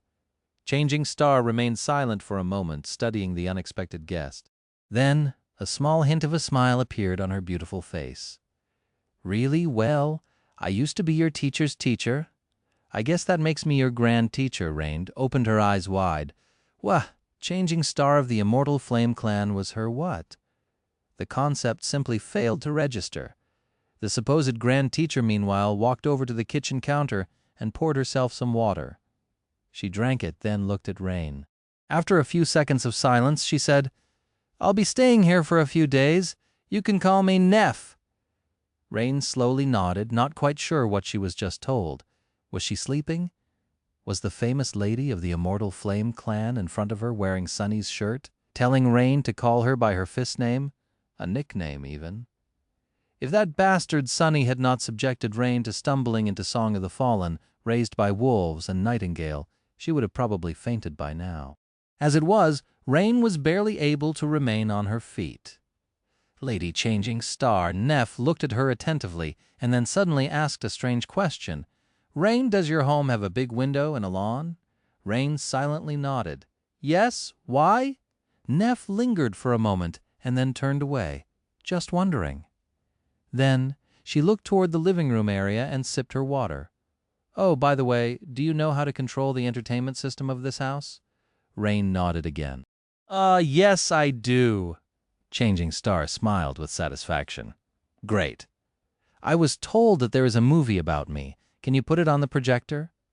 Rain made a deep breath, obediently walked over to the projected, connected it to her communicator, and searched for the Song of Light and Darkness on the network. A few minutes later, she found herself sitting on the sofa next to Master Changing Star, the legendary heiress of Immortal Flame, as the somber music reverberated all around them. The movie was starting. Am I dreaming? This can't be real, can it? On the wall in front of them, the interior of a spacious and brightly lit room appeared. A handsome man with dark circled under his eyes was studying a map, while a little girl with silver hair was playing on a carpet near him. The man was speaking. "We awakened. Only raise arms to protect humanity." Sitting next to Rain, Nephis sighed and palmed her face. Chapter 783. Captive Audience. Projected onto the wall, a languid jade beauty with a slim waist and long eyelashes was traversing a labyrinth of crimson coral, her voluptuous figure barely covered by a flimsy seaweed attire. A teenage boy of about 13 years of age was scurrying along as he shouted, "Are you crazy?" Sitting on the sofa near the real Changing Star, Rain felt like sinking into the earth. As the movie went by, her cheeks slowly turned bright red. The daughter of the Immortal Flame clan, on the contrary, became increasingly more deadpan and devoid of emotion. By now her face was so still that it seemed paralyzed. Rain awkwardly cleared her throat. Come to think of it, the actress they chose does not look like you at all. You are much prettier." Nephis shifted and briefly glanced down.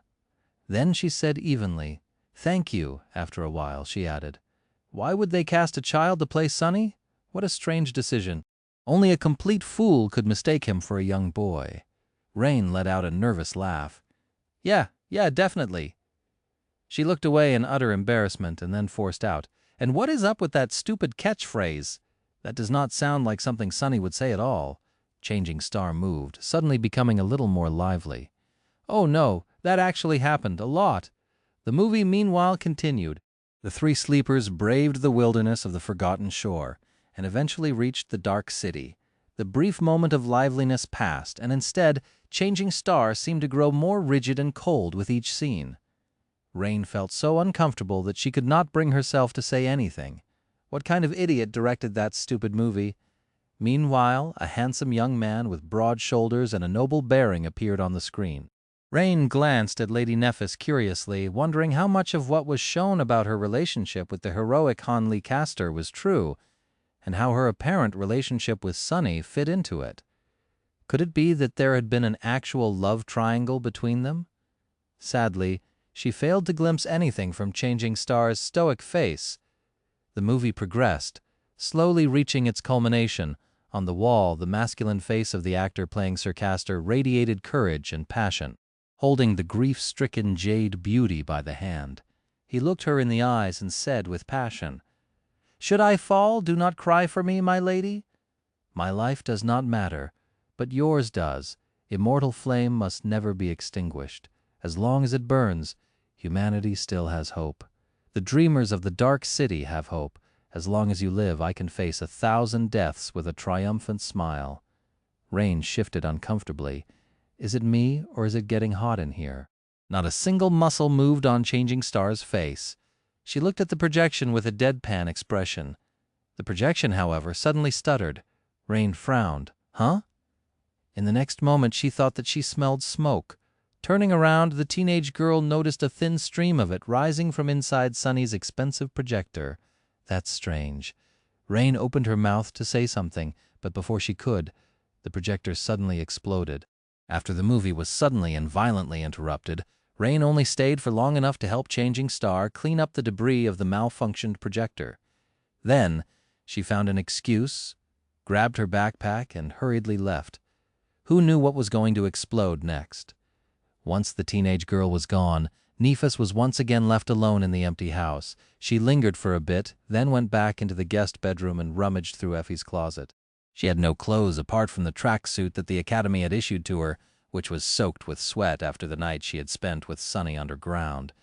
There were memories, of course, but she had worn armor for the better part of the last 3 years. Putting on something mundane was strangely comforting. Leaving Sunny's shirt on, she found a pair of gym shorts to match it. Sadly, other articles of Effie's clothing did not fit her too well. She was going to have to do some shopping soon. Considering such matters again felt very strange. Eventually, Nephis found herself back in the living room with nothing to do. She simply sat in silence for a while, trying to deal with the disturbing oddity of not being in danger. Then she shifted uncomfortably, looked around, and took out the state-of-the-art communicator the government provided to her. She stared at it for some time, then tentatively accessed the network. After a while, Neph found herself senselessly scrolling through popular clips. A few minutes later, one video caught her attention. A demonic figure in black armor and fearsome mask stood in a small clearing in the middle of a thick forest, a long blade of an odachi resting on his shoulder. The swordsman's white hair moved slightly in the wind. Something about him seemed odd. Suddenly 12 figures appeared from behind the trees surrounding the demonic swordsman. One of the ambushers spoke. "Sorry, mongrel, no hard feeling, right?" Nephis shook her head slightly and sighed. 12 against 1. The man in black armor, meanwhile, remained silent for a moment and then said calmly, "None whatsoever." Already knowing how the fight would end, Neph moved her finger to scroll on, but then stopped. Something very unexpected was happening on the screen of her communicator. Instead of being instantly overwhelmed, the warrior dodged several attacks and dove through a stream of scorching fire. His black armor reflecting the crimson flames like the scales of an infernal monster. His gauntlet collided against the head of one of the enemies, instantly breaking the skull. White sparks slowly ignited in the depths of Neph's eyes. Interesting, she lingered, watching the brutal slaughter with a hint of excitement. After spending years fighting against overwhelming odds, Nephis couldn't help but root for the lonesome swordsman. A few seconds later, she was fully engrossed in the video. Remarkable. Chapter 784. Single Hole. The second lecture had turned out to be a challenge for Sunny. Not because he felt unprepared to teach the less experienced awakened, but because all of them were very enthused and full of questions about Changing Star's return. The whole academy was abuzz. "Master Sunless, have you met Lady Changing Star? Is it true? Did she ascend? Are you going to join the Immortal Flame clan now? Can we join too? Normally that would not have been a problem." Sadly for Sunny, he could not refuse to answer any question due to his flaw, so it took some time and ingenuity to not let anything important slip while reining the students in. Eventually, he forced them to concentrate on the lecture. After the lecture was over, he had to take care of some administrative issues, as well as visit teacher Julius and assist the old man with a few tasks. Seeing that his assistant was very eager to leave, the elderly instructor did not keep Sunny long and soon let him go with a knowing smile. "Ah, youth." Sunny frowned a little as he hurried to the door. What is that supposed to mean? Throwing the confusion out of his mind, Sunny decided to not waste time and used Shadow Step to reach the train station as fast as possible. On the way home, he was deep in thought. After the night of experimenting and exploring their bond, he was very curious what else Nephis and him could do. As far as Sunny understood it, Shadow Bond made it so that their souls were strangely considered to be two parts of a single whole, at least when applied to the function of their aspects. So did that mean that he could pull Neph with him through the shadows when using Shadow Step? If he used a charm like Blood Blossom, would its effect be shared to her? If so, would the boost granted to them remain the same, or grow twice as weak? He had many questions like that, and answers to them could only be found through further experimentation. Sunny was very excited. Why wouldn't he? He was always resentful of his weakness and of the fact that stronger awakened or powerful nightmare creatures could snuff out his life without too much trouble. Anything that could grant him more power to defend himself was a boon, and the memory of how powerful he had felt last night was still fresh in his mind. Of course, reality was not so simple. Firstly, any experiment would demand Neph to go through torturous pain. Secondly, he had not forgotten that this power came at a cost. The cost was his freedom. Nephis seemed to be reluctant to use the shadow bond to compel him to do her bidding, but he could not be completely sure of her intentions, not until they talked openly about it. It was just that he didn't want to have that talk yet. Talking openly about anything was the last thing he usually wanted to do. Later, I'll do it later. Neph was barely out of the nightmare. Sunny himself had not been in the best of shapes after ascending for a while. It was better to give her some time to balance herself. Soon, he was nearing his house. The security system automatically scanned his biometrics and unlocked the door. Opening it, Sunny walked inside and took off his shoes. Then he looked around and noticed Neff sitting on a tall stool near the kitchen counter, staring at her communicator with strange intensity. Her eyes were burning, and it seemed as if she had spent a lot of time without moving. She seemed to be so engrossed with what was happening on the screen that she did not even pay attention to his return. Clenching her fist, Neff suddenly spoke. "Come on, you can do it. She is good, but you are better." He blinked a couple of times, unaccustomed to hearing such enthusiasm in Changing Star's voice.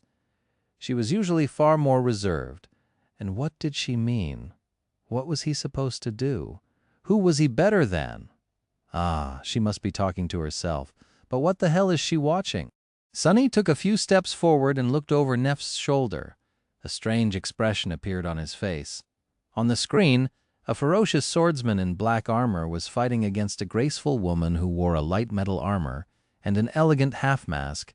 Rose petals fell from above, carpeting a grandiose arena. A dark Odachi and a slender Estoc clashed against each other, filling the air with the clangor of steel. Wait, isn't that my duel against Queen Bee? That was a memorable fight. He had barely won that one. Sunny blinked a couple of times, remained silent for a few moments, and then coughed. Hey, I'm back." Nephis froze. She paused the video, hesitated, then slowly turned and looked at him with a startled expression. "Oh, hey!" Sunny stared at her for a couple of seconds, then asked with a little smile, "What are you watching?" Nephis suddenly livened up and gestured at her communicator. "That I stumbled on a video of a very interesting fighter. Have you heard about that guy, Mongrel? He's incredible. I've been watching, studying his fights for a few hours." Sunny scratched the back of his head and then said evenly, "Mongrel? Yeah, I've heard a few things about him. Incredible, you say? Do tell what is so incredibly about him in detail." Then he suddenly frowned and sniffed the air. "What's this smell? Crap? Don't tell that the filtration system is glitching." Sunny looked around and then froze. His eye twitched. What happened to my projector?" A familiar deadpan expression appeared on Neff's face. She glanced in the direction where the expensive model of the projector had used to be, lingered for a moment, and shrugged nonchalantly. "Oh, a malfunction, I guess. How strange." Chapter 785. Solitude. As Sunny bitterly explored the damage done to his entertainment system by the strange malfunction, Nephis silently watched him from her stool. "Doesn't make sense gone. The projector is completely gone. It was so expensive." After a while, he turned to Changing Star with a miserable expression and opened his mouth, then frowned in confusion. "Wait, is that my shirt?" Neff shifted a little and then said, her voice even, "I don't have any clothes." Sunny stared at her for a few moments, then waved a hand and looked away, forgetting what he was going to say. "Never mind. You can keep it. We can also order a delivery of anything else you need. I am an incredibly rich entrepreneur, you know." He paused, then added with a bit of embarrassment, "Well, I used to be rich anyway. These days I pretty much spend everything on research." She tilted her head a little, then suddenly said, "The girl you're tutoring visited?" "What?" Pretending to be nonchalant, Sunny glanced at Nephis and answered in a neutral tone, "Oh, strange. We weren't supposed to have any lessons until a few days from now." Neff remained silent for a few moments, then looked away with a smile. "She is a bright kid. I'm glad you're teaching her." He studied her expression with a frown. "What up with that smile?" Finally, Sunny shrugged. "Well, money is money. My lessons aren't cheap." After that, he sighed, threw the destroyed projector out of his mind, and walked into the kitchen. "Are you hungry? I can cook something up. My culinary skills have improved a lot, you know. As you should have already noticed, it was a strange thing. Back on the Forgotten Shore, Nephis had always been the one in charge of feeding the cohort. Now their roles seemed to have reversed in more ways than one. She deactivated her communicator and said neutrally, "I could eat. Thank you." Then, Changing Star frowned slightly and added, "Oh, but I don't have a lot of time. There is a consultation with the government psychiatrist I need to attend shortly, by remote, of course." Sunny stared at her for a while, then shook his head. This is so weird. Deciding to prepare something that did not demand a lot of time to make, he took out a pack of ramen, some vegetables, a piece of natural meat, and a pair of eggs. I never thought that I would hear something like that from you, of all people. A psychiatrist, really?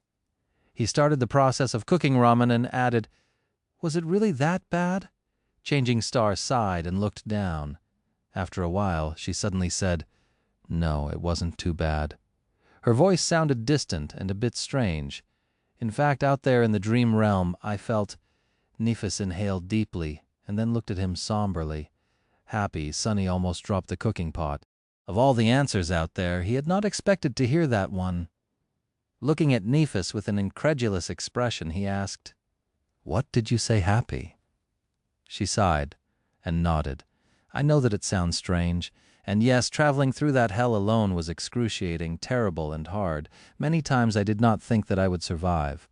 Other times I wanted to die.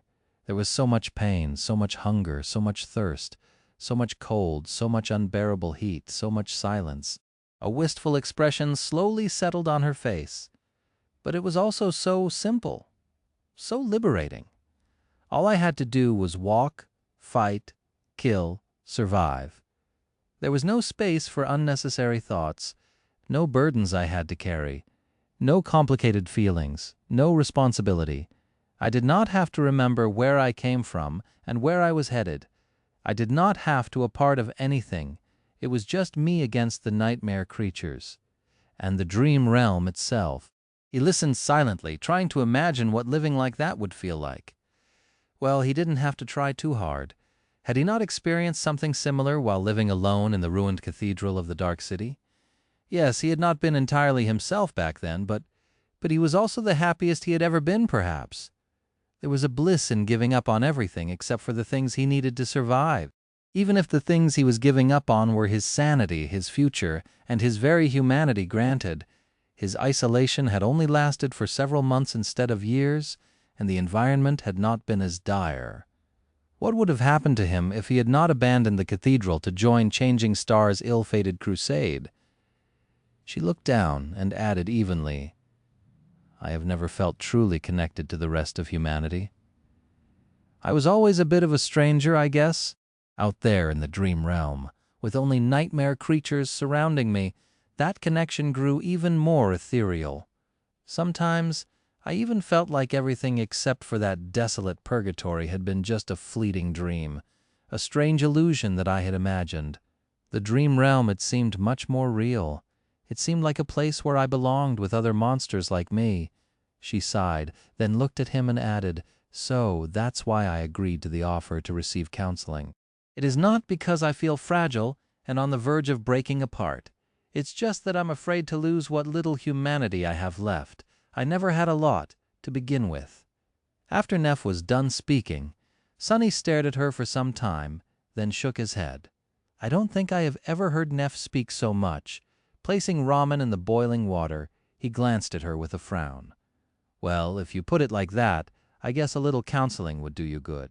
However, I can tell you right now and without a shadow of a doubt that you are not a nightmare creature. You're a human through and through, believe me. I would know." A pale smile appeared on Changing Star's face. "Thank you for saying that." Sunny looked at her with an amused expression and then smiled. "I don't think you understand. I'm not saying this because I consider you a human, or because I feel like you are a human, or because I believe that you are a human. It's just a fact."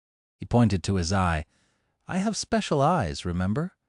From that attribute of mine, I have seen what people look like and what nightmare creatures look like inside."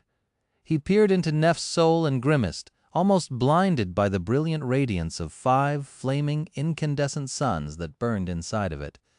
There was no sign of the vile darkness that dwelled in the souls of the corrupted abominations. Cracking an egg on the edge of the pan, he looked at her and scoffed. "You don't look anything like a nightmare creature, that's all." Chapter 786, Lifeline. Soon 2 bowls of delicious steaming ramen were on the table in front of them. Sunny had never invited anyone to taste his ramen, but he was quite pleased with the result. His past of only eating synth paste seemed so distant that he did not even want to remember it. Both dug in and finished their portions in record time. Sunny drank the last of the fragrant broth and let out a delighted sigh. Nifis acted more reserved, but he could feel that she was very satisfied too. Putting the bowl away, Changing Star smiled slightly and looked at him. A hesitant expression appeared on her face. A few moments later, she suddenly said, "Be that as it may, while I was lost and wandering the dream realm, slowly forgetting what it felt like to be human, there was one thing I clung to that reminded me that all my prior life had not been just a dream. Do you know what it was?" Sunny thought for a bit, then shrugged. "I don't know. A memory, your sword, Dreamblade?"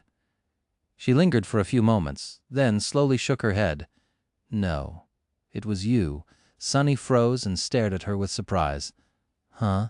Nifis smiled slightly. "Your runes. Although I could not know what was happening to you, Cassie, and the others, I could still feel connected to you through the runes. I could see that you were still out there, alive and doing incredible things. The new memories you received told me a little about what kind of enemies you fought. The speed at which your aspect legacy progressed told me how hard you were working to sharpen your battle skill. As long as I saw the runes, I knew that I had not imagined the past and did not feel as alone."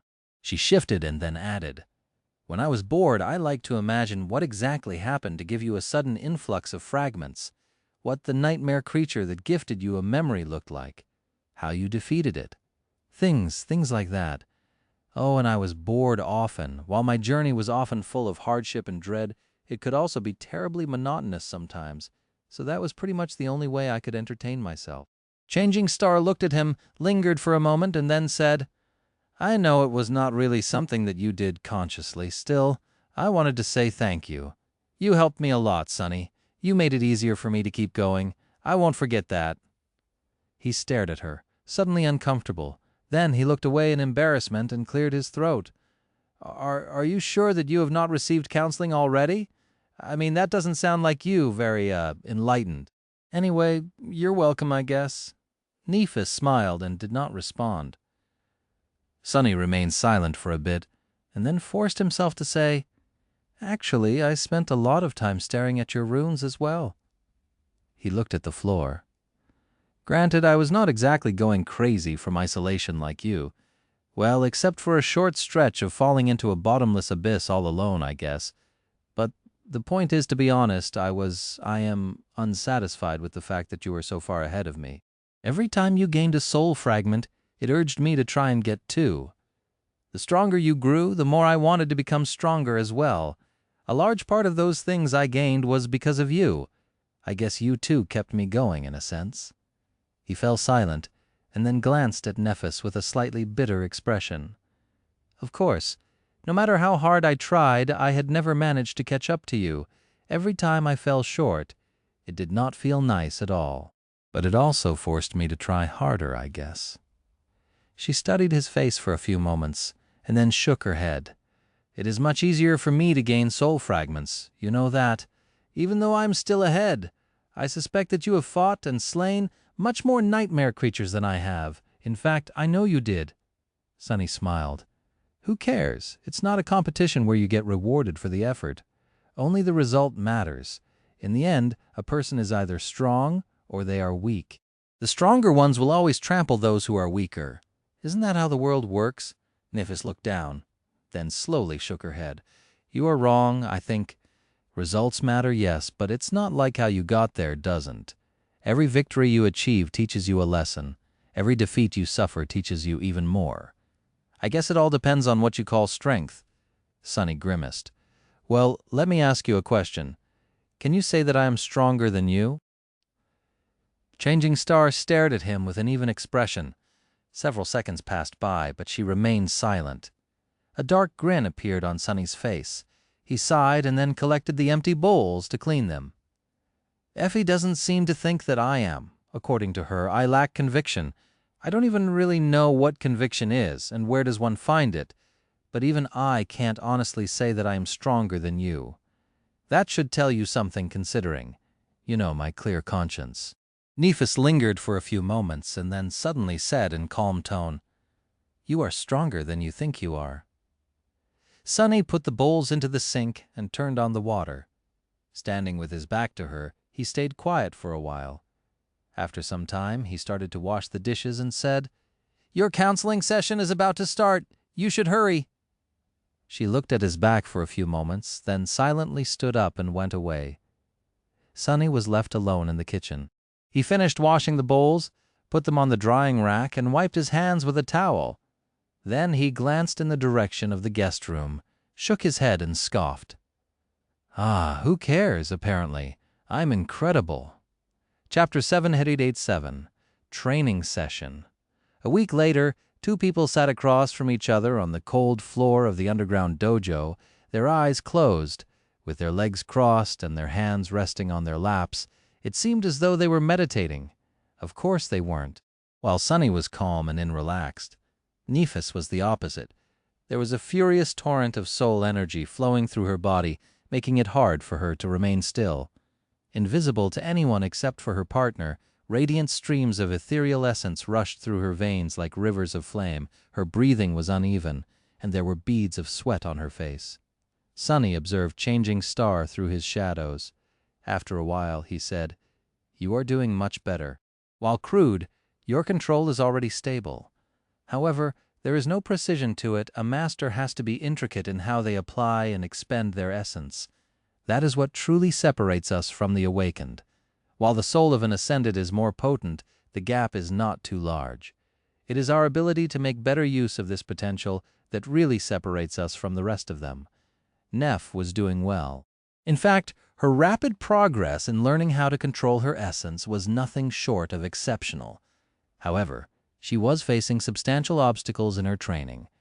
Not only was Changing Star completely new to that aspect of her power, she also simply had too much soul essence compared to normal master. She had at least 5 times as much of it. If most ascended contained a tranquil current of essence within their bodies, Nephis contained a furious sea. Her soul essence was also different from anything Sunny had ever faced. It was much more potent, fiery, and vibrant, probably because of the fire attribute she had inherited from her mother. What it effectively meant was that Neph would have to put much more effort into learning to control her essence. However, once she did climb over that steep obstacle, the result was going to be simply terrifying.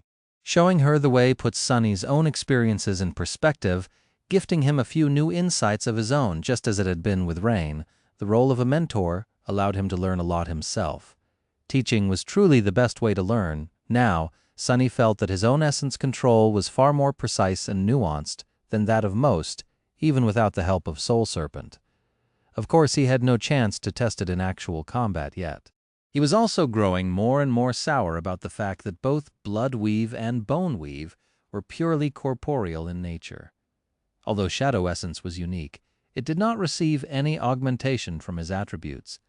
In fact, the only time its strange nature played a role had been during his encounter with the vile thieving bird's spawn.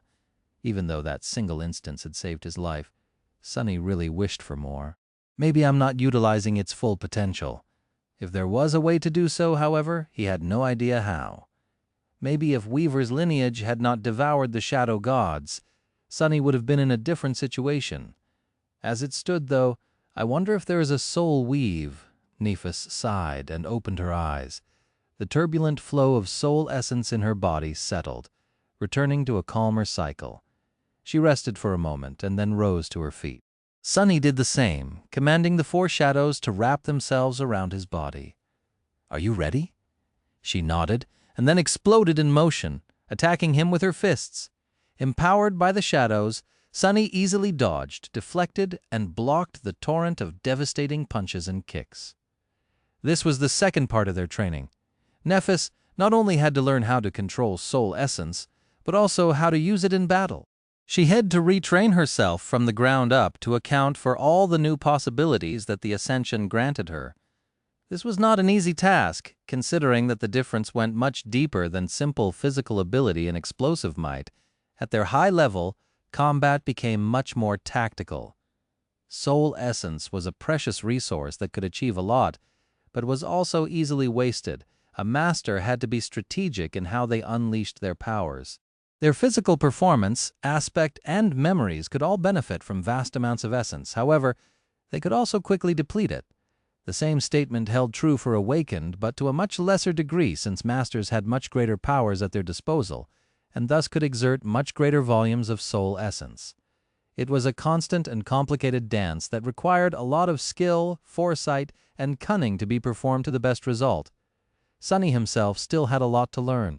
Serving as a bona fide punching bag for Nephis was not the most efficient way of learning, but it had its own merits. By dedicating himself to nothing but withstanding a constant barrage of attacks and rationing his essence in the most efficient way, Sunny was teaching himself how to prepare for long battles of attrition. At least she had mastered essence control enough to not ruin Dojo. For a while, the underground chamber was filled with nothing but the sounds of heavy breathing and flesh slapping against flesh. Both fighters were exerting themselves to the utmost degree. Sunny had it easier since he was defending, but receiving so many crushing blows in a row was still not for the weak of heart. Each of Neff's essence-empowered strikes could have punched through an armored vehicle after all. If not for the fact that she was not using her flames to augment herself, Sunny's would have been suffering from internal bleeding by now. Having nearly indestructible bones was a big advantage, but it did not make him invincible. Their furious clash lasted until Nephis exhausted most of her essence. Determined to launch one last attack, she stepped closer. Her slender leg whipped forward, threatening to crush Sunny's ribcage. He swiftly turned and caught it in the air, then gently placed it on the ground. That's enough for today." Since this had been their routine for the entirety of the last week, neither said another word. Both fell to the floor, spent and utterly exhausted. Their breathing was hoarse, and their clothes were soaked with sweat. "Damn! I need a shower!" However, the idea of standing up seemed too cruel right now. Sunny turned his head to glance at Nephis and judged that she was in an even more pitiful state, so they simply remained on the floor for a few minutes, laying side by side and trying to catch their breath. After a while, Sunny's communicator suddenly made a sound. Of course, it was not on his person. A clash of such intensity would have quickly destroyed the expensive device, so Sunny had left it on the lid of the Dreamscape pod. Now he faced the necessity to walk all the way to the alcove to retrieve it. Instead, Sunny commanded the happy shadow to glide there, turn tangible, pick up the communicator, and bring it back. The fool was utterly delighted to oblige anyway. As the shadow gingerly crossed the underground dojo and presented the communicator to Sunny, he glanced at the screen and then sighed. "Time to go, Neff. Cassie is on her way." Chapter 7 here at 88. Cordial Invitation. Sunny took a quick shower and went downstairs. By the time he came down, Nephis was just exiting the guest room. She changed from the gym shorts and a tank top that she had been wearing for their practice session and put on some of the clothes they had ordered for her a few days back. Her silver hair was wet, glistening in the rays of sunshine that poured through the windows. Without having to say anything, Sunny went to the kitchen, opened a drawer, and took out a can of grounded coffee. Then he stretched his arm back. By then, Nephis had already filled a pot with water and placed it into his hand. Soon the pleasant aroma spread through the house. By the time the coffee was ready, a PTV was in the process of parking nearby. Sunny dumped 2 spoons of sugar into his cup, left the one intended for Neff without any, and added cream to the third. Changing Star, meanwhile, was opening the door for Cassie. Soon all three were seared around the table, enjoying their respective beverages. After a while, Sunny glanced at the blind girl and asked, "Well, what's the news?" She lingered for a bit, then pushed her cup away and produced 2 flat, white squares. Sunny stared at them for a bit, confused. Then he blinked a couple of times. "Is that an envelope?" Indeed, that was what the white squares were. They seemed to be made out of paper, and each had a round piece of red wax attached to it. Sunny had only seen an actual paper envelope used in period dramas, so he was justifiably surprised to encounter one in real life. Taking one of the envelopes, he curiously studied it from different sides. How quaint! There was an image of a sword piercing an anvil etched into the red wax, so at least he did not have to wonder where the strange things had come from. Legacies, amused. He furtively glanced at Nephis to learn what one was supposed to do with a paper envelope, and then repeated her actions. Soon, a different piece of paper appeared in his hands. "Master Sunless, you are cordially invited—" "What? What is this?" Even more confused than before, he turned to Cassie and raised an eyebrow. She was supposed to bring them an update on the situation with the government and Clan Valor, not some weird messages. The blind girl smiled slightly. "Basically, this is a gesture of goodwill." She paused for a moment, and then added in a bright tone, "It is an invitation. Clan Valor is holding an annual ball in about a month. We are all invited to attend, which is usually considered a great honor. Not every master receives the privilege to brush sides with the most powerful representatives of the great clans and actual saints." Sunny blinked a couple of times. "Is holding balls some weird legacy ceremony? Wait, what kinds of ball are we talking about? Something like a football? Why do people hold it annually? And more importantly, why do we have to attend this ball-holding ritual?" Nephis silently covered her face with a hand and said, a hint of exasperation finding its way into her voice, "Sunny, a ball is a social gathering, usually accompanied by a dance. It is not a literal ball." He stared at her for a moment, then glanced at the piece of paper in his hand and coughed. "Oh, that makes more sense, I guess." Cassie listened to them speak with a strange expression, then tilted her head a little and said, "Of course, in our case, this invitation holds special meaning. It is a sign that Clan Valor is willing to be patient and wait for Nephis to recover. It is also the indication that the final negotiation is going to take place during the ball 1 month from now. This gives us time to prepare." This was a good piece of news, all things considered. Basically, it meant that now that the initial week was over, Changing Star had more time to get ready to face the representatives of Clan Valor. It also meant that the Great Clan was not going to do anything before that, giving her freedom to recuperate in peace. It was more or less an armistice. A bright smile appeared on Cassie's delicate face. But there is more. To show their sincerity, Clan Valor released the firekeepers they were holding hostage. "Both are already back and resting in the Immortal Flame manor. This means that they are serious about building a good relationship with us, I think." Sunny let out a sigh. He was not really attached to the firekeepers. Still, they had gone through the civil war in the Bright Castle and the siege of the Crimson Spire together. The fools also treated him as one of their own, for some reason. He had felt a bit guilty knowing that some of them were suffering because of the terrible mess in the Night Temple. Effie, Kai, and Aiko were going very happy to hear the news too. However, it was not like Clan Valor to let go of leverage. Sunny glanced at Cassie and frowned. What are they scheming? The blind girl hesitated for a few moments, then shrugged. "I am not entirely sure, however. I do have a suspicion." This sudden change must indicate that something important happened to shift the balance of power even more in favor of Clan Song. That is why Valor is willing to make concessions to ensure that Immortal Flame becomes their ally. Sunny suddenly felt a strong sense of unease. What could have happened to change the power dynamic between the two great clans so much? He took a sip of his coffee and then asked, "Well, so what now?" Cassie smiled. Now we are free to do anything we want for a month. The government is going to insist that Nephis makes at least one public appearance, but they won't be too forceful in their demands, so we can do whatever."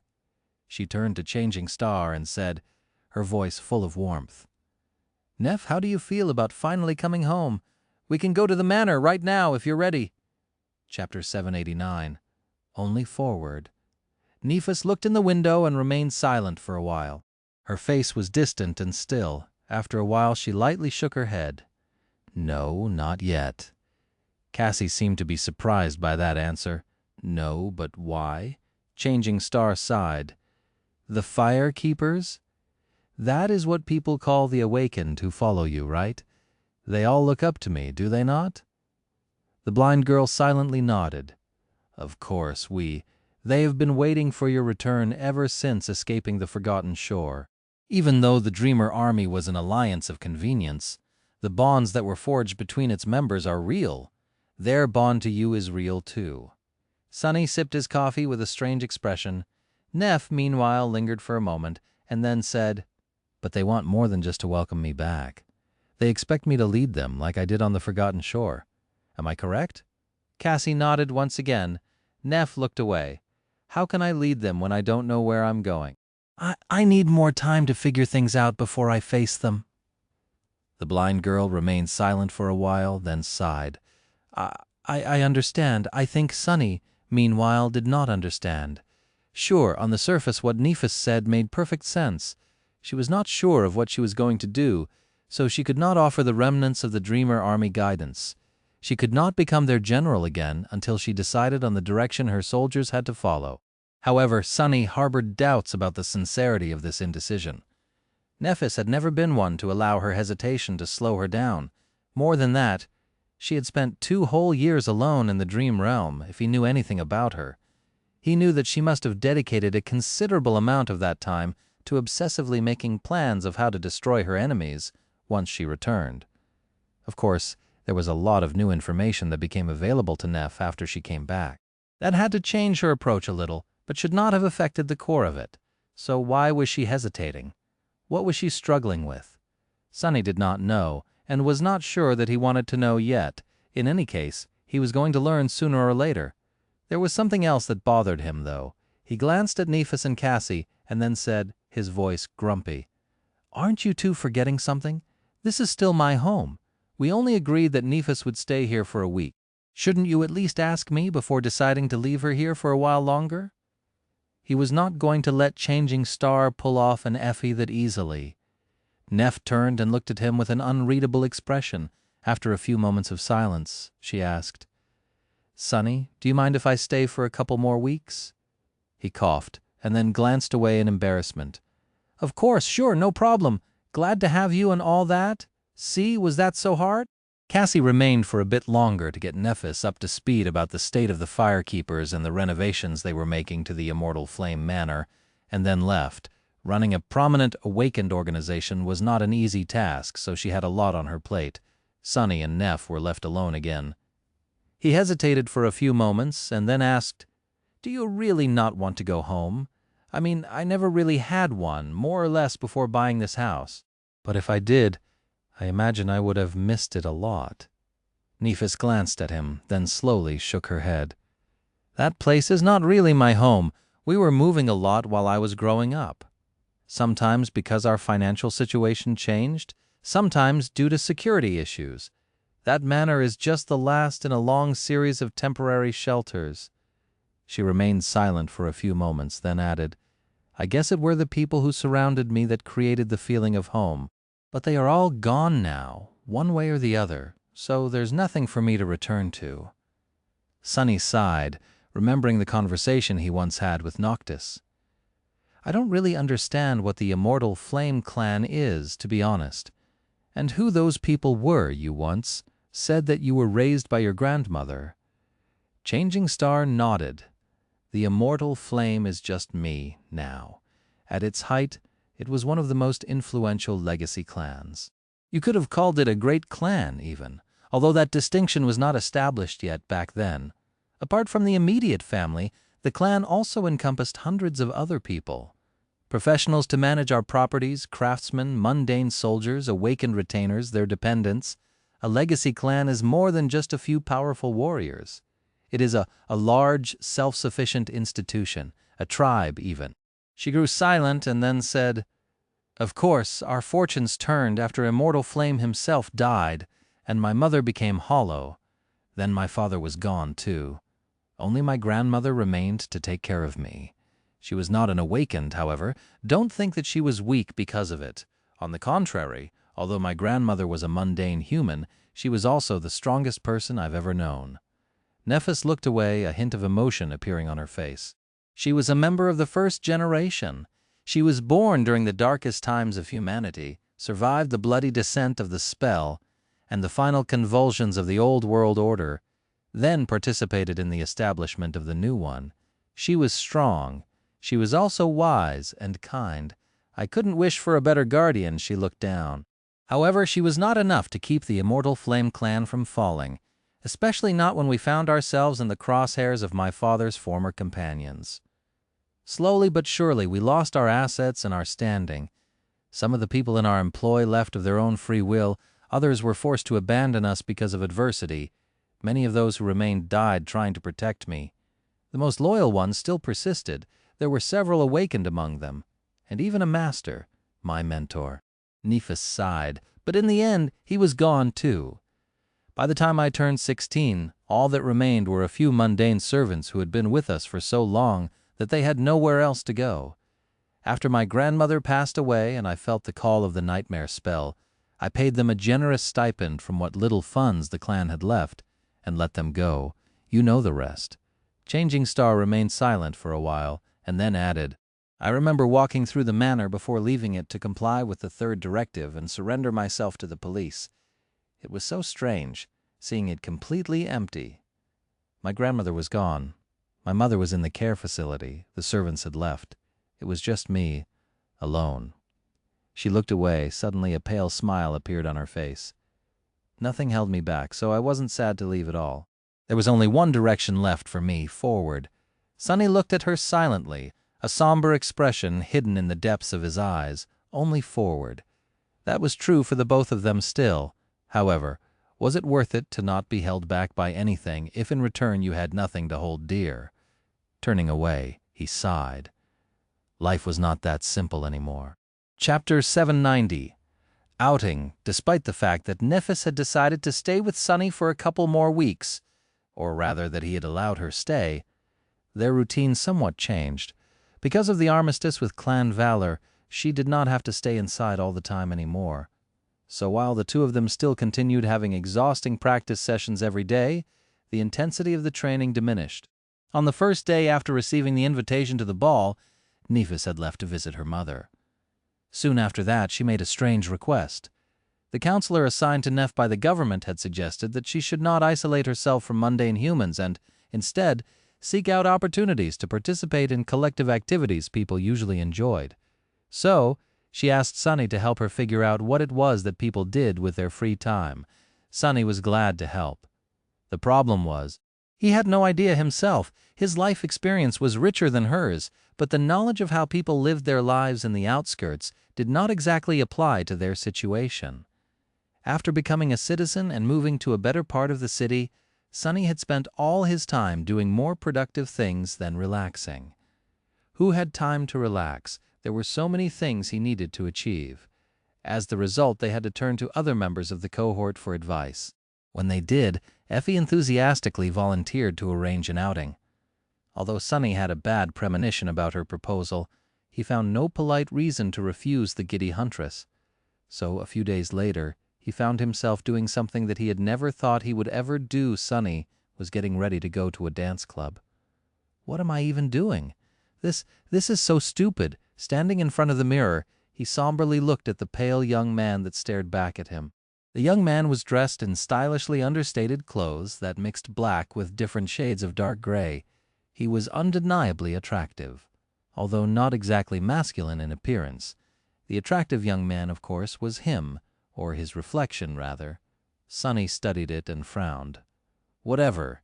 It's just a nightclub. I have fought saints and survived. I have conquered the Red Colosseum. I have faced a daemon. How scary can a bunch of drunk mundanes be? Shaking his head, he let out a heavy sigh and went down to the living room.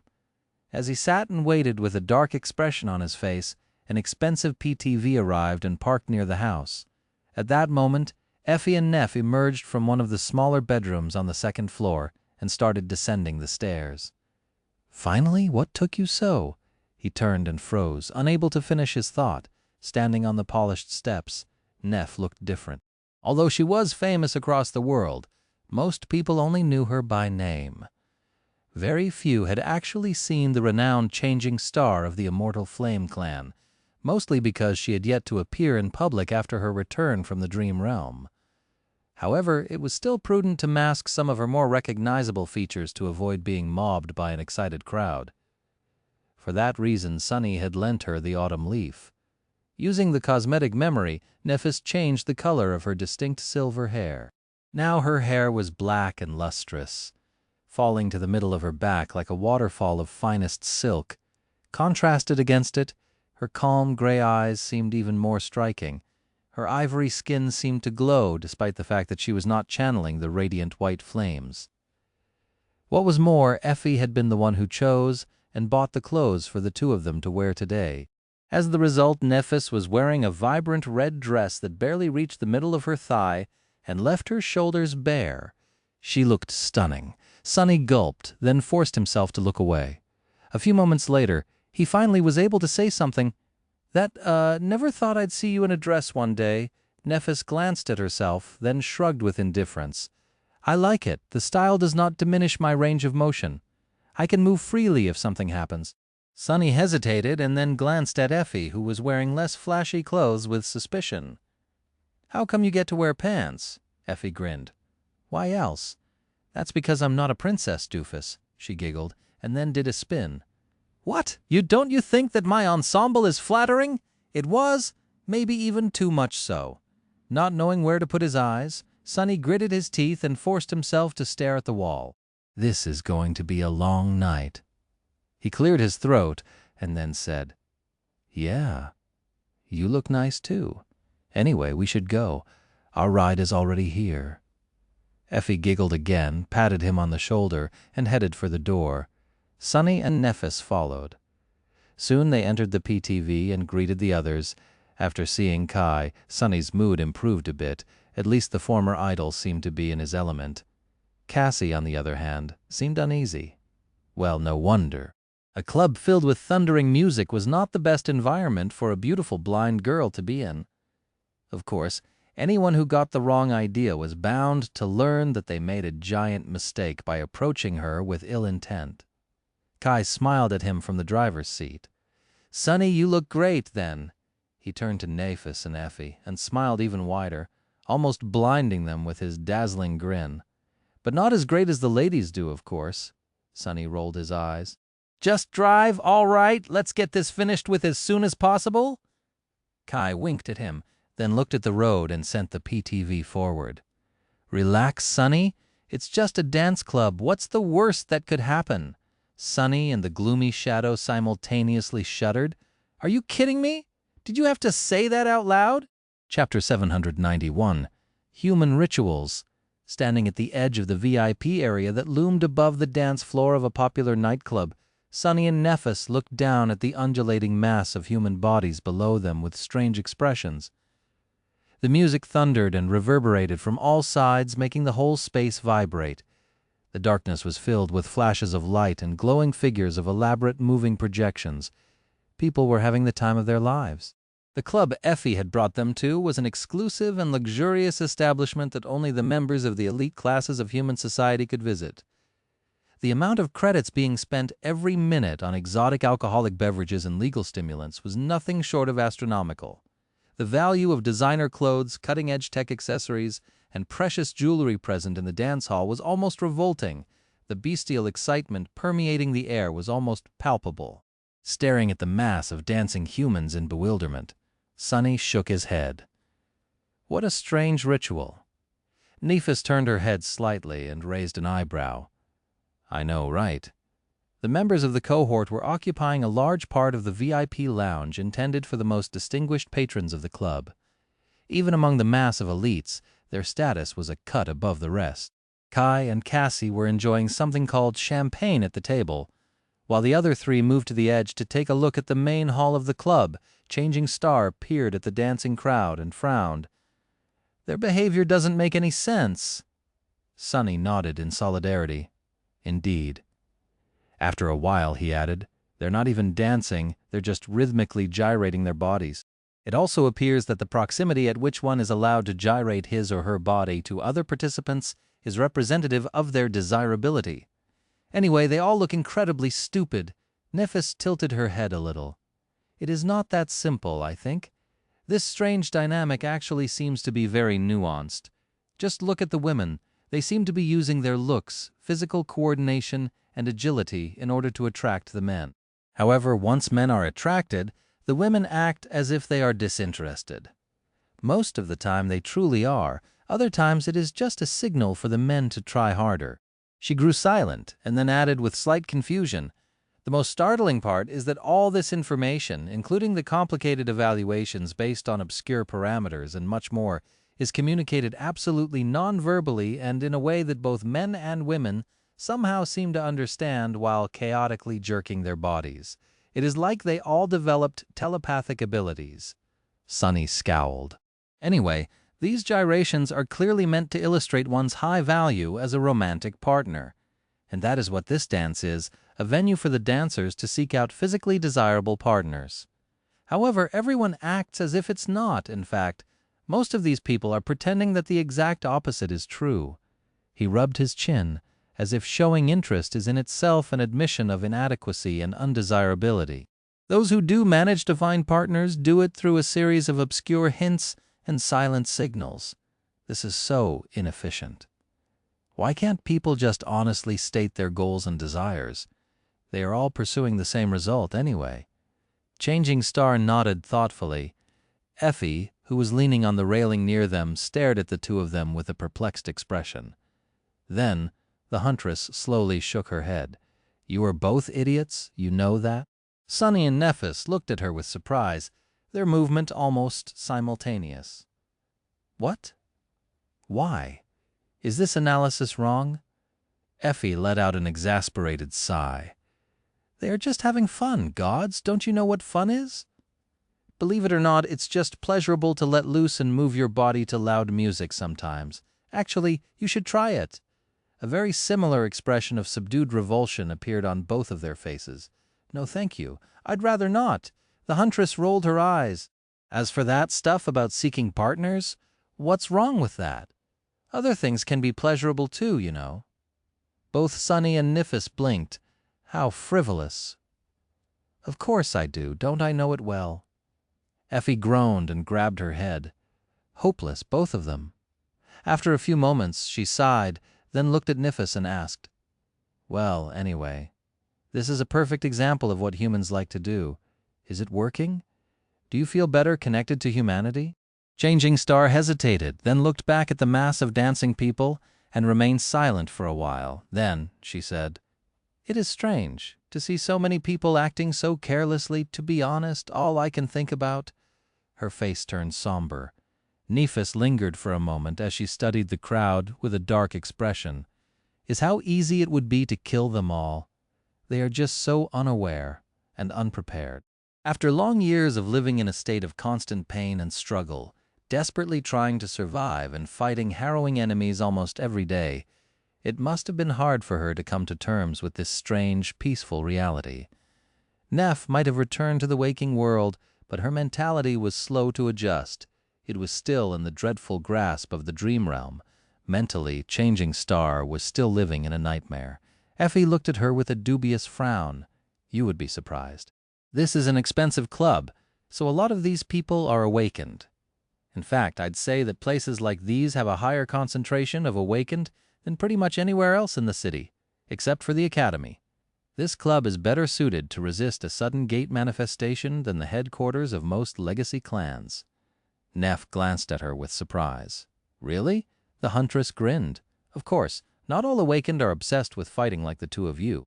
They treat the dream realm as their job, not their whole existence. While they sleep, they perform their duties, man the walls, fight the attacking nightmare creatures, maintain their citadels, and so on.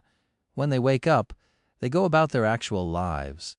Chapter 792, Blind Spot. Effie smiled, then gestured at the dancing crowd and added, "After they return from the dream realm, most awakened spend at least a part of their day training to raise their usefulness to the citadel and increase their chances of survival. Some have important jobs to perform in the waking world as well. Our infrastructure runs on spell tech, after all." She shook her head. "But other than that, here's plenty of time to live and have fun. It doesn't have to be all work without stop. Some might even say that not having any other interests is detrimental." The huntress looked at them and shrugged. "I mean, how can you be motivated to fight for this world if you never experience all the nice things that it has to offer? Maybe that is why your counselor told you to participate in mundane human activities, Neph. Awakened, and especially masters like us, need to anchor ourselves to humanity somehow. But there's no gateways here." Sunny took a sniff of the strange, sparkling liquid in his glass, then carefully tasted it. This champagne, or whatever it was called, was way too expensive for him to pass the chance of getting his money's worth out of it. Well, He wasn't paying today, but still it was a matter of principle. Of course, Sonny had sworn off alcohol, but with him being a master now, there was no way for him to get drunk unless he wanted to. Not because of mundane drinks like this one anyway. Unless he consciously willed otherwise, his body was going to treat alcohol as a weak poison and resist it. Tastes sweet, but also bitter. Very refreshing, though. How strange. Effie's words made him thoughtful. She was not entirely wrong. Sonny himself felt a bit ambivalent about the waking world, which had not been kind to him in the past. He only liked it better than the dream realm because it was safer and had nice things like delicious food, comfortable furniture, and network dramas. Also, Rain was here. But what if an awakened was indifferent to all those things? Would they even feel compelled to do anything to protect the waking world? What was going to stop them from abandoning the mundane completely after they became a master or a saint or a sovereign? Nephis, meanwhile, continued to study the dance hall. After a while, she said, "There might be many awakened here, but how prepared are they to fight against a flood of nightmare creatures? It takes a lot of courage to face an opening gate. Out of those who are courageous, how many are competent enough to make a difference? Not everyone is like Mongrel.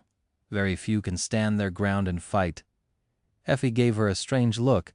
"Huh, have you been watching a lot of videos on the network, Princess? You're quoting Mongrel now?" Changing Star shrugged. "I just find him admirable." The Huntress suddenly grinned and said in a conspiratorial tone, "Neff, do you maybe have a crush on Lord Mongrel?" Sonny almost spat out his champagne. He turned slightly and threw a murderous glance at Effie. Nephis, however, remained nonchalant. She showed no reaction and simply said, "I just appreciate his skill and his integrity. At first, I was merely attracted by how beautiful his swordsmanship is, flowing, unpredictable, supremely adaptable. I watched a few of his duels as well as his performances in the Dream Tournament. His dedication, versatility, and domineering attitude left a deep impression on me." Changing Star shook her head. "But those were just games. It was only when I stumbled on a clip of Mongrel single-handedly stalling several waves of nightmare creatures in front of a gate that I truly grew to appreciate his character. In my opinion, he is what a true awakened should strive to be. Someone who is not resigned to bowing down to the spell and is determined to resist it instead. His will, mastery of combat, and wisdom are commendable. It warms my heart to know that there are warriors like him out there." Sonny gripped his glass and forced out an awkward smile. "Hey, let's not go overboard about that Mongrel guy, shall we? He's not that great. I mean, he was not really alone at that gate. There were other awakened helping him. As for all that wisdom stuff, I'm willing to bet that he did not mean any of the crap he said." Nephis looked at him with surprise. "I disagree. I think that Mongrel deserves all the praise. He is truly remarkable." Effie, meanwhile, were looking at them with a grin. Sonny suddenly got a bad feeling. Before he could say something, however, the Huntress leaned forward and whispered into Neff's ear, "You do know that Sonny is Mongrel, right?" Sonny choked on his champagne. The exquisite glass cracked slightly in his hand. Nephis froze. Her face remained still as ever. However, despite the dim lighting of the nightclub, he could swear there was a hint of pink slowly appearing on her cheeks. Was she blushing? Damned Effie! I'll kill her! Changing Star remained silent for a while, then said in her usual even tone, "Of course, I definitely knew that." She straightened her back and then added, "I was just commenting on his perceived accomplishments. Now, if you'll excuse me, I need to visit the restroom." She glanced at Sonny and Effie with a deadpan expression, then turned around and walked away. Her pace was calm and steady. Not rushed at all. Effie waited for a few moments, then threw her head back and exploded in laughter. "Oh, gods, doesn't make any sense. So inefficient. I can't with these two." Sonny glared at her with murder in his eyes. He remained silent for a few moments, then said softly, "Hey, Effie." She looked at him with a wide grin. "What? Doofus?" He sighed, then rotated his shoulders a few times. "Do you have a will?" The Huntress blinked a couple of times. "Sure. I made one before the second nightmare. Why?" Sonny looked at her and smiled politely. "Oh, no reason. No reason at all. Chapter 793. Memories of the Future. Effie wisely chose that moment to disappear and join the dancing crowd below. Sonny ground his teeth for a few moments, then shook his head and walked to the table, landing on a luxurious lounge chair with a sigh. Kai briefly glanced at him and smiled. "Where are Effie and Lady Nephis?" Sonny stared at him for a few moments, then looked away. "Effie went to dance. Neph is in the bathroom. Also, will you cut it out with the lady stuff? The two of you spent months traversing the Forgotten Shore together, back when we were returning from the Hollow Mountains. She is also younger than you. That is more than enough to drop the formalities, don't you think?" The archer coughed. "Oh, well, I'll try." He didn't sound very convincing, forcing Sonny to roll his eyes. "Anyway, what do we have here?" At some point a waiter had entered the lounge and placed a tray of various foods on the table, while trying very hard not to throw reverent looks at the distinguished guests. Knowing that there would be no chance for him to taste anything once Effie returned, Sonny used the opportunity to try a few. As he chewed on a piece of cheese that had been dipped into a sweet, viscous amber liquid, Sonny smiled in delight and asked, "Wow, what's that sugary syrup?" Cassie turned to him, then smelled the air. I think it's honey." Sonny blinked a couple of times. The word was familiar, but he usually heard it used as a term of endearment. Who knew that it had actually come from something this delicious? What is honey, though? The blind girl tilted her head a little, then said with a bit of surprise in her voice, "Well, it is a sort of liquid that special insects produce by ingesting and regurgitating floral nectar." I guess Sonny froze, grew a little pale, and slowly pushed the cheese plate away from himself. I see. Good to know." With that, he gulped a mouthful of champagne and tried to discreetly rinse his mouth. Sonny was never picky about his food. He had even sustained himself on raw, rotting mimic meat for an entire month once. But even he had his limits. Damned rich people, what are they going to come up with next? Soon Nephis returned. She was acting as if nothing had happened, and her face was perfectly composed. However, there was a hint of confusion in her eyes. As she sat down, Kai hesitated for a moment and then said, "You seem concerned. Did anything happen? Nephis?"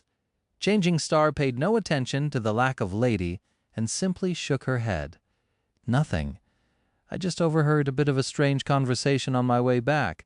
Apparently there is a little snack here in the VIP lounge that those women would want to taste. Odd. Why wouldn't they just order it themselves? Well, maybe it is not on the common menu." Sonny glanced at the small bowl of honey with disgust and sneered. "If they want it, they can have it. I have no objections. They are free to gobble it up as far as I'm concerned." Ignoring a strange glance from Kai, Sonny took a sip of champagne and relaxed a little. That was the point of today's outing, anyway. After days of serving as a punching bag for an untrained master, he deserved some rest. Soon enough, Effie returned. The huntress was practically beaming with delight. She quickly destroyed most of their food, poured herself a drink, and grinned. "This is fun. We should go out more often." Sonny and Nephis looked at her in horror, while Kai nodded. "Indeed, it's just a shame that they don't have live music." Effie, meanwhile, looked around with a bit of curious expression. "This is strange, though. I never imagined living like this. I mean, my goal was always to become a master. But now that I did, everything seems a little surreal." The archer smiled wistfully. "Yes, life is full of surprises, isn't it? Before the Forgotten Shore, I had a clear picture of what my future would look like. Then, for years, I tried not to think about the future at all. And now that I reached that future, it's not like what I thought it would be, not even a little bit." Cassie let out a small sigh. "Me too. When I look back on my younger self and think about what she expected from the future, I can't believe how naive and short-sighted she was. She feels like a stranger." A few gazes fell on Sonny. He raised his eyebrow and then said, "What?" "This is exactly how I imagined my life would go, actually. After I returned from the first nightmare, I thought that I would soon be a full citizen, super rich and have unlimited access to tasty food. So I don't know what you're talking about." For me, everything went according to plan. Effie rolled her eyes and then glanced at Nephis. What about you, Princess? Changing Star lingered for a moment, then shrugged. I'm exactly where I expected to be, too. Of course, the details are different, but the result is the same. Legacies don't really have a choice in these matters. Sunny suddenly became curious. I heard that all children of legacy clans are inevitably infected by the nightmare spell. There is just no chance for them to remain mundane. Is this true? If so, why? What is so special about your kind? Nephis took a sip of champagne, thought for a moment, and said calmly, There is nothing special about legacies as far as one's chances of becoming infected go. We are not inherently predisposed to awaken, unlike what many people believe. There are just certain measures that a clan can undertake to make sure that its heirs do. Sunny blinked a couple of times. Like what? Neff looked at him evenly. It is simple, really. The parents of a legacy child just have to implore for assistance from a saint. That is why lesser clans always seek to ally themselves with more powerful ones. The child is brought to the dream realm and then returned to the clan. This way, the seed is already planted in their soul. Once they come of age, it is inevitable for the seed to bloom and bring them to the first nightmare. Sunny frowned, feeling something strange about her phrasing. Seed? As in the seed of nightmare? Changing Star calmly nodded. Of course, the first nightmare is not different from all the rest. It is also born from a seed. It is just that this seed does not grow in the dream realm. Instead, it grows in a human soul. Have you never thought why there are no gates of the first category? Well, there are, of course. Every aspirant that fails their first nightmare becomes a miniature gate, allowing a single nightmare creature to enter the waking world. That is why their corpses turn into monsters. Chapter 794, Adulthood. The sudden revelation brought the mood down for a few minutes. Sunny silently drank his champagne, thinking about what Neff had just said. It made a lot of sense in a dark and disturbing way. It also shed some light on how the spell chose its victims. He doubted that a seed of nightmare, no matter how small, could bloom in just any soul. It probably required fertile soil to take root, of course. In this ravaged world, there were plenty of broken and traumatized people whose souls could nurture a nightmare seed. It had been even more so 50 years ago, when the spell first appeared. Had the collective anguish and torment of those lucky few who had survived the dark times summoned it from whatever hell the spell existed in, ushering the rise of the first generation of the awakened and everything that followed? He did not know and doubted that he would find out any time soon, if ever. Nevertheless, there was another interesting hint in what Nephis had explained to them. If legacies wanted their children to inherit the mantle, and only saints could ensure that the poor kids would be doomed to either awaken or die, then saints held even more power among the legacy clans than he had thought. And who were the first saints of humanity? Asterion, Keysong, Anvil of Veil, and Broken Sword.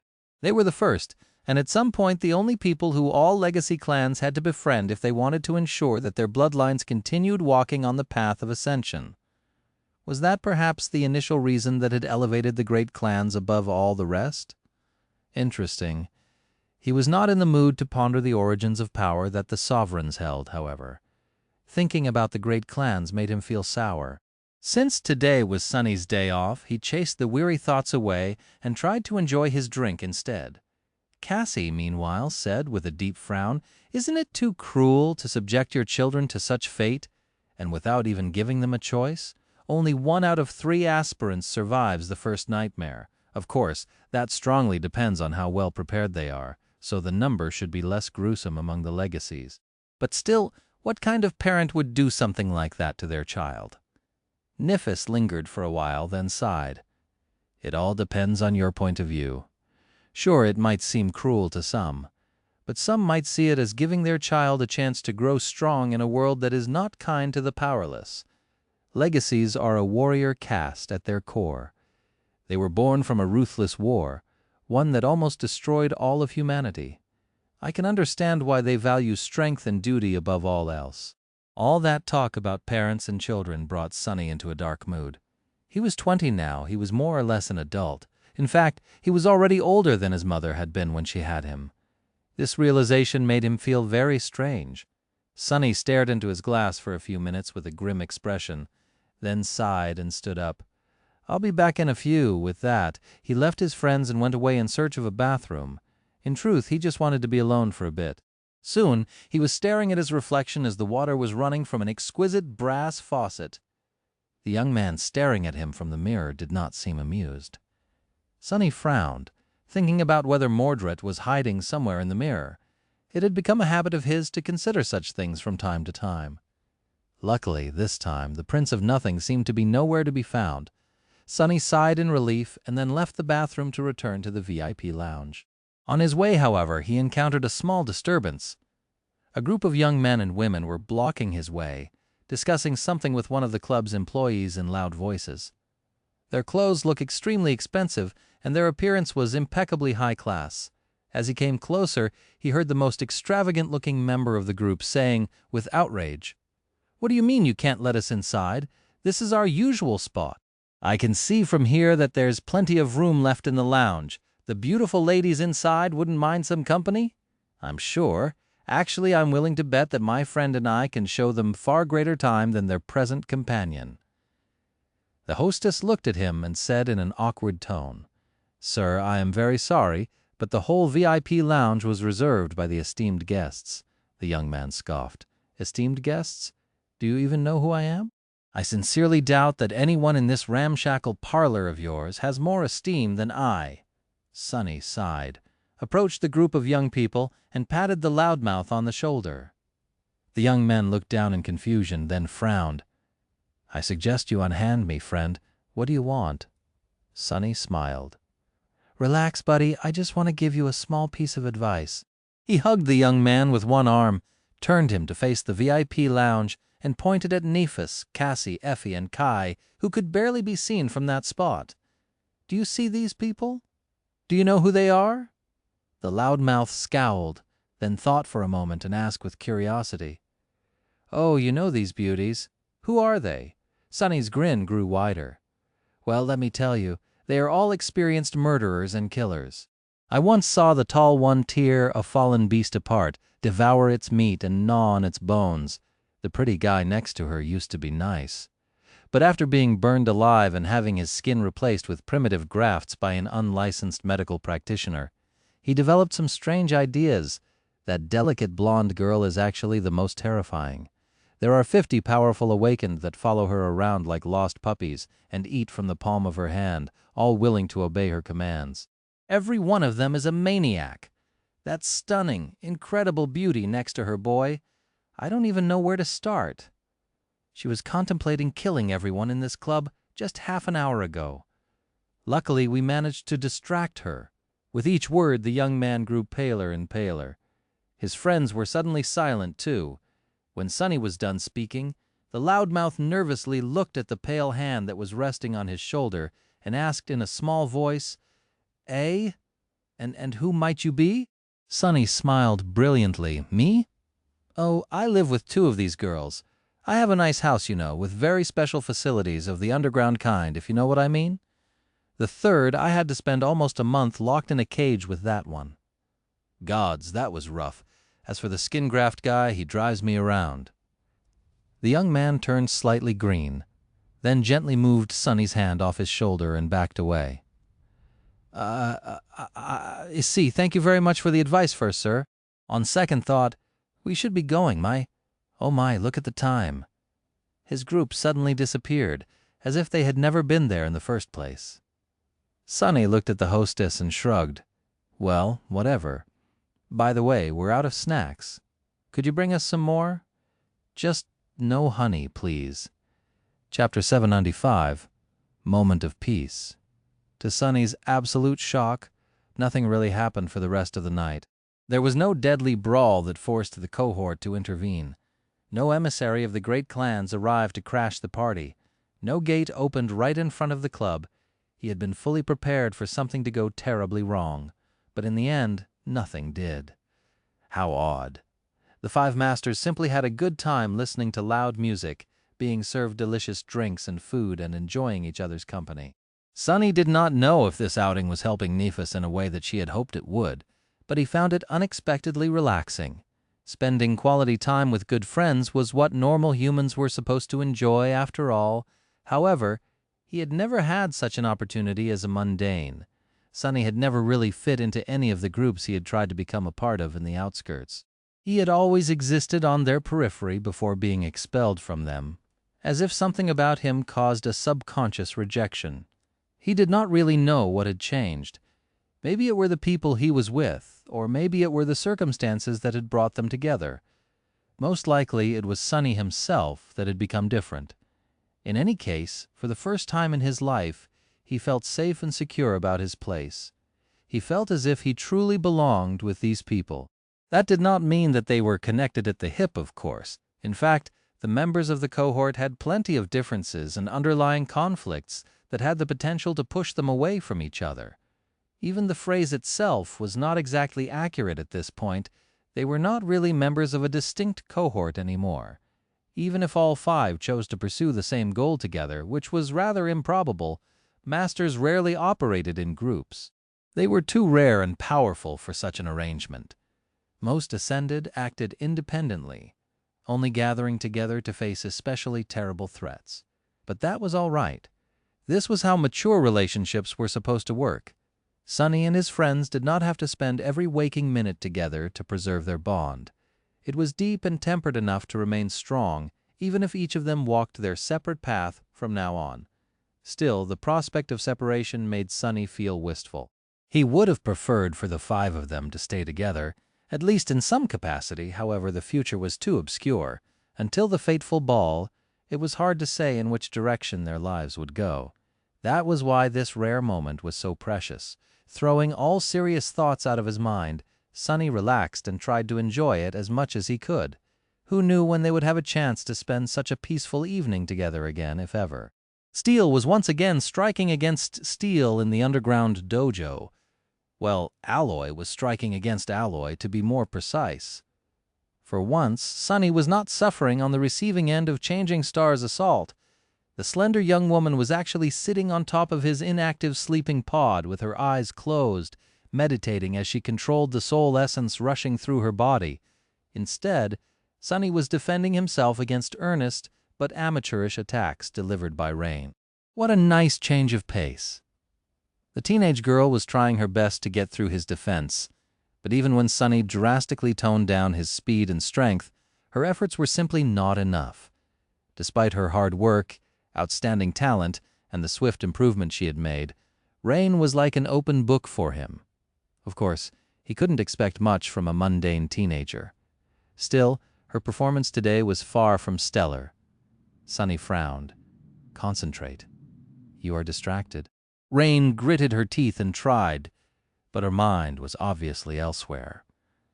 A few minutes later, he was forced to command her to stop and stared at his pupil without dissatisfaction. Are you going to take it seriously or not? What is wrong with you today? Sonny knew that he had lucked out with his student.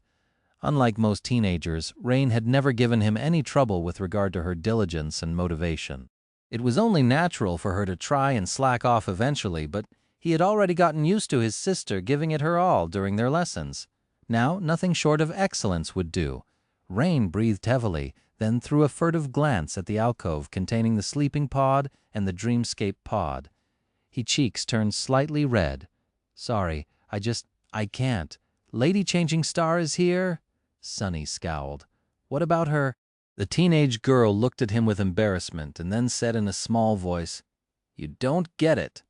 She's watching. Sonny blinked a couple of times and then stared at her in confusion. Her eyes are closed. And anyway, you can't fight properly because someone is watching? Are you kidding me? Do you think that battles happen in private or something? Rain shook her head. It's not just someone, it's the Changing Star. She is, famous. Sonny scratched the back of his head. I'm famous too, But look at Nephis. She is somewhat of my #1 fan, as it turns out, yet she is practicing diligently without letting anything distract her. She is not starstruck at all. The teenage girl shook her head again. It's different.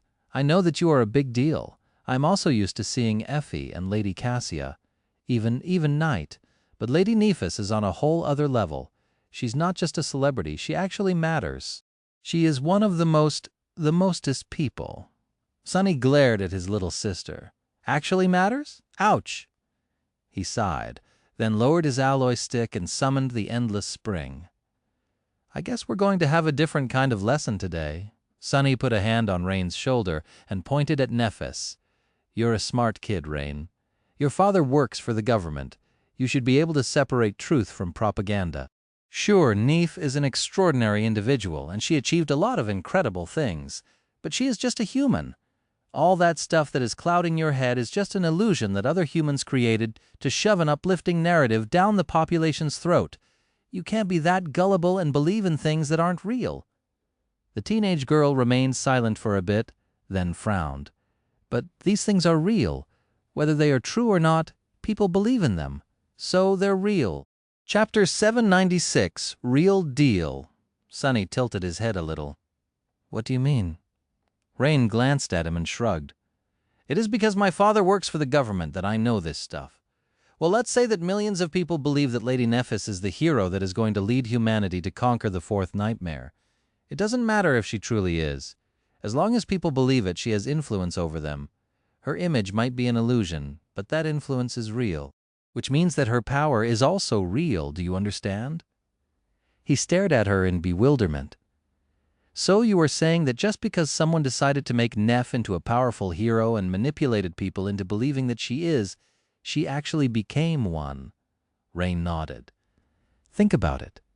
If Lady Nephis decides to appear in public tomorrow and appeal for people to take arms and join the government army, tens of thousands of new recruits will answer the call, maybe even hundreds of thousands.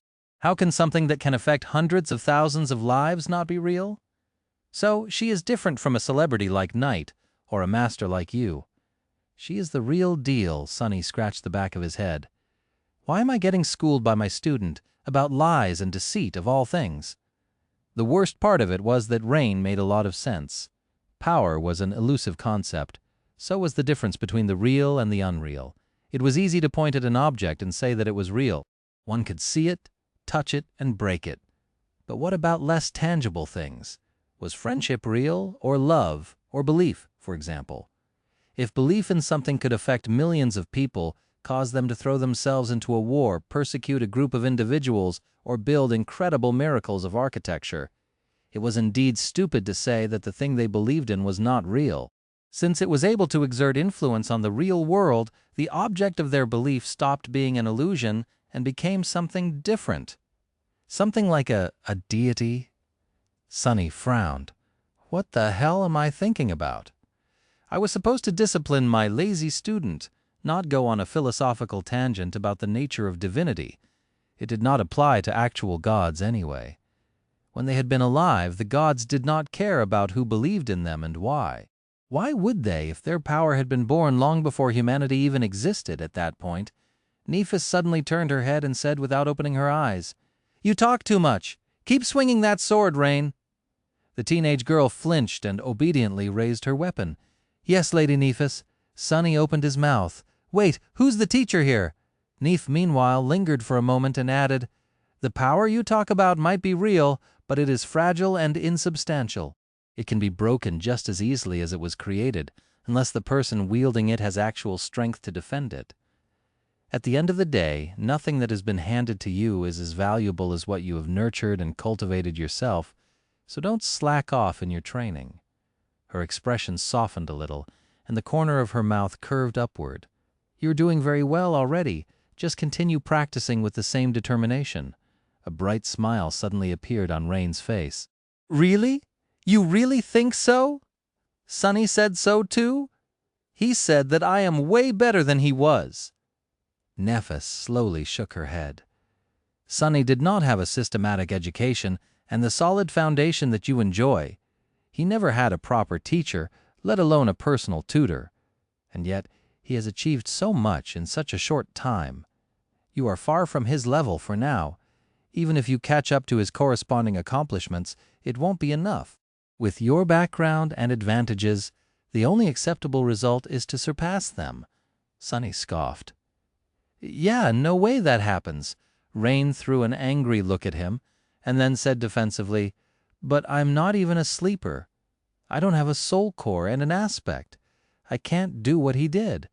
Neff opened her eyes and looked at the teenage girl somberly.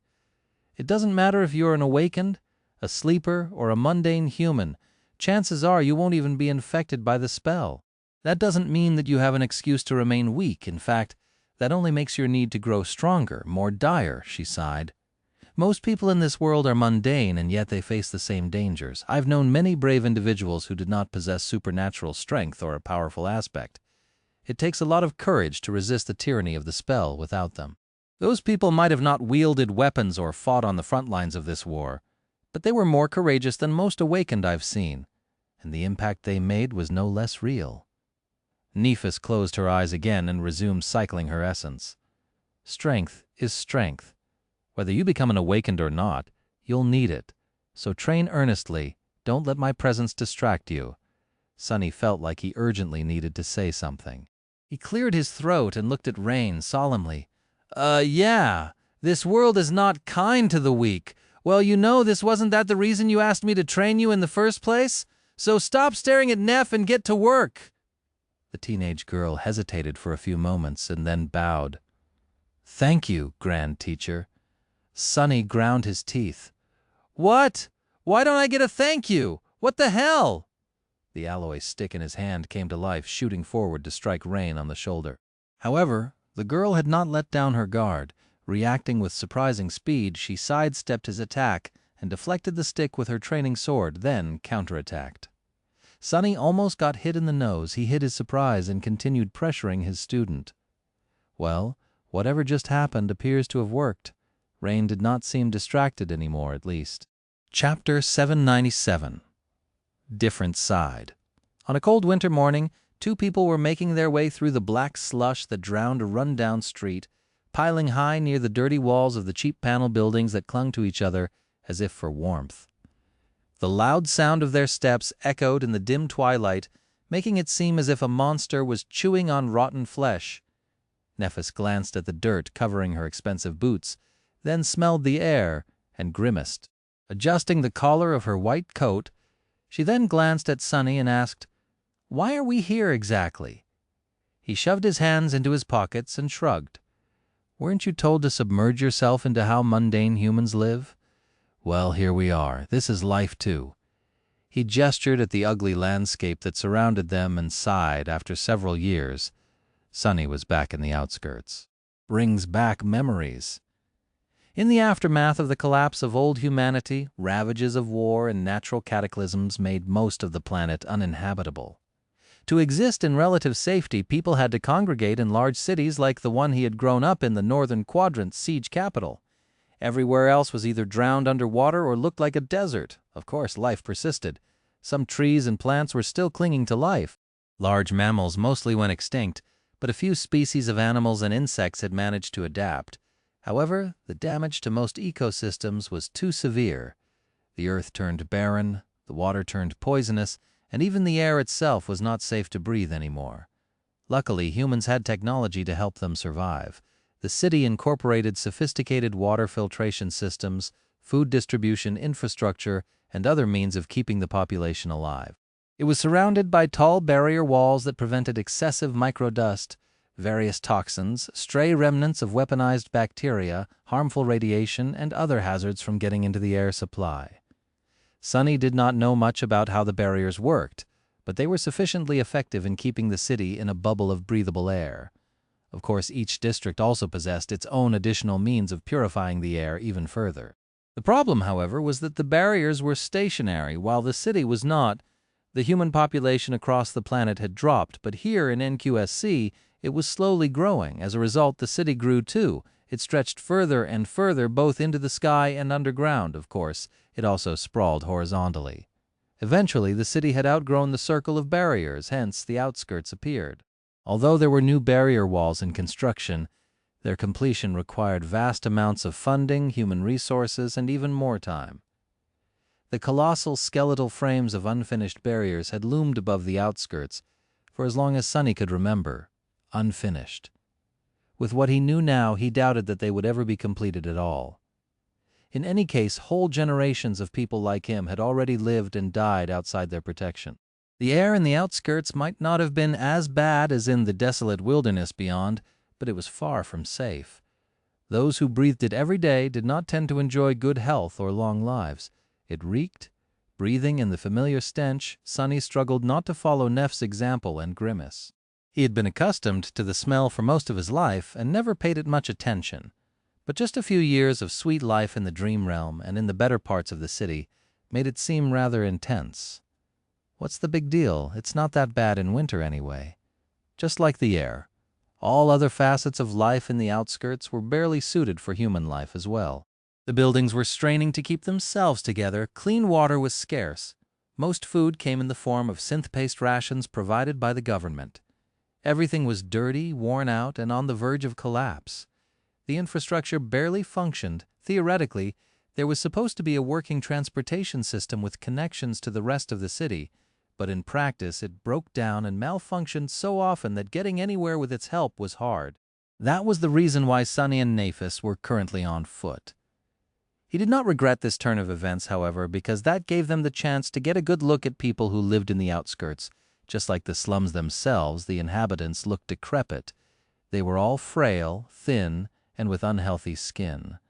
The most striking difference was their height. People who lived in the outskirts were much shorter than those who lived in the inner city, mostly due to malnourishment and sickness. In short, they all looked similar to how Sonny had been before the first nightmare. Looking at them now, he couldn't help but think of his past. Only 3 years and a few months ago, he had left this place, thinking that he would never return. But Sonny was already a very different person. He saw the familiar sights differently, too. This is so strange. Sonny had always thought of himself as someone from the outskirts, but now, after traveling through several regions of the dream realm and building a life for himself in the city, Sonny suddenly understood that the outskirts were not a monolithic place. They were actually vast and encompassed numerous different areas. He had only ever known and explored a small part of them. The only world he had known for most of his life was even smaller than he had thought. How could it not be so? Sonny had never considered such things, but after his last conversation with Master Jet, he realized the true scope of it all. From what she had told him, there were somewhere between 60 and 70 million people living in the outskirts. 20% of the total population of the city existed in these unpleasant conditions, barely surviving as they were slowly ground to dust. If the mass evacuation from Antarctica succeeded, that number was going to grow even further. The outskirts were much greater than Sonny had ever thought. More than that, every city that remained on Earth had its own version of them, even if the excess population of NQSC was by far the largest. Thinking about all the struggle, misery, and desperate hope that surrounded him, Sonny sighed. People were people. Even in this pit, they found ways to adapt and find moments of happiness. They never lost their motivation to live and seek purpose. It's just that those moments were rare, and their lives were usually on the shorter side. His family had not been unhappy until it was destroyed. People more lucky than him could have a semblance of a decent life, even in the outskirts, although their chances were slim. Neffis grew silent, observing the inhabitants of the outskirts with her usual distant expression. However, there was a hint of emotion hiding deep in her eyes. After a while, she turned to Sonny and asked, "Are we here to just walk around?" He looked forward, then shook his head. "No, we came here for a reason." Chapter 798, Lonely Tree. Soon the narrow street they were walking on made way for a small lot. Spaces like these were not rare in the outskirts, since no one really bothered with city planning here. The mess of streets and alleys grew chaotically, with many of them being nothing but an accidental result of tall buildings, factories, and massive human hives being constructed in close proximity to each other. As a result, there were plenty of random gaps like this one around. What made the empty lot special, however, was that it had somehow turned into a small park. Greenery was exceedingly rare in the outskirts, which made the park especially precious. The modest space in front of them was currently covered by dirty snow, but come spring, patches of real grass were going to appear from beneath it. There were a few bushes, a frozen pond, and a lonely tree that somehow clung to life despite all reason. Currently it stood bare and dark, devoid of the bright crown of its leaves. The park was surrounded by tall buildings, making it seem as if it was situated on the bottom of a deep well. Sparse sunlight fell on the tree from far above, illuminating its thin branches and the gray snowflakes that swirled in the air around them. There were several clean pathways through the snow, as well as a few damaged and vandalized benches here and there. Several people were sitting on the benches, enjoying a quiet moment of respite. They gave the young woman dressed in white and the young man dressed in black uneasy looks. Nifis studied the park for a few moments, then glanced at Sunny. "Aren't you wary that something can happen?" He took a look at her, then at himself. Both were obviously out of place, considering their physical appearance and expensive clothes. Everything about them screamed of wealth, status, and citizenship. Sunny doubted that the inhabitants of the outskirts would recognize them as ascended, but they would inevitably come to the conclusion that the strangers were rich. He shrugged. What can happen? Even if some idiots decide to try and rob us, the worst they can do is shoot at us with cheap firearms. I doubt that their bullets can bruise our skin, let alone penetrate it. One would have to use a heavy assault vehicle with state-of-the-art magnetic cannon, or better yet, a spell-tech armament, to leave a small scratch on the body of a master. Even then, landing a shot would not be easy. Nefis shook her head. "I'm not worried about us. I'm worried about the idiots." Sunny smiled. "Well, don't be. If there's one thing we outskirt rats are good at, it's self-preservation. Anyone can see that both of us are killers. They'll stay away." Changing Star gave him a hesitant nod. A few moments later, she asked, "So what is the reason?" He lingered for a moment, then shrugged. "I met your mother already, so I thought I would bring you to meet mine." Nefis raised an eyebrow. "I thought your mother was dead." Sunny nodded. "She is... Come." He headed toward the tree, knowing that Nef would follow. As they approached, Sunny sighed and said in a neutral tone, "Most people in the outskirts don't get to have a burial, so there are no graves either. Space is a precious commodity, energy and fuel are too. Human remains are usually dissolved and then discarded. Still, it is nice to have a special place to remember them by. This tree is such a place for me. A long time ago, I carved 2 lines into it, one for my mom and one for my dad." He stopped and stared at the tree, a distant expression appearing on his face. In truth, Sunny had been thinking about his mother a lot recently, and that prompted him to visit the small park. Taking Nefis along was just an afterthought. He had decided that showing her the hidden side of the city would do her some good. It could give her perspective, at least. As they stood silently under the tree, Nefis studied it for a while, and then suddenly said, "There are 3 lines." Sunny looked at her in confusion. "What?" Nef pointed to the bottom of the trunk. "There is a 3rd line." He stared at her for a moment, then turned away. "Oh, the 3rd line is for me," I added it, before going away to face the first nightmare. Changing Star glanced at him, then asked in her usual even tone, "Were you not confident of conquering it?" Sunny laughed. "Gods, no, I was pretty sure that I would die. I was ready to. Actually, back then I was sort of ambivalent about life, I guess. Very few people from the outskirts survive their nightmares. We are physically weak and less educated than proper citizens. Local schools are not exactly known for training skilled fighters." He remained silent for a moment and then added, "It's weird, actually. A large part of why I survived the first nightmare was exactly because I did not really care to survive. Since I already accepted that I would die, I did not worry too much about anything. No matter what happened, I was able to calmly react instead of panicking. I acted with unrestrained coldness and calculation." Sunny sighed. "Of course, such an attitude is of limited utility. It helped me at the start, but one can't get far by acting like a walking corpse. It was only halfway through the nightmare that I suddenly decided that I wanted to live. And once I did, I really, really wanted to live. That was what pushed me to go on despite all reason, and eventually escape." He looked at the lonely tree, lingered, and said, "I haven't been back here since. When I was carving the 3rd line for myself, I had no idea that I would return one day as a master, let alone one with the special strategic asset designation and enough value to make both the government and the great clans fight over me." Sunny shook his head and grinned.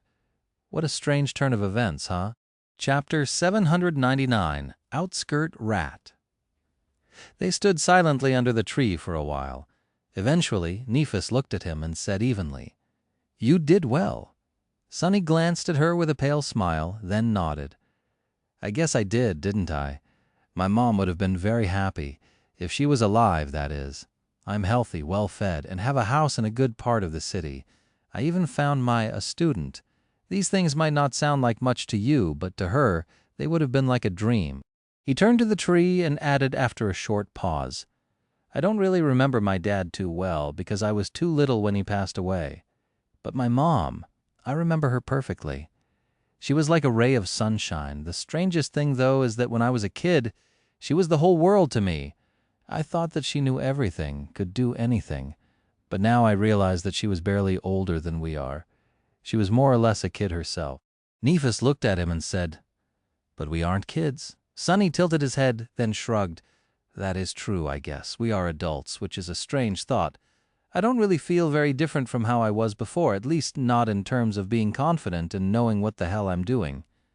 Changing Star sighed, then shook her head a little. "That is because you have been an adult for a long time. People like us have to grow up early." Sunny thought about it for a moment. "I don't know. I have a suspicion that when I look back on today in a decade or so, I will be dismayed by how big of an idiot I was." Nephis smiled with the corner of her mouth. "That has nothing to do with adulthood." He spared her a short glance and scoffed. "That was the point where you were supposed to say that I am not an idiot, you know?" She stared at him with a deadpan expression, then said in her usual tone, "I know." Sunny couldn't help but laugh. "Anyway, I don't really understand why I wanted to come here. I guess I expected to feel something, and I do. It's just not what I thought I wools feel." Nephis lingered for a few moments. Eventually, he said with a hint of hesitation in her voice, "Do you maybe want to say something to your mother?" Sunny lingered for a while, then shook his head. "What is the point? She is dead, and the dead can't hear anything. They are simply gone. They only exist in the memories of the past. I would rather concentrate on the future." Despite the fact that he had achieved many things that his mother would have wanted for him, it had not been without a cost. His house, his wealth, and the fridge full of food he had back home were only one side of his life. The other side was full of dire things like the sovereigns, the obol scale, and Nephis, his bond with her, was a dire thing too. His future was not cloudless at all. The past few weeks had been some of the calmest and most enjoyable in Sunny's life. He had mostly been in Neph's company, doing nothing but training and spending time with her. He had hidden his head in the sand and refused to think about all the troubles that loomed on the horizon. That pleasant time was coming to an end. In a few days, Nephis was going to finally leave to face the Firekeepers. About a week after that, they were going to accept Clan Valor's invitation and attend their ball. After that, everything was going to change. Their futures were going to be decided on that day. Sunny found himself standing at a crossroad, not knowing where any of the roads actually led. Even worse, he was not the only one making the decision on what turn to take. All of it was so tiresome. He sighed, then walked over to the tree and touched it for a brief moment. "Hey, Mom, it's me. I'm doing well, I guess. Rain is well, too. She looks like you very much. You would have been really proud of her." Sunny felt rather stupid at that moment, but at the same time strangely soothed. He hesitated for a few seconds and then thought, "Anyway, I don't think I will be able to visit again for a long time. Not that you're really here. Oh, that young woman right there is Nephis. She is well, it's complicated. In any case, I think you would have liked her. I have several other friends too, so I am in good hands. You don't have to worry about me." With that, he stepped back, looked at the lonely tree one last time, and turned away. "Let's go." As they walked away, Neph looked at him and asked, tentatively, "Are you all right?" Sunny smiled crookedly and shrugged. "Of course, why wouldn't I be?" She opened her mouth to say something, but at that moment, several figures suddenly appeared from behind a corner surrounding them. They were all dirty and disheveled, looking like typical outskirts thugs.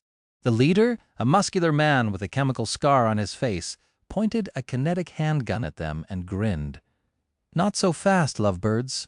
Rich kids like you really should think twice before coming to where you don't belong." Sonny silently palmed his face.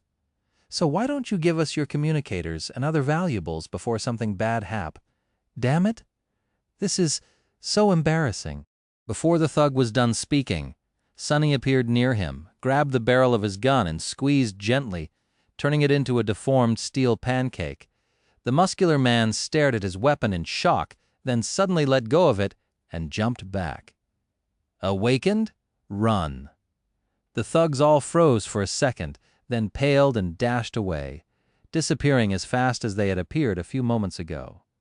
Sonny was left standing with a broken gun in his hand. He sighed heavily, then threw it into a rusty trash container that stood a couple dozen meters away. The gun clanked against its edge as it disappeared inside. Unbelievable. The most disheartening thing about it all was that he knew the leader of the thugs.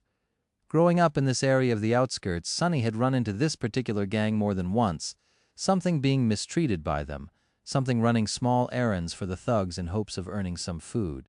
And yet none of them had recognized him, instead mistaking Sonny for a rich city kid. He looked at Nephis and cleared his throat. Sorry about that." She shook her head. "No need to apologize." Sonny hesitated for a moment, then shrugged and continued walking away from the park. "I guess I'm really not an outskirt rat anymore." Chapter 800. Facing the music. A few days passed in pleasant tranquility. Eventually, however, the time ran out. Nephis gathered her things and left for the Immortal Flame manor, leaving Sonny alone. It was a bittersweet feeling. Sweet because he finally had the house for himself once again. Bitter because, well, Sonny was not sure that he enjoyed his home being so empty anymore. Nevertheless, he had chosen not to follow her to join the rest of the cohort yet. Sonny felt like the looming ball was going to change a lot of things, and had to prepare a few contingencies. If the worst happened, there was a big possibility that he would be gone for a very long time again. There were several things he had to do just in case. His lecture course at the academy had just started, but at this rate, it was under threat of ending prematurely.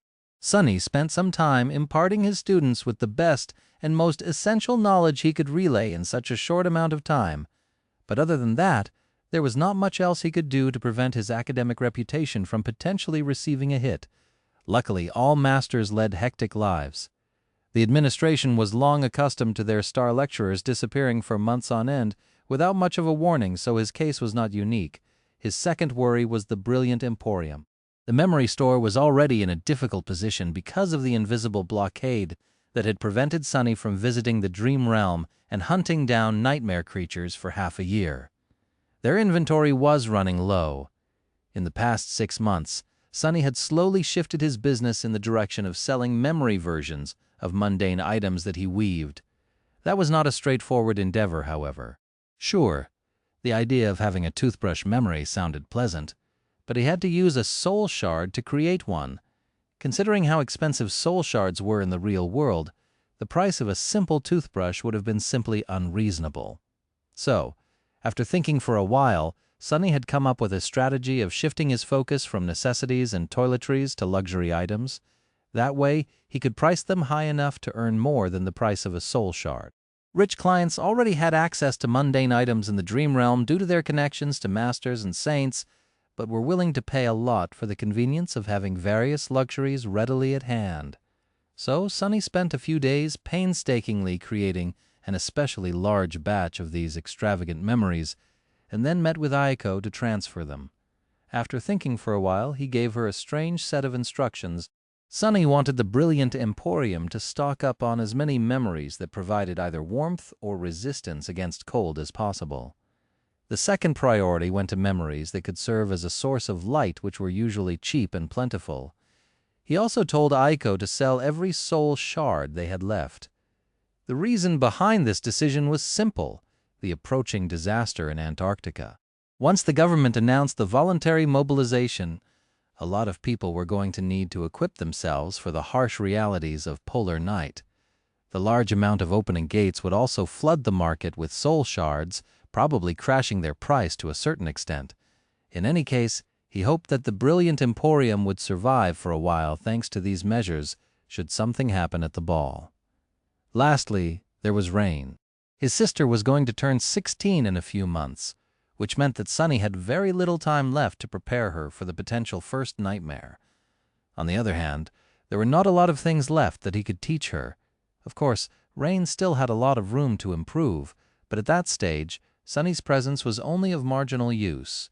What she really needed to do was to truly internalize and assimilate the skills and knowledge that he had already imparted to her. While Sunny could help his sister along, most of the work had to be done by Rain herself. Still, he used the week before the ball to the fullest extent. The teenage girl might have been sour about how intense their lessons suddenly became, but it was for her own good. She was already better prepared to face the nightmare than he had been, by far. Whether or not that would be enough, he did not know. Other than these 3 things, there was not a lot for Sunny to do. He prepared his home to go into conservation mode in case he did not return from the ball. He restocked the covetous coffer with various supplies for a long expedition. He fought against Saint to clean the rust off his battle instincts. He tinkered with his memories for a bit, trying to improve them. All of these preparations might have been for nothing, but Sunny was more willing to be wrong than to be unprepared. Finally, the fateful day came. Wincing at the thought of how much money he had spent on that thing, Sunny donned a stylish black suit and briefly looked at himself in the mirror. The bespoke attire had been made by a luxury establishment that serviced many prominent legacies and incorporated the most rare and durable materials, many of them coming from the dream realm. The suit was made in the style that many awakened preferred, existing somewhere between the modern fashion and the more antiquated aesthetic that memories adhered to. It was elegant and fitting, including a stylish half-cape and tall leather boots. Even though Sunny had said a few strong words to Kai during the fittings, now that he looked at himself, he could not deny that he looked rather good. Sunny lingered for a few moments, then sighed. "Let's face the music, I guess." With that, he briefly circulated essence through the coils of Soul Serpent, wrapped 3 of the 4 shadows around his body, and walked outside.